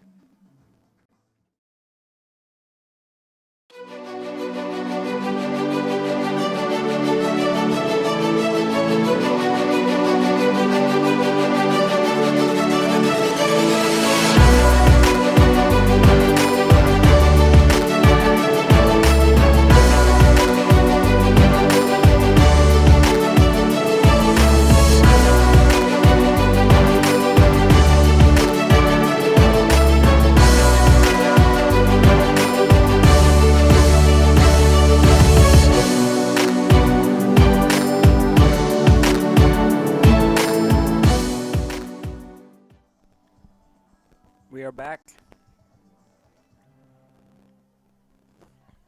Top of 4 now. This game moving along at a pretty good clip. Doherty finishing up his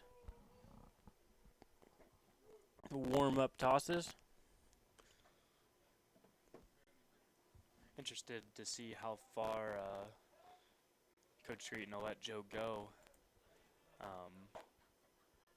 Hopefully he can hang another 0, just like he did the last inning. String a couple of those in a row to keep his team in this.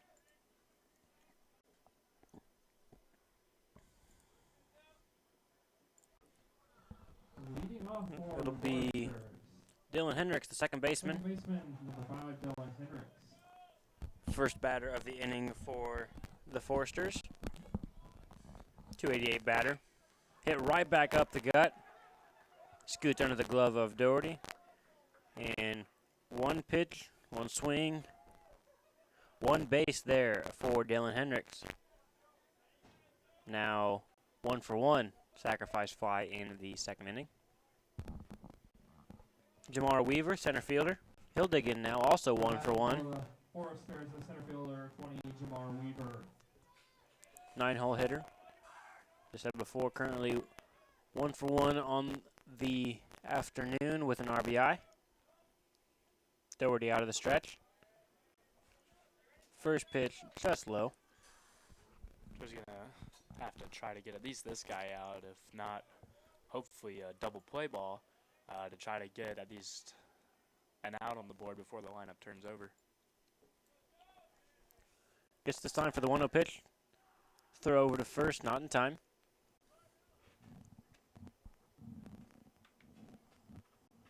Doherty seems fairly concerned about the Foresters trying to run on him. Again with the 1-0 pitch. Another throw. He got him this time. Good pickoff move there by Doherty. Picks the runner Hendricks off of first base. And just like that, bases are empty. And there's an out now for the Lancers.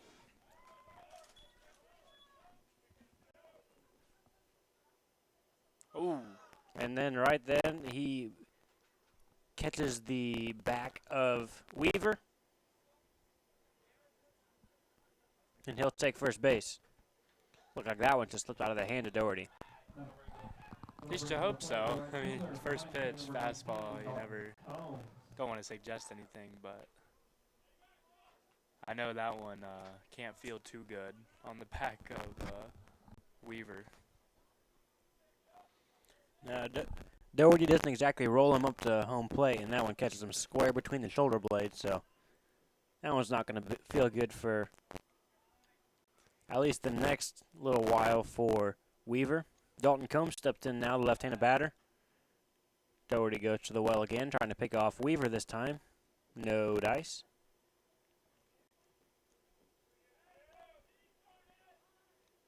Combs pop out to third baseman in foul territory. Then was hit by a pitch in the second as he watches that pitch for strike number 1. Pretty decent sized crowd here. Huntington not too far away, about an hour and a half's drive. Brought a pretty faithful fan base. As that one's hit to straightaway center, Hepler's got a beat on it and puts out Combs. So it'll be Adam Roser. Shortstop 15, Adam Roser. It'll be his responsibility to move Weaver into scoring position. Like I was saying, lots of faithful fans for the visiting team, Huntington, down the first base line. Another throw to first base. Yeah, I think that's what happens whenever you're receiving votes nationally. You build a fan base, especially when you've been on top of the conference for so long like they have. See, people like watching good baseball, and if it's close, they'll travel. Little off-speed pitch. Just misses maybe a little bit higher outside there.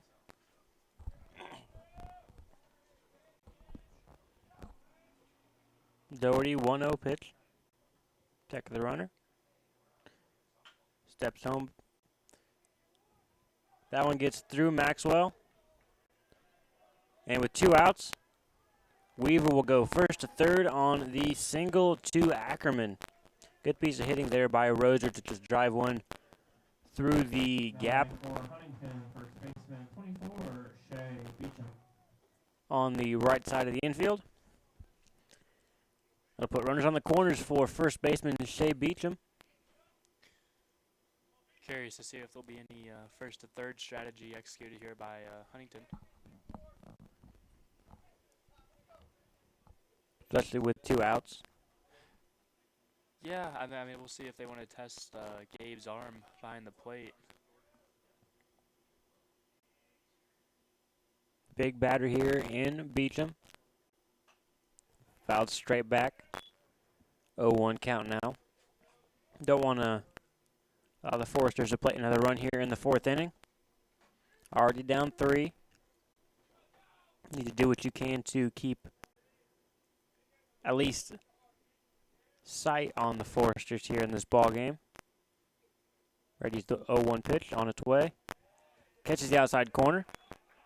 Beecham thought about it, decided wasn't quite his pitch.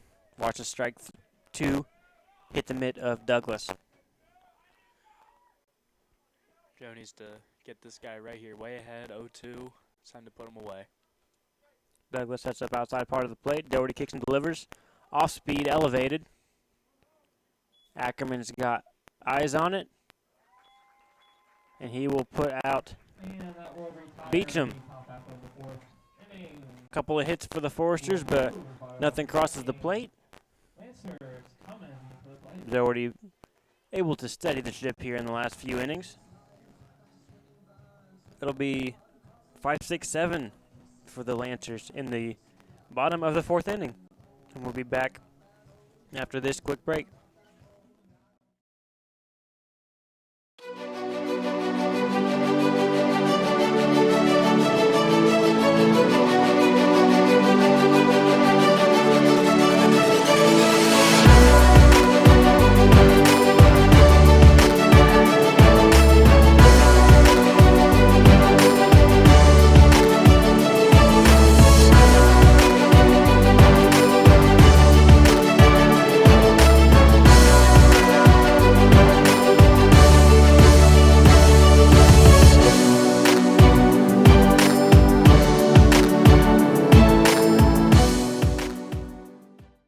Pitched a gem yesterday for the Yanks, and I just can't get over that. I cannot stand Pineda as a Yankees fan. He gives me many anxieties, and he goes and nearly throws a perfect game yesterday. Welcome back to Miller Athletic Complex, everybody. Blake Frazier and Kel Hellman with you for Game 2 of the doubleheader. Just talking a little bit of MLB action. I was giving Cole a little bit of what for. He's always giving me a hard time for bringing up so many Reds players, especially over in the softball diamond. But hey, they're 5-2. They're 5-2. Beat the Phillies in a series. Phillies aren't that great. Give it till the Beat the Cardinals, much better than the Phillies in St. Louis. Give it till about the middle of May. They'll be 5-20. Hey, I wish I could fight against that, but I've actually seen that, so I feel like I'd better pick a different battle. Jamar Bray digs in for the Lancers. But they've got good pitching. I saw a stat that they have thrown 3 shutouts. No other team in the league has more than one.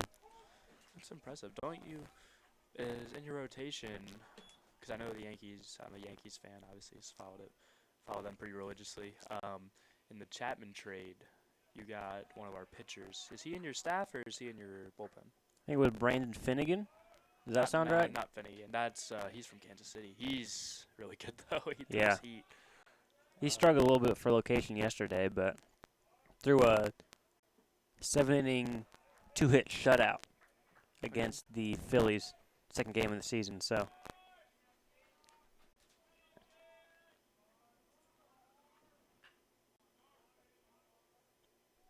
1-2 pitch on its way from West.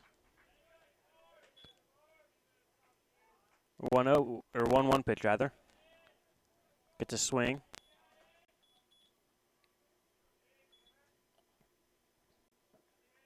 Pitch misses low. Should take the count to 2-2. 3-2 rather. Bray looking to reach base as a leadoff batter here in the bottom of the 4th. And does just that. Second leadoff walk for Jamar Bray this afternoon. That'll bring Chase Baker up to plate. I'm trying to think through who our rotation. Rookie Davis. Rookie Davis, okay. I don't know how I forgot that name, Rookie Davis. But yeah, is he in your starting lineup or is he in your bullpen? I know he's in the majors because I watched him pitch the other day. I think it's in the rotation. I believe, if I'm remembering correctly. There's a heck of a name though. I don't know. It is. It's been so hard to keep track as that ball is low and away for ball 1. It's been so hard to keep track of the rotation with so many different changes. I mean, made a joke to one of my roommates. It's like, I'm looking at the opening day roster, and I don't know half these guys. It's like a Major League. You ever see the movie Major League? Yeah, it's like, I'm not sure who these people are. Bray with the fake steal. Little fake hit and run action there from Chase Baker. Swings through the pitch. 1-1 count now. Yeah, as the Yankees As a Yankees fan, my heart breaks hearing the news Gary Sanchez is going to be out 4 weeks. Starting yesterday, that came out. So that's depressing. I just need a somewhat competitive season. Last year was so hard to watch for the Reds. I got to the middle part of August, like I can't watch this team anymore. This is just so depressing. That's me when I watch the Yankees, just because they don't have any starting pitching. And then Pineda goes out and proves me wrong yesterday, but I just can't get behind their staff. Tanaka is supposed to be the ace, and he's a 3 starter at best on a good day. West kicks and delivers the 1-2 pitch. That's not quite all the way to the plate. About a 58-footer. But it is fun getting to watch the baby bombers out there. Aaron Judge getting some playing time. Sanchez before he got hurt. Ref Snyder's down in the minors, but he should be coming up somewhat shortly. Wait a second. Did you say Ref Snyder? Rob Ref Snyder, yes. Oh, Ruff Snyder. Ruff Okay. Snyder, That sorry. ball is fouled straight back. I was going to say, like, you guys had 2 players on your roster whose names were Rookie and Ref. Like, that is, wow. I don't even know what to say about that. That's something else. 2-2 pitch on its way to Baker. And then Swings through it, and that's strike 3. Says something to the umpire on the way back. That'll bring to the plate. and then the second quickly, baseman, number 7, the Yankees Cameron have Maxwell. Greg Bird on at first base, who has stolen my heart and become one of my favorite players already. He's already been in the league. This will only be his 2nd season up in the major leagues because he was hurt last year. Cameron Maxwell digs in 0 for 1 on the ball game. Take the first pitch, strike.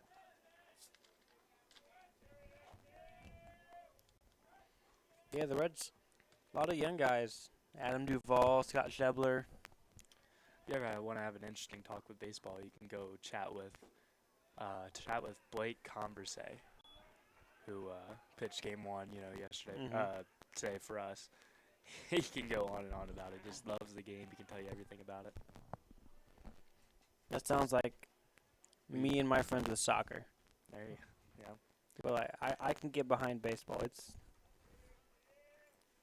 I can do baseball. I haven't. It's a much easier sport to understand if you can like actually look at the game. And plus the strategy is like not so far out that it's like I have no idea what's happening. Ball is outside the zone. They're down to Beecham at first base. 2-1 count now. Yeah, the Reds take on the Pirates, Los Piratas, in Pittsburgh. Won the first game yesterday as that ball was popped up. Probably going to hit our press box or not. I was waiting for it. Oh, there it was. Whoa. Hung up there for a while. Don't count your chickens before they hatch.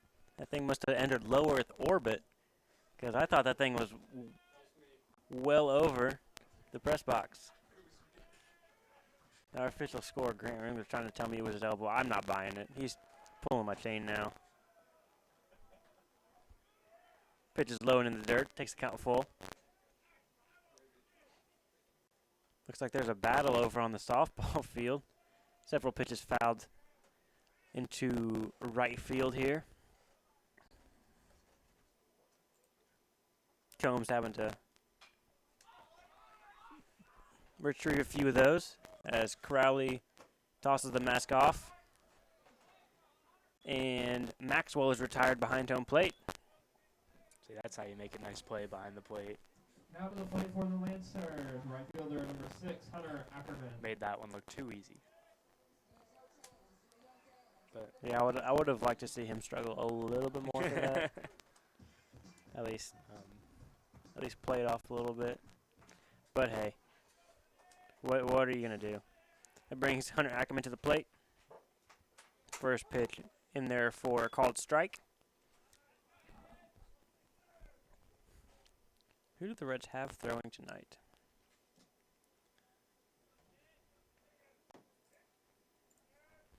Oh, 1 pitch on his way from West. Fouled straight back. Ackerman quickly in the hole. 0-2. Yep, I know I'm saved a little bit of stress because the Yankees have the day off today. Throw over to first base by West. Just to check on Bray.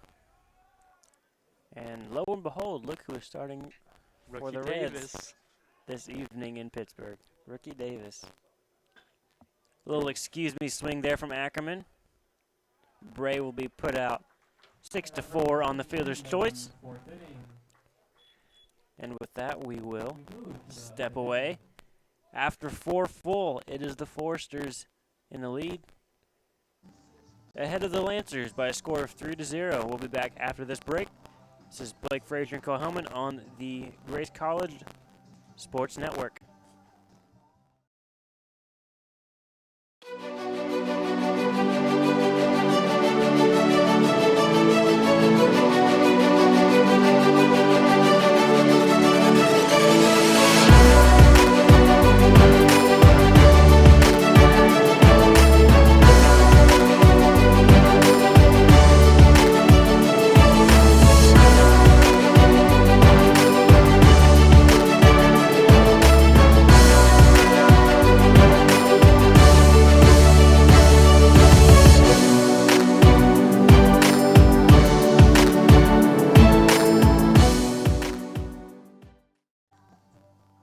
Welcome back.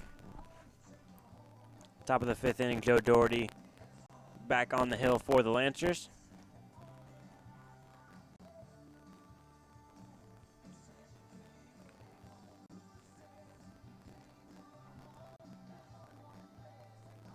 Doherty has done well to right the ship here a little bit. 7 hits through the first 4 innings.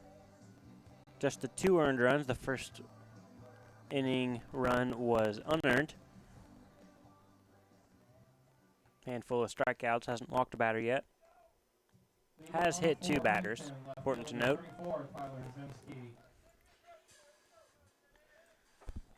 At 4, 5, 6 due up for Huntington. Still a dangerous part of the lineup, which, I mean, it almost seems like Huntington's dangerous. Every 1 through part of 9. this lineup is pretty dangerous. Number 4 batter, Tyler Zimski takes the first pitch low and inside for ball 1. Yeah, we mentioned this in the former of the doubleheader, as that one's hit to second. Maxwell to Bray. 4-3 on your scorecard at home. 1 out in the inning for Doherty. We were talking in the first game. This is a pretty scary lineup to pitch to. If you're a pitcher if you're just a pitcher in general, if you're a strikeout style pitcher, you like to get ground balls on the infield. They have good averages and they can hit for some power. I want to see like the total number of home runs for the Foresters, but it seems like every person that steps up has anywhere between 2 and 7 home runs on the season. Crowley looks at the first pitch in the dirt. 1 ball, no strikes. Yeah, that's why I was impressed with, I mean, even though Huntington did put up 8 runs last game, but several of those were unearned. So I was, I mean, for the most part, really impressed with how our pitchers did last game. That pitch fouled off to the right side. 1 ball and 1 strike. Yeah, especially the freshman, David Anderson came in through 3 1/3 good innings. Line score didn't look as good after the 6th inning, or the beginning part of the 6th inning, but really threw the ball well. Just made a few mistakes in bad spots, and even still, I mean, going up against a good ball club like Huntington, you know you're going to get hit if you miss a spot, and you could tell that's what those runs were. He gave up a few unearned runs in the 5th, and then they weren't really unearned in the 6th, but they were kind of unearned after the home run by Beecham. Crowley will trot down to first and be instantly replaced by Lindstrand, courtesy runner for the Foresters, coming in to run for the catcher. And Corson Carr comes in. 0 for 2 with the strikeout.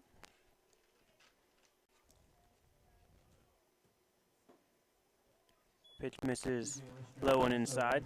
You mentioned during the first game that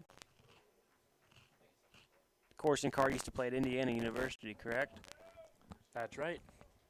My sources, which will remain anonymous, have told me that he actually used to be a pitcher at IU. Actually pitched in the Big Ten Championship, and was actually Mr. Baseball for Indiana in high school. That's quite a fun fact. Yeah, but Good sources. I heard had an arm injury, which has caused him to, I guess, hang it up on the mound. But can still be a very dangerous hitter. Say we've seen that left-handed batter already with 2 singles on the afternoon. Run scored. Doherty will get the sign for the 2-0.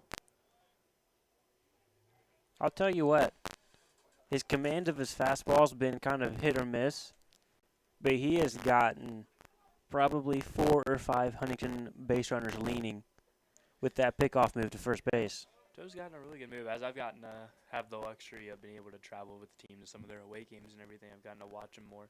And really, a lot of the staff has kind of refined their pickoff moves. I think that's something that Coach Ginch has kind of had them work on in practice. I've seen several pitchers pick guys off this year. It's like almost become a normal thing to have at least 1 or 2 a game.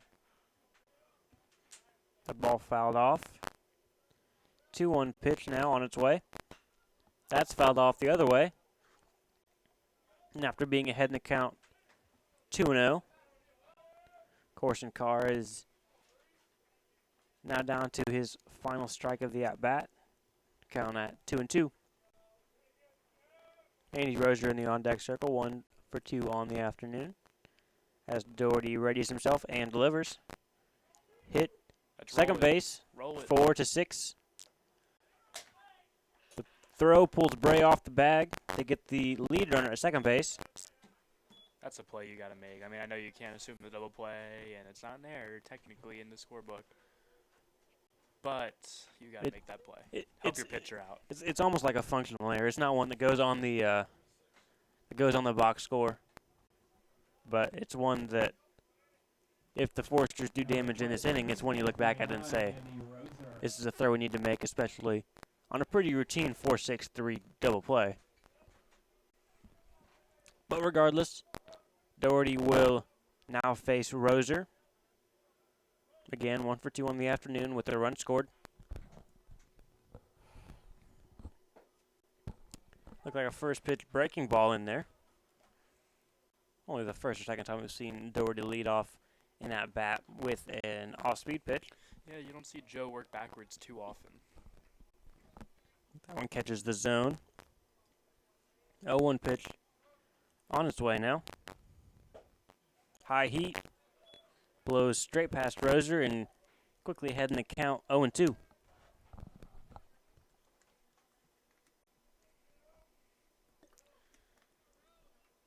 I'm going to start calling this guy the one-handed Nomar. He gets out. He only has 1 batting glove on, but he's taking it off, putting it back on, staring at the bat.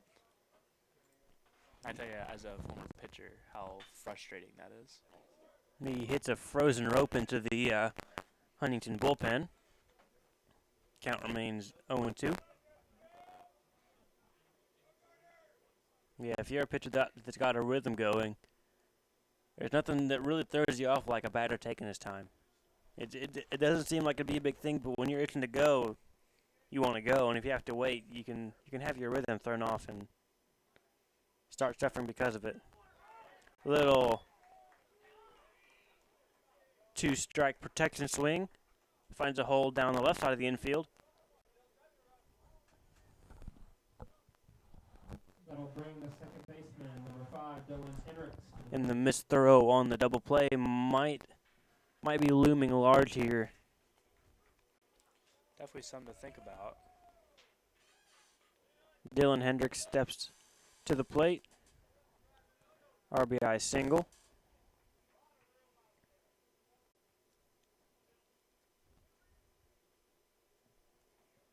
Doherty now with runners on first and second base. 2 outs in the inning. First pitch low.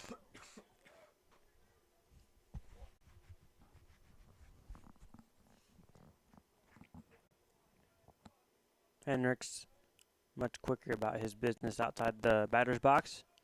Doherty ready to deliver. Check with the runner at second. Kicks towards home plate.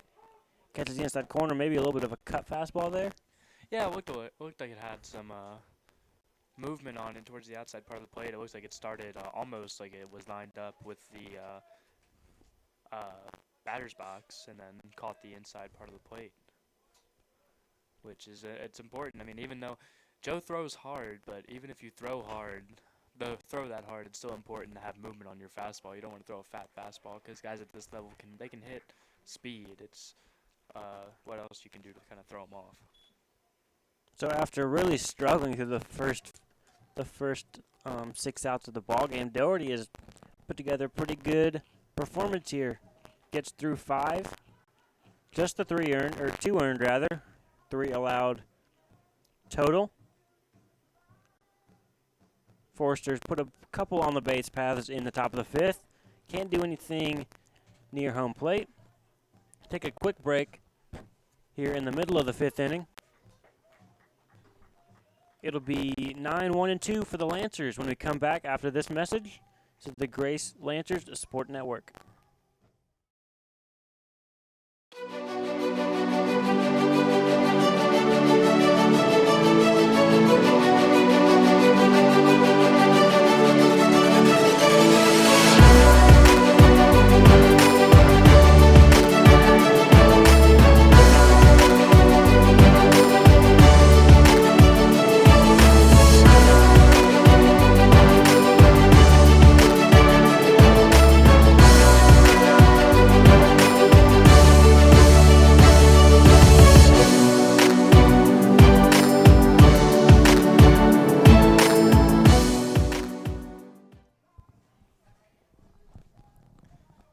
Okay, and we are back in the bottom of the 5th. Lancers looking to try to cut into this Huntington lead.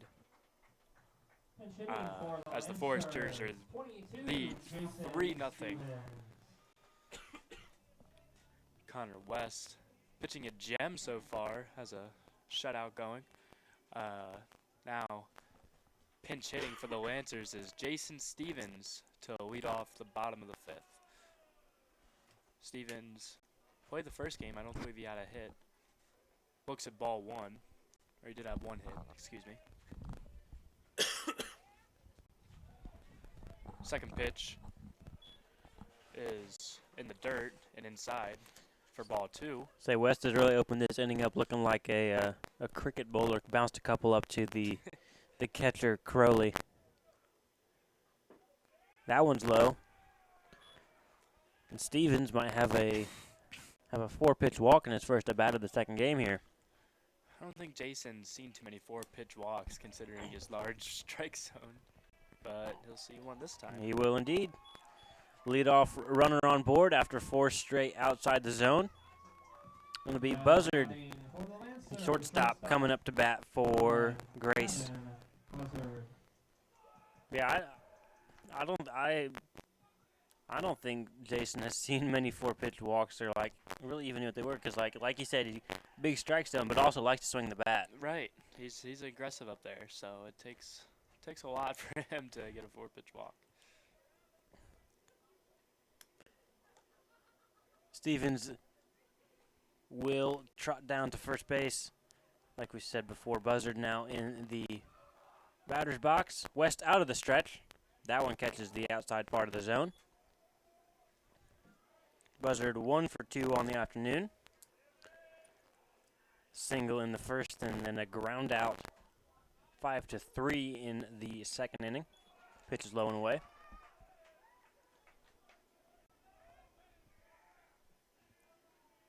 Grace students getting a little bit rowdy down the third base line. Always like to hear some good feint engagement. As that pitch misses low and away. They want some runs, I think. Yes. Harry Carey wants some runs. The Grace fanatics want some runs. Everybody wants some runs. That's hit third base. Good pick by Roser. He'll get the force at second. A little bit of a wild throw. Prevent him from turning the double play. It may have been tough to get the speedy buzzard anyway, but regardless, they get the lead runner in Stevens. So it'll be Shea Hepler. Shea Hepler now batting. He'll for be up to Lancers. bat for the Lancers with Buzzard on first. Look for Buzzard to take second base here, Cole. I don't know. I wouldn't risk getting one of your few base runners that you've had today out, but I also like the idea of breaking up the double play.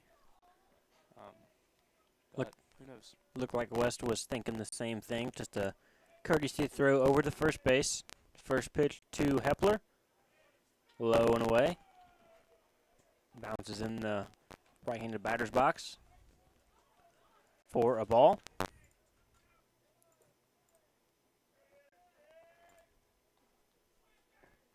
Have a quick update for you about the softball game here after this pitch. Driven high by Hepler into foul territory goes Beecham. Underneath it, makes the grab. And just like that, there are two away for the Lancers. Lady Lancers, about 450 feet Now batting to the for northeast of where we're sitting right now. and Austin Baker. In a pitcher's duel, Katie Gubbard and Hannah England have both given up a single run apiece. It's tied at 1 in the top of the 6th inning. Good pitching matchup over there between St. Francis and Grace as that pitch misses outside. Be Austin Baker, the third baseman, up to bat. Looking to make contact here. A couple of strikeouts so far. And contact he makes. Drops in front of the center fielder. And that'll help build your confidence after a couple of Ks. Yeah, he definitely needed that one. It's been a long day for him, so it's good. He smoked that one, too. That was hit hard, so. So they found the thick Now part of the bat. batting for Grace, Drove it right back up the hitter center of the infield. Xavier Harris. Of what I've seen, Looks all like I've seen this year, looks like we might have a pitching change as Mike Frame comes in. Go ahead after I so rudely interrupted you. oh no, you're fine. I was going to say is that Austin, I think, has had one of the worst lucks of all of Grace's batters. I saw another prime example of it this past weekend at Spring Arbor. He had a couple balls he just absolutely smoked, but they're just hit right to guys, and there's nothing you can do about it but shake your head and walk back to the dugout. Tip your cap and move on, but Yeah, you always hear from the coaches like you hit that a ton. It's like, yeah, I know I hit it a ton, but it was right at the third baseman. What am I going to be happy about? But good to see that one drop in front of the center fielder. And we will have a pitching change. Connor West is done on the mound after giving up a few hits this inning, or a walk and a hit rather. Tentative line for West. 4 2/3. Gave up 3 hits. No earned. Runners on first and second are his responsibility. Walked 3. Struck out 5. He threw 84 pitches to 20 batters. Oh, the new pitcher for the Foresters. interesting decision here by Coach Frame. Certainly don't want to trust it, don't want to question the 33-year veteran coach, but I don't know. Feels like West had pitched a really good game. Again, hasn't given up a run yet. I was kind of thinking the same thing. I mean, scoreless through 4 2/3. I'd at least leave him in to qualify him for the W. Pitched pretty well. Pitch count is getting a little bit up there, but at 84 pitches, I mean, he's not. Let's just say the needle isn't bouncing on E at this point. Yeah, but I mean, I guess I obviously trust the manager to know his players. Seems a little almost like shades of Earl Weaver to me, the old Orioles manager who would always pull his pitchers really early. But we'll see if it pays off as Xavier Harris digs in.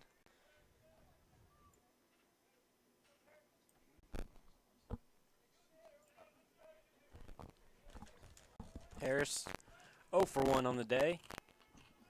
I think in the first game it was Buzzard who couldn't get himself an official at bat. Harris had to wait till the third for his first. Hit by a pitch in the first inning.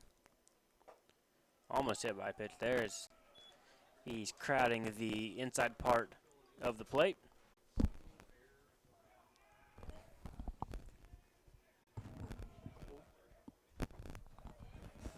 There you go.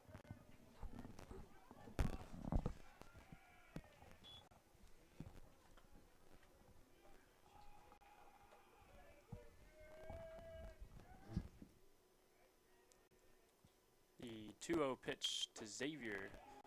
Up and in. And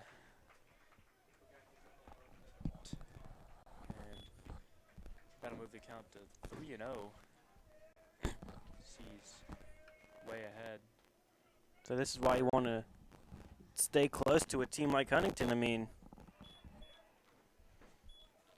now with 3-1 count to Xavier Harris, you have an opportunity to load the bases with Bray, who's shown he has some power early this season, and Harris does indeed walk.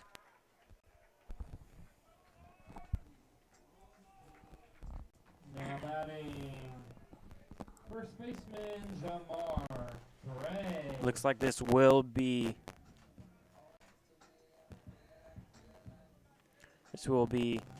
Taryn Beachy's inning.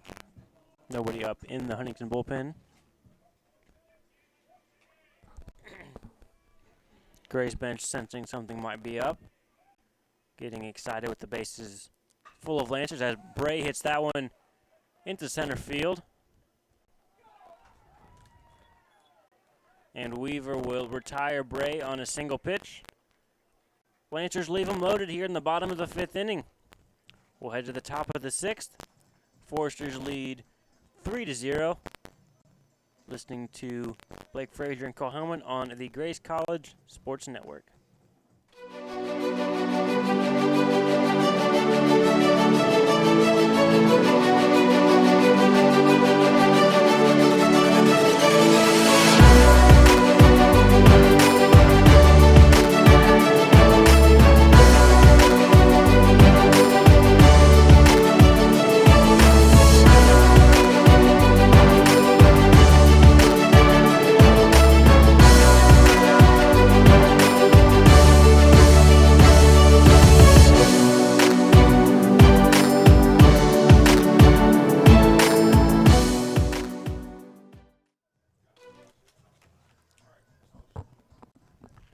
We are back.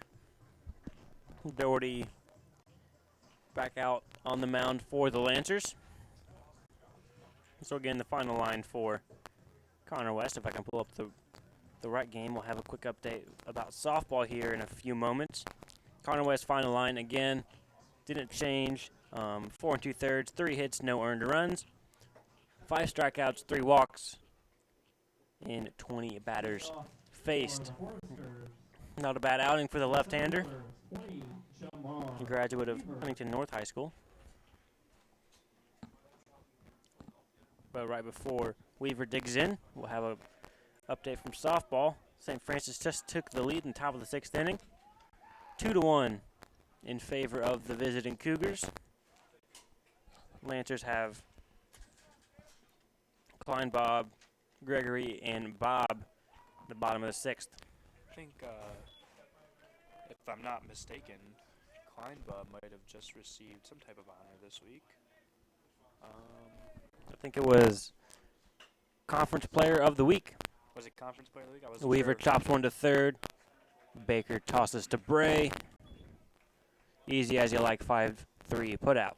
I knew it was either Conference Player or NCCAA Player, but Conference sounds right, so I'll give you that one. Now batting for the Foresters, right fielder number 19, Dalton Combs.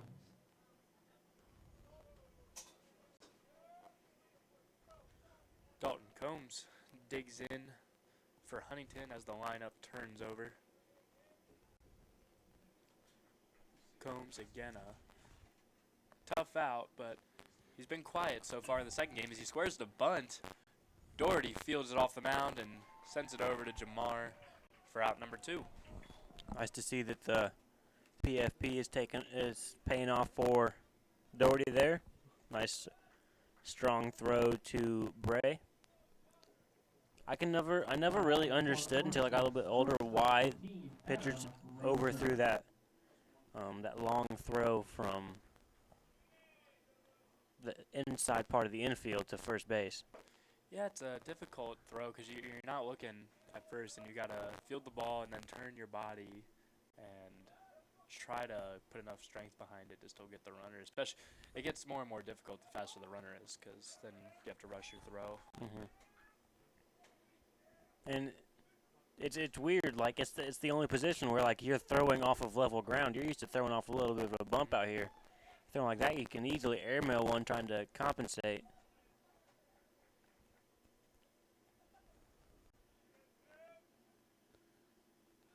Another softball right back in center field.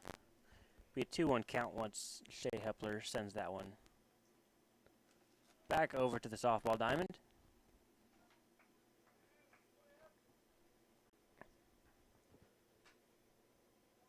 Need a green monster out in center field. That would really make it nice for. Yeah.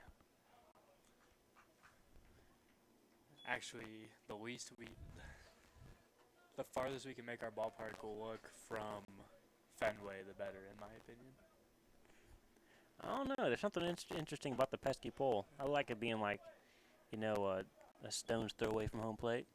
You can bounce one over there. You like the terrible dimensions. It's just unique. That one's fouled right down the first base line. Not gonna lie, I mean, to hit a shot out at Fenway at center is impressive. Oh yeah. Weirdest ballpark. I feel like I'm gonna get some head nods. Minute Maid Park. Yeah. It's got a hill and it's got flagpoles on the playing surface. Yep. Please top that. I was watching the Yankees play in Tampa to start the season. That one's ripped down the first baseline, foul again. And the Yankees are in the field, and the Rays batter, I can't think of who it was, pops the ball up. And the right fielder looks to make a play on it, and it hits off the catwalk of Tropicana and drops down. And they actually scored a run because of it. And I was convinced that there was another right then. I was convinced again that Tampa Bay should not have a team. They don't deserve a team. because some engineer put a catwalk in the inside of a their dome. Their stadium is terrible. They can't fill it. Roser trots down with a walk to open up the the top of the 6th inning. It's not baseball with a dome-only field. It's a disgrace. I have no attachment to any team in the AL East, so I'm not gonna get involved in this one. Should move him to Charlotte. Doherty digs in against Beecham. Beecham foul tip into the mitt of Douglas. Florida already has Miami anyways. They don't need any more teams. I have no opinion about the Marlins. They're not very well liked, though. I did see an interesting article where your favorite shortstop of all time might be buying at least a partial ownership in the Marlins. Yeah, that'd be interesting. I remember when they actually tried to be good one year, and then they hired Ozzie Guillen as their manager, and just kind of went all downhill from there. They sold all their stock in that real quick. Really like their stadium, though. Very interesting. Yeah, I was in Miami for a layover a couple years ago,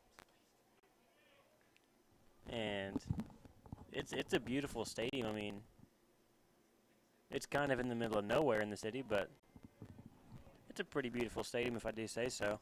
That pitch is high and inside, stands Douglas up. 2 balls on 1 strike now.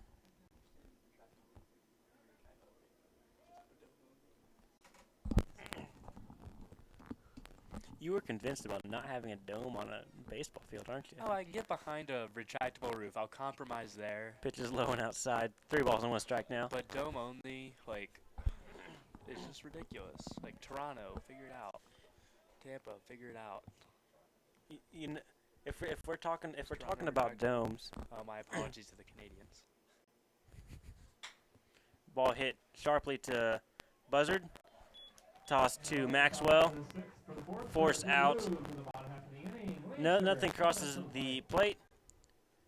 It'll be 6, 7, and 8 batters for the Lancers when we come back from this break. 3-0 in favor of the visiting team on the scoreboard, Huntington, and the Grace Lancers Sport Network.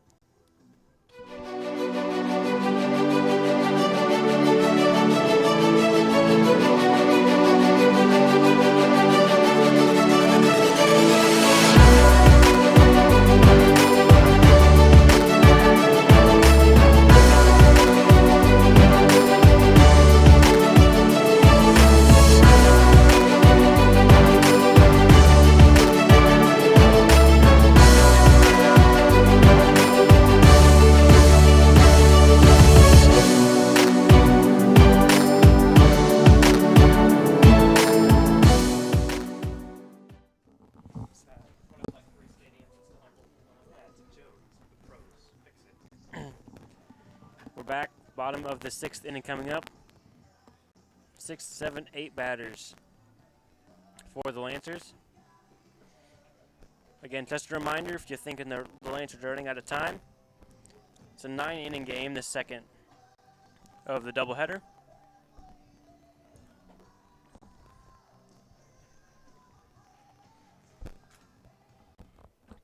It'll be Chase Baker.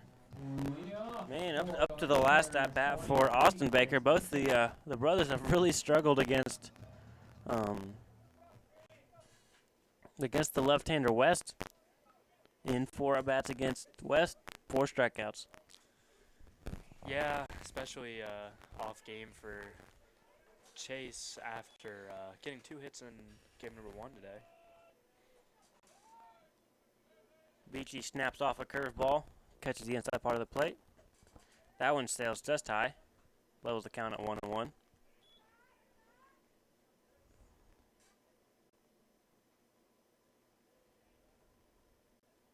One pitch on its way, swung on. Bouncer to shortstop, long throw. Good throw there from Adam Roser at shortstop.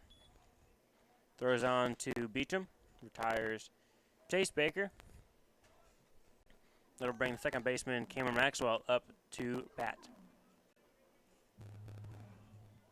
Now batting for the Lancer, second baseman Cameron Maxwell. Maxwell 0 for 2 on the afternoon. Lancers still struggling to get on the scoreboard here. Looked like a little change-up action right there. Pulled the string. Might have been a little bit of circle change if it was had some tail on it. That is exactly what I saw. I can understand the general pitch types, but some of the nuance, the variations of like a circle change and a regular changeup, I lose some of the expertise in. Count now at 1-1, but hey, that's why I'm play-by-play. I just call what I see. That ball is hit down to third base. Roser with the long throw retires Maxwell by a strike and a half. Quickly, Lancers down. Now batting for the Lancers, right fielder. 2 outs in the bottom of the 6th.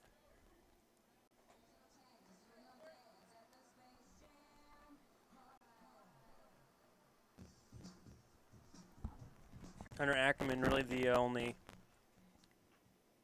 only batter for the Lancers really past the 4th spot to have success seeing the ball out of the Foresters' hands. Got a base hit in a few at-bats. That ball just outside. But if we go from... Hunter's kind of an all-around player, really. He can kind of do it all. He can hit well. He can run.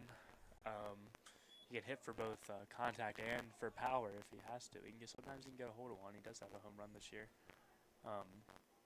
And he's got a nice arm, so he's a really nice player. I look forward to him. I mean, he's gotten a lot of playing time this year, but I look forward to him to really taking on a full-time outfield spot next year. They had to count 3 balls and 1 strike. Ball catches the inside corner. Count now full. Yeah, he's got a single and grounded into a fielder's choice in his last at-bat in the 4th inning. 3-2 pitch.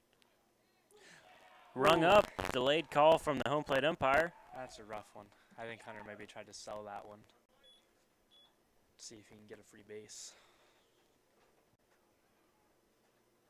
It's a good pitch there from Beachy. Paints the outside corner and makes quick work of the Lancers in the bottom of the 6th inning. We'll take a short break. We'll join you for the top of the 7th inning.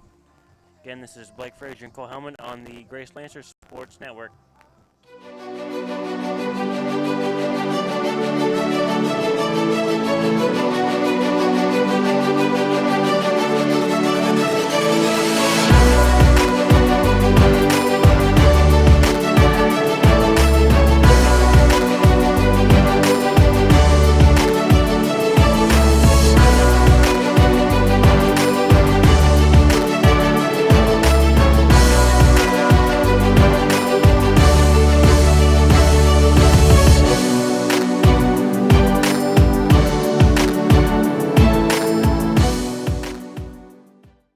Pitcher on the mound for the Lancers. A sophomore out of Cicero, Indiana. 36, Jacob Hamill.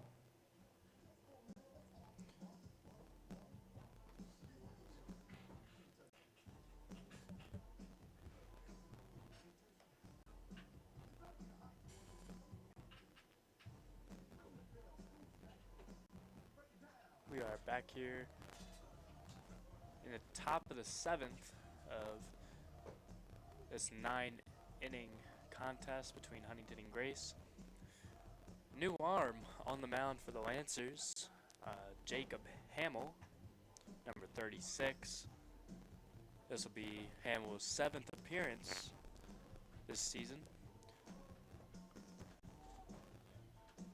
He's safe to say he's struggled a little bit so far in his sophomore campaign, but he'll look to put in a good inning or two of work here in relief as he faces Tyler Zimski, the cleanoff batter for Huntington, to start off the inning. Did you just say the word clean off? Clean up?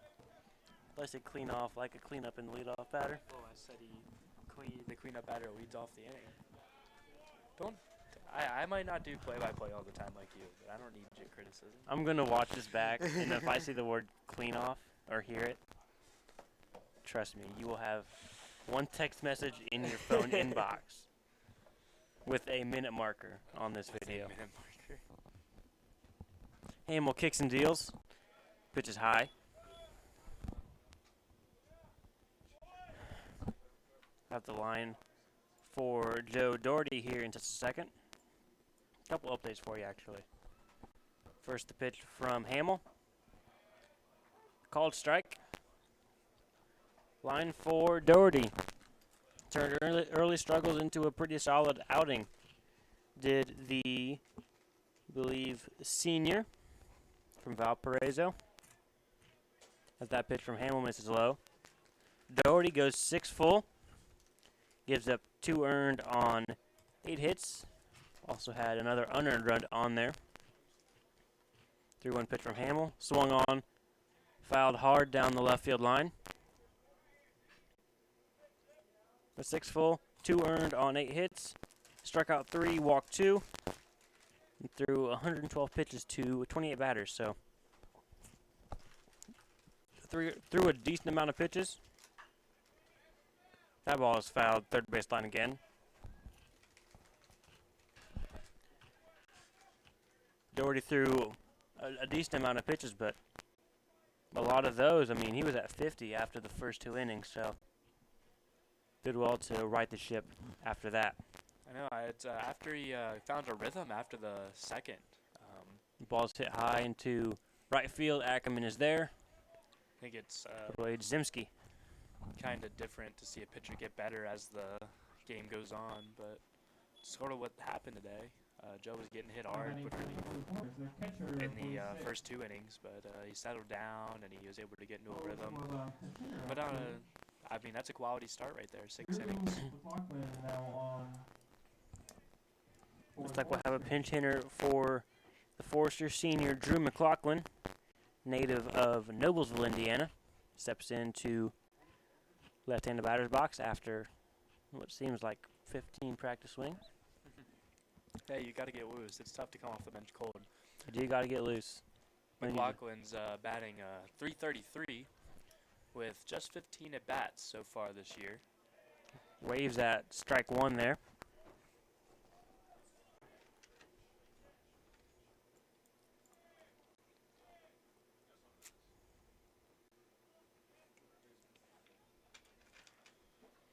And strike two, again swung on outside part of the plate.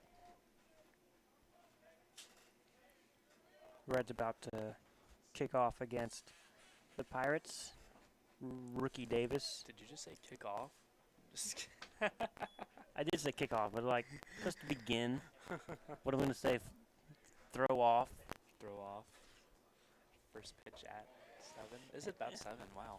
I know. We've been out here for a while now. That pitch is well wide from Hamill. 2 balls and 2 strikes now.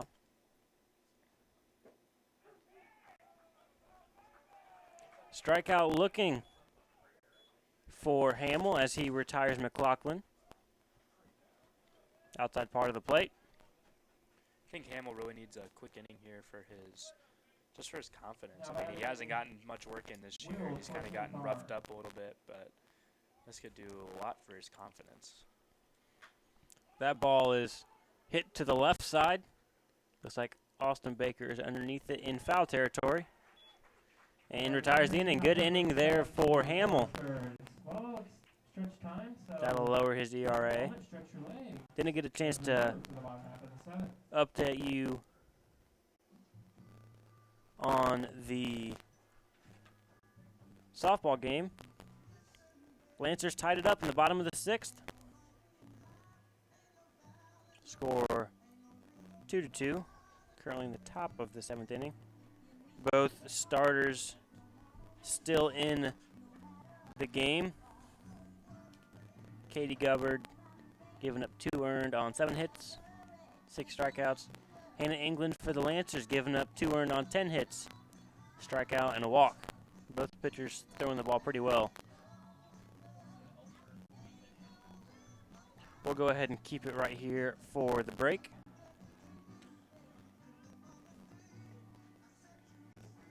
Looks like England dealing with a little bit of trouble over there. Runners on first and second with nobody out. Again, if you want to join that game is nearly over, top of the 7th inning. You'll be joining Nick Harris and Justin Perry on the call.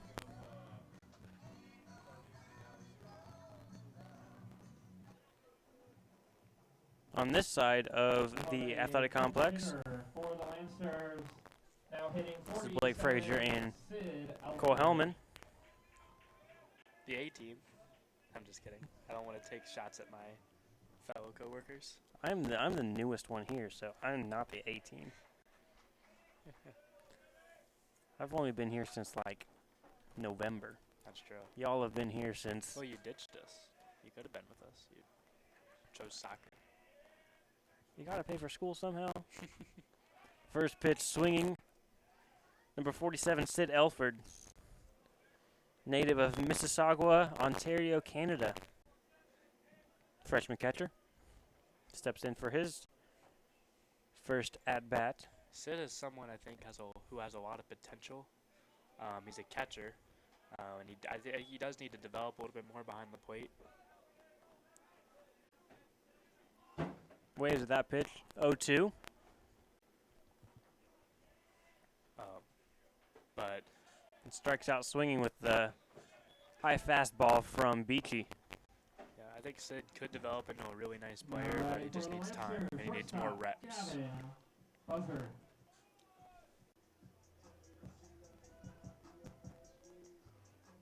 Gavin Buzzard, the shortstop, steps in now.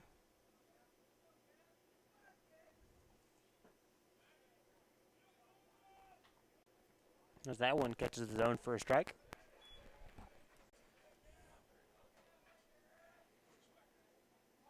Buzzard 1 for 3 on the day. Off-speed pitch hangs high for Beachy.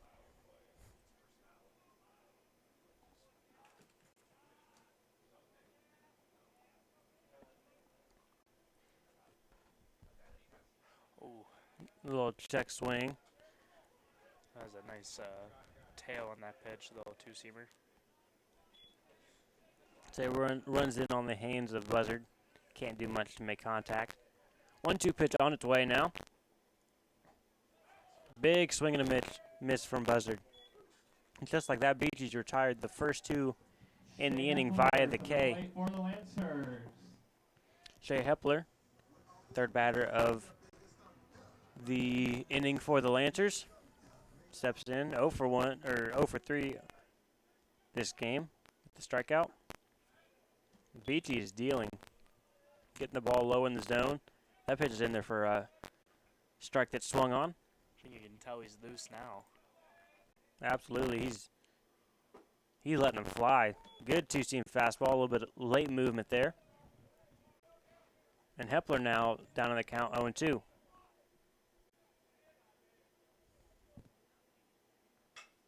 Makes contact. Few bounces to shortstop, be a tough play, and he'll beat out the throw. Hepler with above average speed beats out the throw from Adam Roser. And brings up Now to the plate Austin for the Baker. Lancers, third baseman, Austin Baker.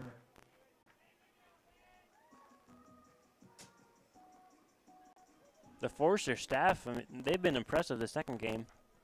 They came into the first game with a lot of hype and didn't quite live up to it, but this game, they've given up no runs on 3 hits. 4 hits now. 4 hits, yeah. Shea's was the 4th hit, and even then, that's an infield single that he didn't really hit hard. That first pitch is swung on. 0-1 pitch now on its way, just inside.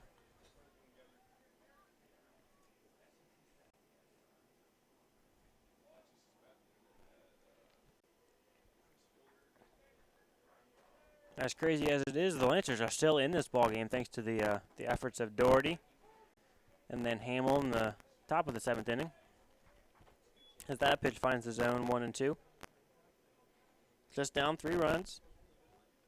But this is one of those games where those 3 runs seem like a 12-run lead. Baker fouls one off. There are some games when a 6-run deficit feels like 2, and there are some games when a 3-run deficit feels like about 10. And this is in the latter camp. Yeah, they just haven't been able to string any hits together.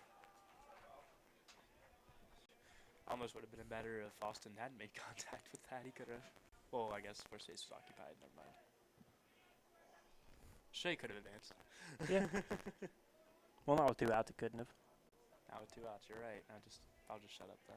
Probably a good thing he fouled that pitch off. Yeah, then. probably. That one is high. Crowley has to stand to corral that one. It's been a long afternoon. It has. If you guys have been with us for the whole time, we appreciate you sticking around. First game, first pitch was at right around 2 o'clock. 7:11 here. East Coast time.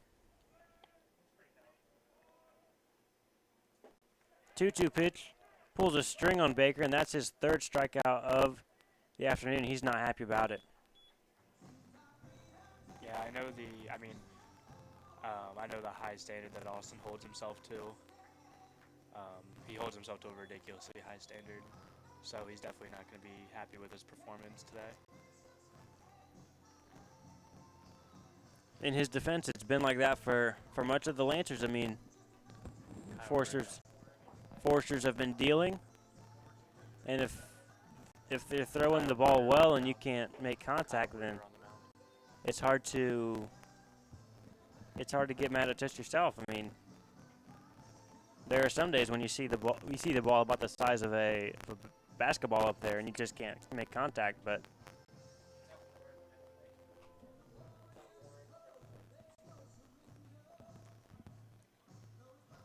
have a few defensive adjustments for the Lancers. On the mound is Kyle Bruner, Attention, please. junior from Bellefontaine, Ohio. Junior out of Bellefontaine, Ohio. Number 26, Kyle Bruner. Behind the plate will be, looks like Matthew Warren. Coming in for relief. Coming in relief of Gabe Douglas.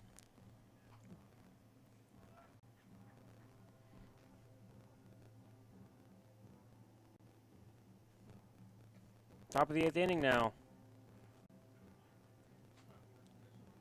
Lancers are beginning to run out of outs in the second game of the doubleheader. Brenner takes his last warm-up throw from the stretch.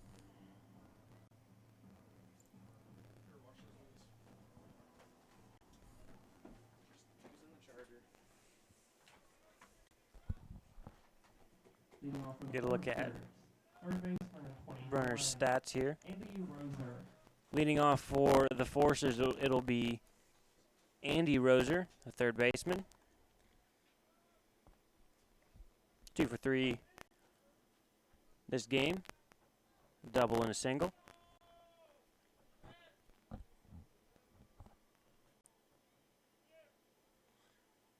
Runner will wind up pitch. Breaking ball first pitch. I was waiting on it. That's what Kyle's known for. It call it the Brune. He's gonna get a heavy dose of the Brune. Big curveball. I wasn't expecting that, especially coming in beginning of an inning. You kind of expect him to go fastball to lead off. Goes fastball there. Gets a big swing from Roser. Quickly in a hole 0-2.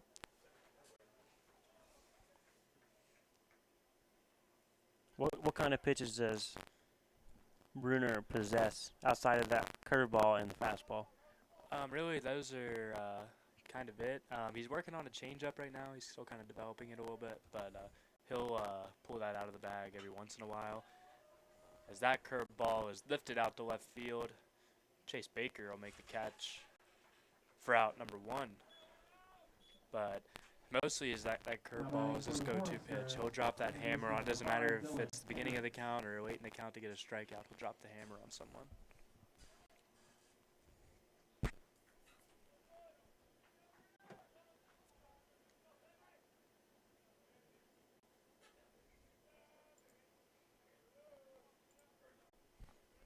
Up to bat now, it will be Dylan Hendricks. He'll send a loop single into the Bermuda Triangle right behind Cameron Maxwell. First pitch swinging, reaches on a single. That'll bring Jamar Weaver, the center fielder, to the plate. 1 for 2. An RBI. Be the first time we see Bruner out of the stretch. No, Kyle has to do everything he can right now to keep this deficit at 3.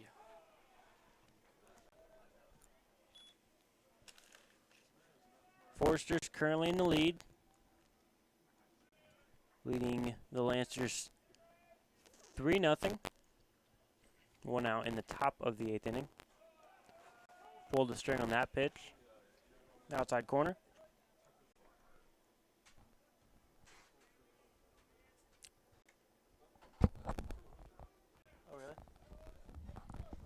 That's a name I recognize. Brunner with the 0-2 pitch. Warren sets up outside part of the plate. Big strikeout there from Brunner. Gets Weaver swinging. Pitch just outside the zone.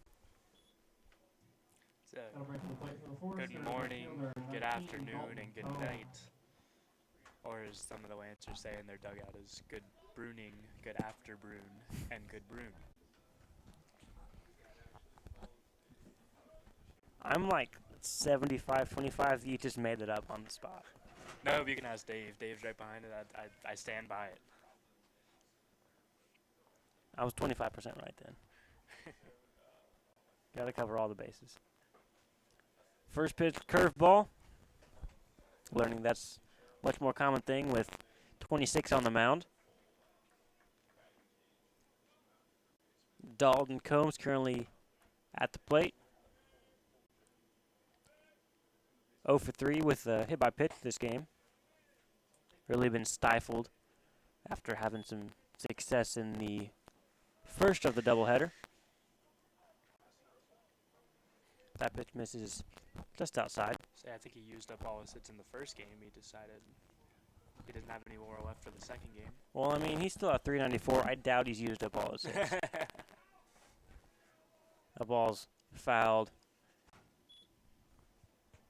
over our press box. Fool me once, shame on you. Fool me twice, still shame on you. I was never taking blame for that. 2 balls and 1 strike now for Brunner. Hendricks, first base, takes off.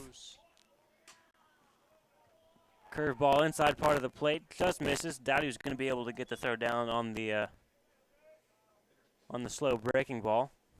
Hendricks does take second on the stolen base. That could be a huge stolen base because now he's in scoring position. A hit scores him. Looks like Coach Creedon is going to intentionally walk Combs, send him to first to keep the force out. I'm not going to lie, for a split second I thought they were calling a hit batter because that pitch was inside, but I wasn't sure if it caught the pant leg or the loose part of the jersey, but looks like Streeton will just request the intentional walk. And Hendricks will be relieved on the base paths. Be Lindstrand, been a common face on the base paths this afternoon. Come as the courtesy runner a few times now.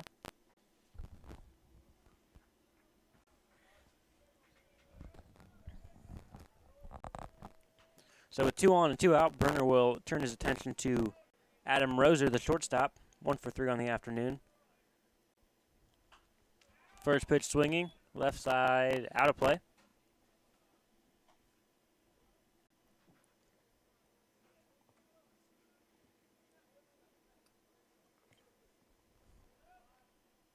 It almost seems like it's working backwards for Kyle if he does start a guy out with a fastball. 0-1 pitch, just outside. Yeah, it's interesting knowing that you go up and face Brunner, he can either start you off with a fastball on a corner or he'll start you off with a big, slow breaking ball. That ball is fouled straight back. It really keeps you on your toes. Because normally you can go up there expecting, okay, first time through, second time through, this guy will lead off with a fastball. Third time through, might start going backwards. You go up and face Brunner, it's 50-50 what you're going to get to begin with. Even with runners on base. 1-2 pitch on its way from Brunner. Opposite the fastball. That's driven in off the handle. It's going to be a tough play. Ackerman comes up firing for home. The throw won't be in time to get Lindstrom at the plate. That'll be the 4th run of the afternoon for the Foresters. It might prove to be a vital one here. Yeah, that's a big insurance run there, and that's where the stolen base comes in play right there. Absolutely. If this is the major leagues, that's broken bat single all the way. That's in on the hands. He just muscled that into the outfield beyond the head of Maxwell. Well done to keep his hands inside the baseball and fire that down near the first base line. And like you said, that stolen base with 2 outs could prove huge here. Late part of the inning. Of course, the Lancers have to at least get 1 run for that run to even matter, so seems like we're having trouble getting that. That is not an incorrect statement. Beecham steps in. First pitch strike.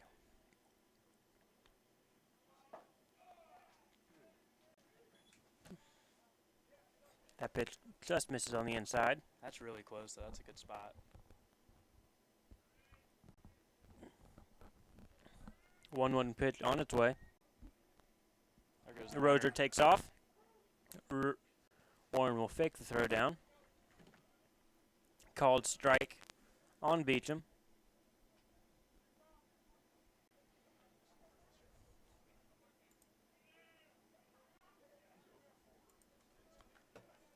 Shea Beecham 0 for 4 on the afternoon.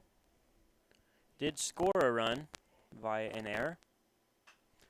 Hanging curveball pops straight up on the infield. Austin Baker's underneath it, and he will collect for the third out. Foresters add an insurance run. They lead 4-0 after 8.5 or 7.5 played. This is Blake Frazier and Cole Hellman on the Grace Lancer Sports Network, and we'll be back right after this.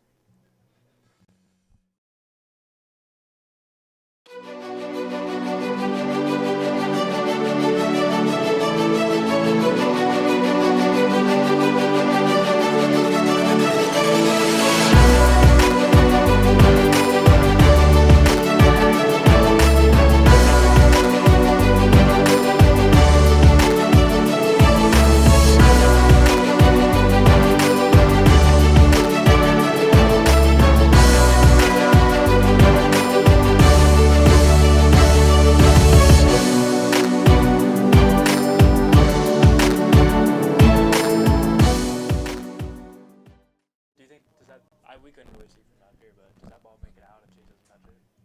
Ooh, that's a quality question. We are back. I think it might have hit the top of the yellow. It's just how it would have bounced. But he Blake had it Frazier Oh, yeah. with play-by-play. Cole Hellman joining me for I felt so bad for him. some color and analysis. that would have prevented all 3 runs that inning. In the inning before, a little fly for the ball. Like that prevents the 2 runs. Update from the softball diamond. Ground ball in the middle. I don't know if that was you. St. Francis takes the lead in the top of the 8th inning, first extra inning. Made it there. But again, like, I mean, that was huge, but like it wasn't a hard hit ball or anything. Looks like Hannah England still in the game.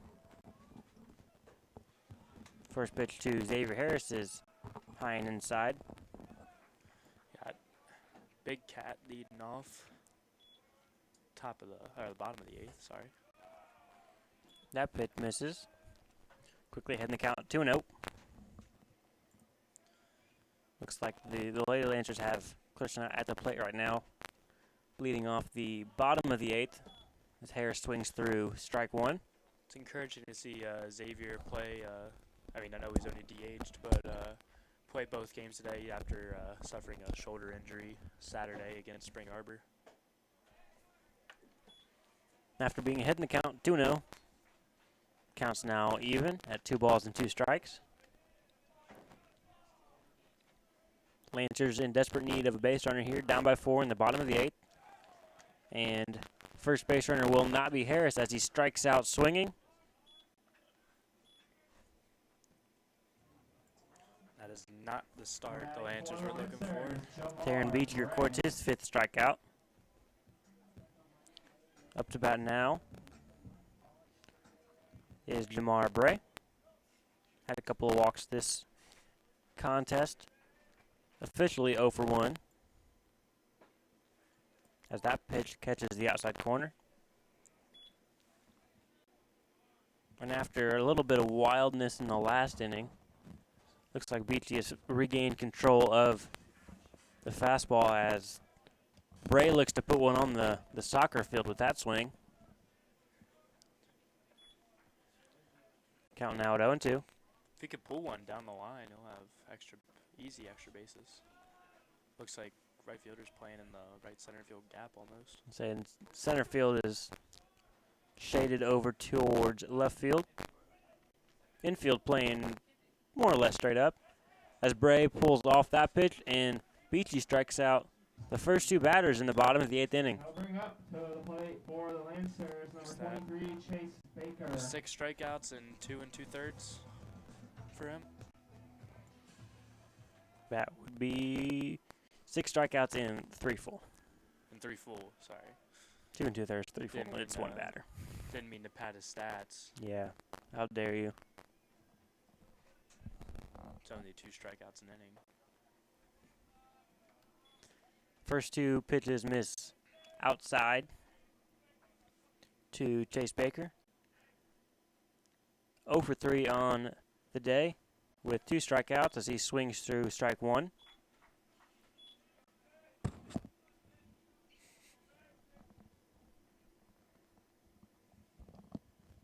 Beachy winds and delivers. That ball popped way up there. And that falls out of play.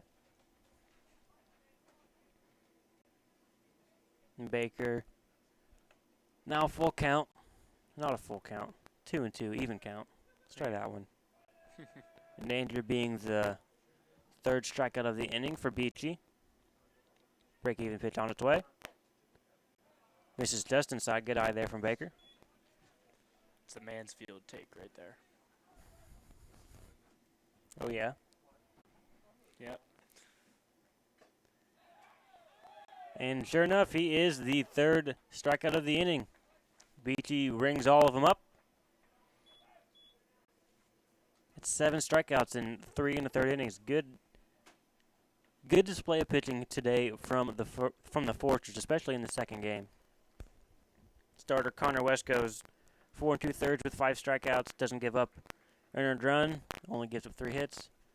And then Beachy in relief goes 3 1/3. As of now, 1 hit, single walk, 7 Ks. We'll take a quick break. We'll be back for the top of the 9th inning. Lancers currently trail the Foresters 4-0 on the Grace Lancers Sport Network.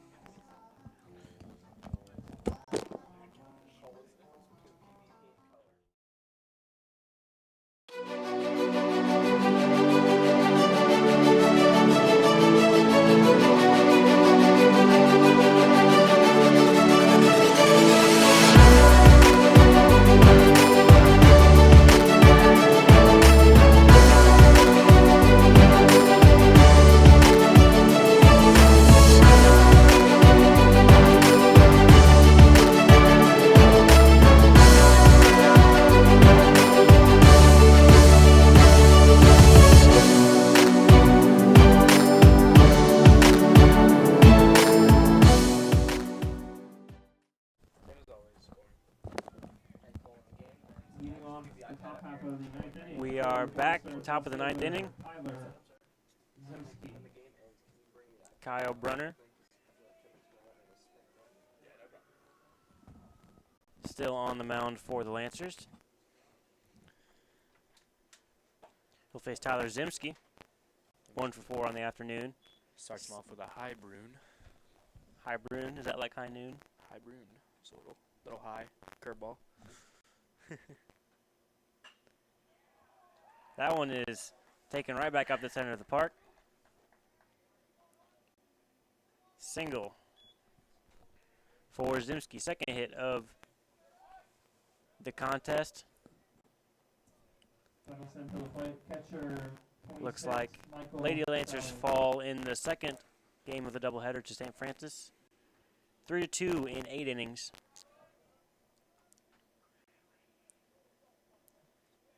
Katie Gubbard gets the win for the Cougars, while Hannah England will receive the loss. Up to bat now for Huntington.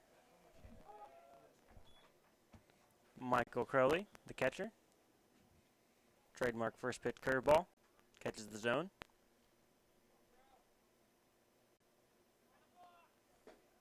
Didn't come set.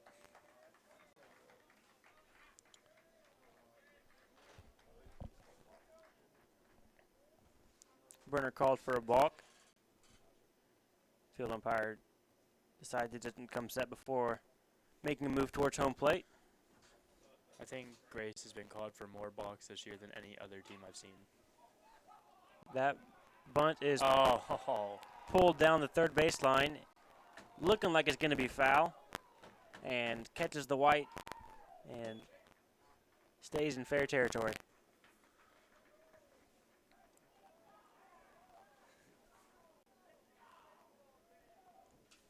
Unfortunate break there for Austin Baker. just one of the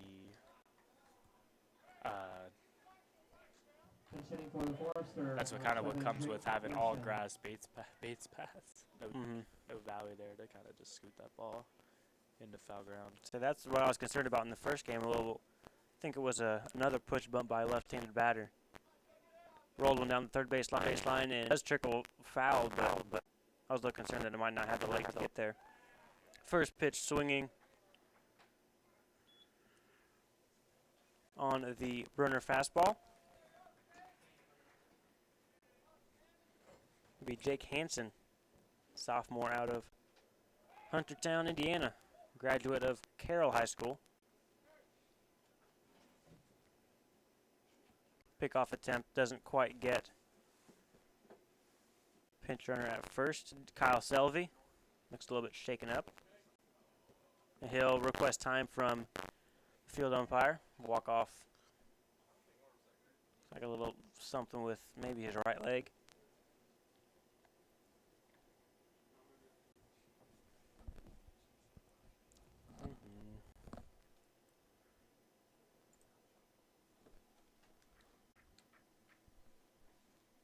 He'll remain at first base as runner kicks and delivers. That pitch misses just high. Selvey will take second base on defensive indifference with the infield already in.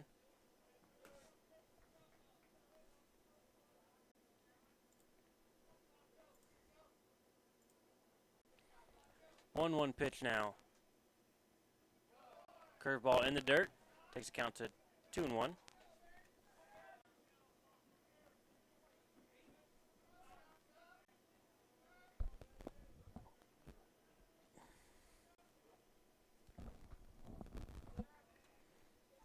After tonight's ball game, the next time you'll be able to catch the Lancers at home will be the 19th of April, next Wednesday. And then you got a lot of opportunities. You'll see Huntington again, and then Goshen for a weekend series, Friday and then the Saturday doubleheader.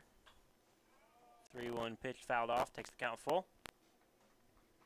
And then Monday the 24th, a little break from conference action as the Judson Eagles traveled to face the Lancers.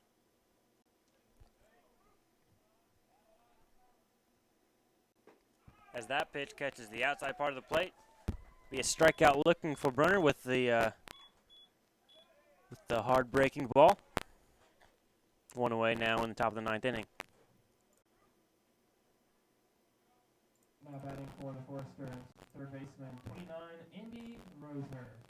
The third baseman, Andy Roser, will step in to bat now. 2 for 4 on the afternoon. Run scored. And a double and a single.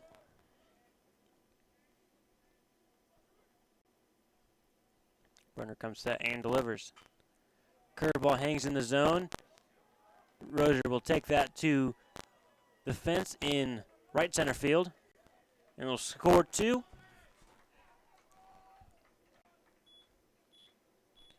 And that very well might be all she wrote for the Lancers.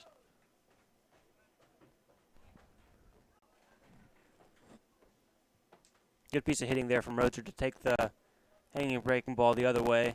Plate 2 runs. Now batting for the Foresters, number 5.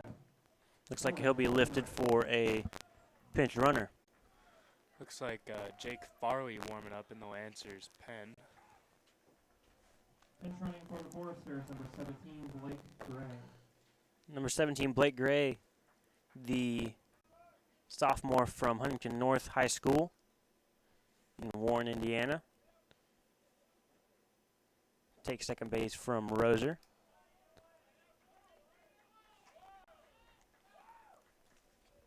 Brunner throws that one in the dirt. Warren does well to smother that, keep it in front of him.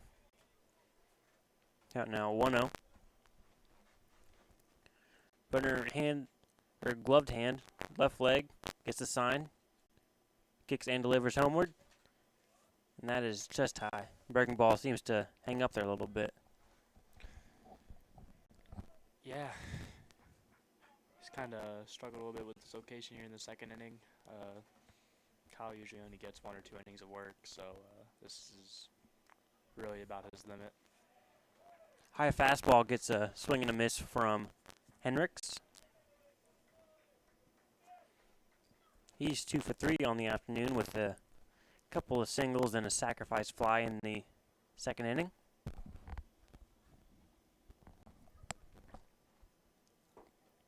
Runner kicks and delivers. Up pitch misses just low. Takes the count to 3-1.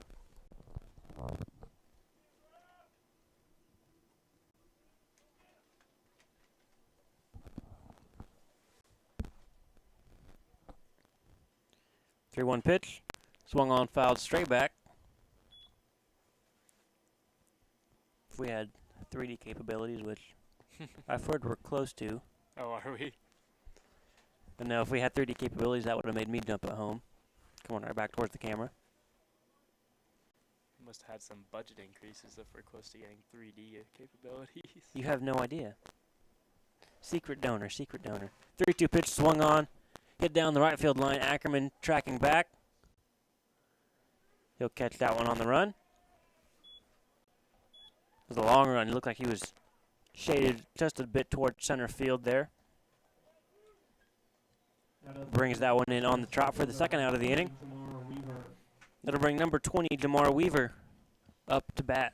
Native of Shipshewana. Played center field in both contests.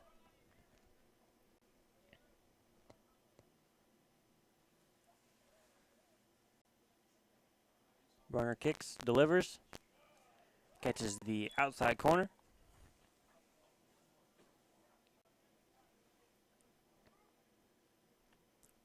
Runner working just a touch faster, trying to get through this half of the inning. And Weaver will wear the errant curveball right between the shoulder blades, and he'll take a free base. Runners now first and second, 2 outs. Huntington, right fielder, 19. Dalton Combs will make his way towards the dish now.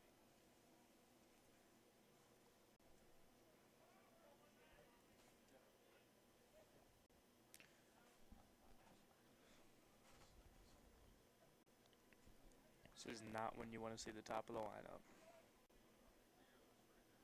I would have to agree with you on that one. Yeah. I mean, not that you ever want to see the top of the lineup. Hit down to Bray, who kicks. Bases will be loaded now for the Foresters. Hard hit ball down to Bray, can't quite keep it in front of him. Trickles into foul territory, allows Combs to advance. I have to assume that'll be scored as a fielding error by the first baseman. That had to be fielded. So now with the bases chock full of Foresters, Kyle Brunner will turn his attention. Of course, Jamar might be shaking off a little bit of rust. He hasn't played a game at first in a while. He's been DHing the past few weeks. Brunner deals the first one to Roser for a strike. 0-1 on its way. Swung on. Hit towards second. Maxwell onto Bray. That'll retire the Foresters. They add 2, courtesy the double of Andy Roser. And it'll take something special for the Lancers to tie this one up in the bottom of the 9th. Foresters lead the Lancers by a score of 6-0. Back right after this break on the Grace Lancers Sport Network.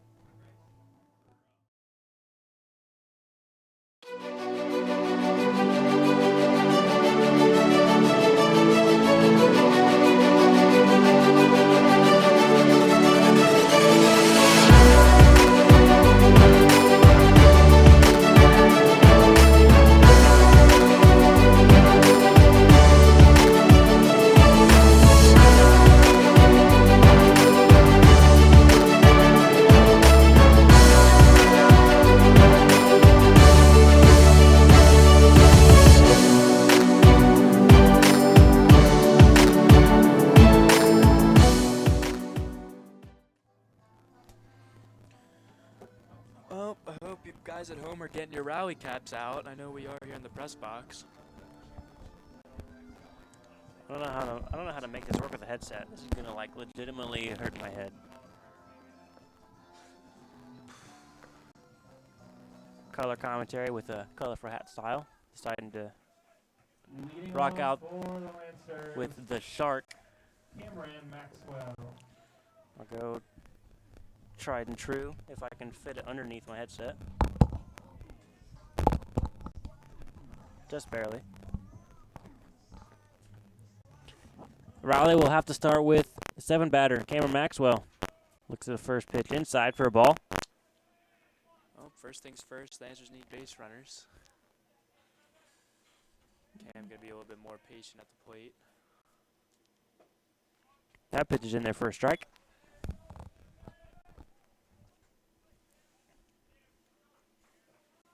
Cameron had a rough second game of the doubleheader. A couple of ground outs to the left side of the infield and a foul out to the catcher. I don't know if there's anyone in the lineup that we can say hasn't had a rough second game of the doubleheader. You know, that might be fair. 2-seam fastball catches the outside corner. 2-2.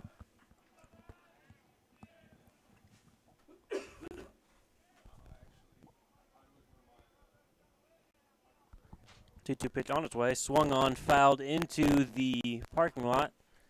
That one might have a bead on my car because I know it's parked out that way. So I'm not going to lie. If I made it literally almost 6 hours without getting hit and then 10 minutes before I leave, I won't be happy. That one's poked the other way, but that will roll into foul territory. It's a good battle from Cam up at the plate. Getting ready to say the exact same thing. Hopefully the Lancers don't go down without a little bit of a fight. It'll be 7-8-9 for the Lancers to start this 9th inning. 2-2 pitch on its way. Swung on, Cam. hit into left field. Long run for Zimski. He'll make the grab just short of the warning track in left field. Ball hit well from Maxwell, but when it's not your day, it's not your day. And Zimski will haul that one in on the run for the first out of the inning.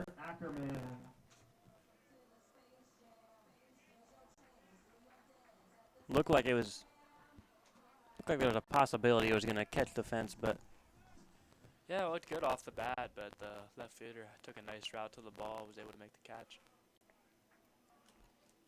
that pitch misses for a ball. 1-0 pitch now on its way to Ackerman. Hit the other way, good piece of hitting. Single straight to the right fielder. Takes a pitch out over the plate the other way. Lancers have a base runner to work with now with Ackerman on first base. That'll bring Matthew Warren to the plate. This will be his first at-bat of the game.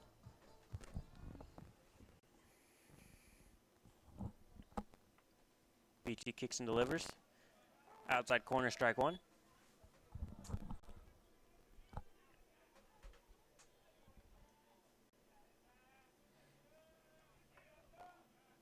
Warren steps in. Beachy again delivers out of the stretch. That's hit to center field. Weaver can't quite make the diving catch. And if a rally starts with back-to-back singles. That's one way to do it. It's a good job by Weaver to keep that ball in front of him even with the dive. That was a good defensive play. I was thinking the same thing. I mean, as soon as I saw him commit to diving, I was like, if this gets past him, this could be extra bases for Weaver, or for Warren rather. And Ackerman with good speed playing right field, I mean, has the ability to score from first if it gets by him. Weaver does keep it in front of him, and that'll bring Buzzard up to the plate. 1 for 4 on the afternoon. Single in the first, and a strikeout also. Sees that first pitch wide. Surprised the umpire didn't call that one. I was, expecting a little bit wider zone with a 6-run lead. Not quite that wide, though, as that one is high and inside. 2 balls and no strikes now to Buzzard. Ackerman on second. Warren on first. First 3 outside the zone for Beachy. 3-0.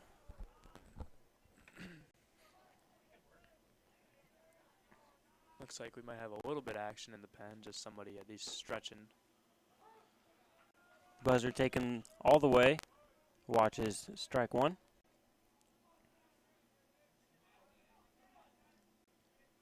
Three-one pitch now on its way. Swung on. Popped out of play over the first base grandstand. And after being ahead in the count, 3-0, Buzzard is now ran the count full against Beachy.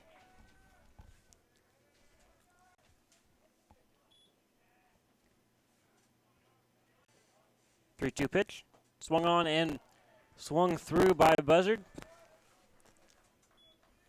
Another inning, another strikeout for Taryn Beachy. She's now recorded 8 strikeouts in 4 innings of work.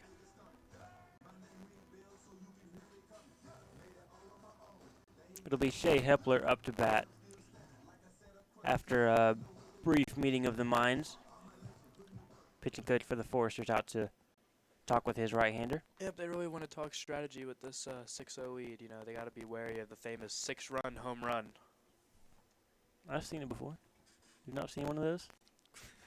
No, I haven't. I don't know what game you've been watching. It's an exciting brand of baseball, let me tell you. There has to be. It's like the 4-point shot. You've not seen a 4-point shot in basketball? This isn't pickup at the park, Blake. Sorry. I'm just saying, the Globetrotters don't play pickup. Hepler steps in, 2 out. Runners on first and second. Sees that first pitch wide. Hepler also 1 for 4. Also with a single, also with a strikeout. Pretty common trend in the top part of the order. That might be the final out for the Lancers as Weaver comes in, and it is. He'll record that out on the fly. You can credit that to that late mound visit. Well, we want to thank you for coming out. Huntington Foresters take both games from the Lancers here at the Miller Athletic Complex. We'll take a quick break, organize our thoughts, and come to you with our final wrap-up and a look forward at the Lancer schedule. Winners in 9 full. The Foresters defeat the Lancers by a score of 6-0. Blake Frazier and Cole Helmet coming at you on the Grace Lancers Radio Network. Drive home safely, and we'll see you back here next week.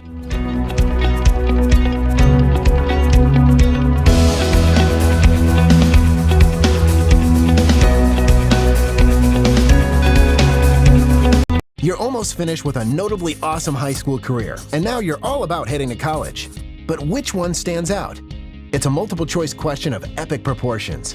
If the stack of glossy brochures that avalanched out of your mailbox didn't complicate things, the staggering cost surely did.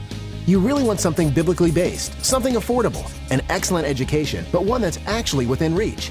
Does anybody out there in higher education get it? At Grace College, we've always thought higher education needed reimagining, that someone should start listening to students and their families. Listening to families like yours has helped Grace College achieve record enrollments. So buckle up. What we've got planned next is a game changer. For starters, free textbook rentals. That'll reduce the cost of college about $4,800 over 4 years. It's okay, take a second to pick your job off the table. Pretty cool, huh? Who drops books in your backpack for nothing? And unlike most schools, we won't smile and inflate your tuition year over year. Actually, we'll lower it. As a sophomore, we'll reduce your tuition by $500. As a junior and senior, we'll do it again and again. By the time you walk the stage, get your degree, and are fist-pumping your achievement, you're paying less than when you started college. Check it. We started innovating years ago. Grace was among the very first schools in the nation to offer an accelerated degree. You can finish any of our bachelor's degrees in just 3 years. Dropping that 4th year saves you another 25% off the cost of college. And without any lapse in financial aid, you can use that extra year and roll right into many of our graduate degrees. How do you feel now? We just slashed almost $45,000 off the cost of your education. Well, we will, when you fill out that Grace College application. So that epic multiple choice college question just became a ridiculously simple choice. Grace College. You're almost... Welcome back to the Miller Athletic Complex. Blake Frazier and Cole Hellman coming at you from the press box here in beautiful Winona Lake, Indiana. Long few ball games here for the Yeah, it's Lancers. been a long day, Blake. It has been. Gone up on 6 hours now. And that was definitely not an easy one to watch. But hats off to Huntington. They played a near flawless second game. Absolutely. I mean, it wasn't great if it wasn't great if you're rooting for the Lancers, but if you're just a fan of good baseball, that's a good team. That's a good team to watch. Yeah, Mm. Huntington's really good. I really like the way they play. They hit the ball really well. They didn't make very many errors in the field either, which I can definitely respect. I love the good defense. They had no errors in the second game. Perfect in the field in the second game. Had maybe one miscue that I can think of off the top of my head in the first game. So definitely hats off to them. Their pitching staff was brilliant. They were untouchable in the second game. As you saw, the Lancers only had 6 hits and 9 innings. So really, yeah, hats off to them. Played pretty much a perfect game in game number 2.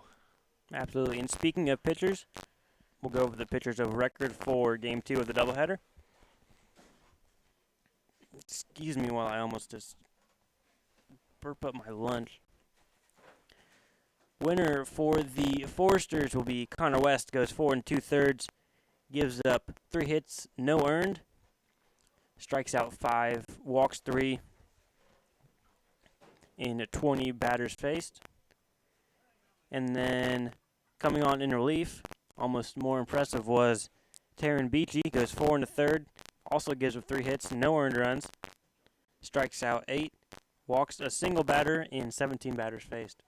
Yeah, and then if you look at the hitters for Huntington, if you see you got guys, Adam Rozier, 2 for 5, Andy Rozier, 3 for 5, have a day there. Tyler Zimski, 2 for 5, and Will Corson Carr, 2 for 4. So I mean, really just up and down the lineup. That's not just their 1, 2, 3 guys or anything like that. That's your number 3 guy. Your number 4 guy. Excuse me. Your number 6 guy, your number 8 guy, number 9 guy, everyone contributing all the way through the lineup. So, Yeah, it's crazy with just a good all-around ball club. it's crazy how many guys they have on that team with multiple hits in the second game. Like you said, Henricks and Roser, both the Rosers actually, Corson Carr and Zimski, and Henricks, I missed Henricks. Henricks 2 for 4. And then the pitcher of record for the Lancers will also be the starter, Joe Doherty, who goes 6 full, gives up 2 earned runs on 8 hits, also an unearned run in the first inning, I believe. Couple of walks, 3 strikeouts, through 112 pitches to 28 batters. Coming on after Joe was, I believe that was Jacob Hamill, comes on for a scoreless and hitless inning of work. Strikes out 1 in the 3 batters face, up and down inning in the 6th, or in the 7th rather. And then the 8th and 9th were worked by Kyle Brunner. He goes 2 full, 5 hits, 3 earned, a walk, 2 strikeouts in 13 batters faced. So, not awful from the pitching staff. But when you're playing against a ball club the caliber of Huntington, even ordinary numbers can look kind of unordinary against such a good ball club. Right. I mean, the fact that the lack of offense kind of made this game look a little bit uglier than it was. But yeah, pitching staff, I mean, they didn't do great, didn't do bad, but there's definitely room for improvement. But again, hats off to Huntington. It's really all I have left to say. If you have anything else, Blake. Like we said before, a few more home games that you can catch if you're looking to watch the Lancers in person. Next Wednesday, they'll be back in action against the Huntington Foresters. And then a Friday-Saturday series against Crossroads League rival Goshen.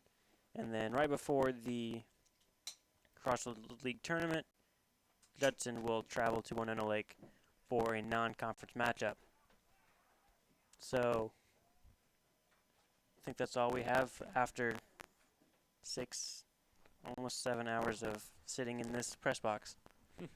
So do you have anything to add, Cole? Nope, I got nothing. So with that, we will leave you from Winona Lake, Indiana. Foresters take both games of the doubleheader. Again, the Lancers back in action at home next Wednesday. Next game will be at Mount Vernon on Friday. I want to wish everybody a happy Easter weekend. Enjoy the time with your families. And with that, this is Blake Frazier, Cole Hellman signing off on the Grace Lancers Sports Network. Have a good evening.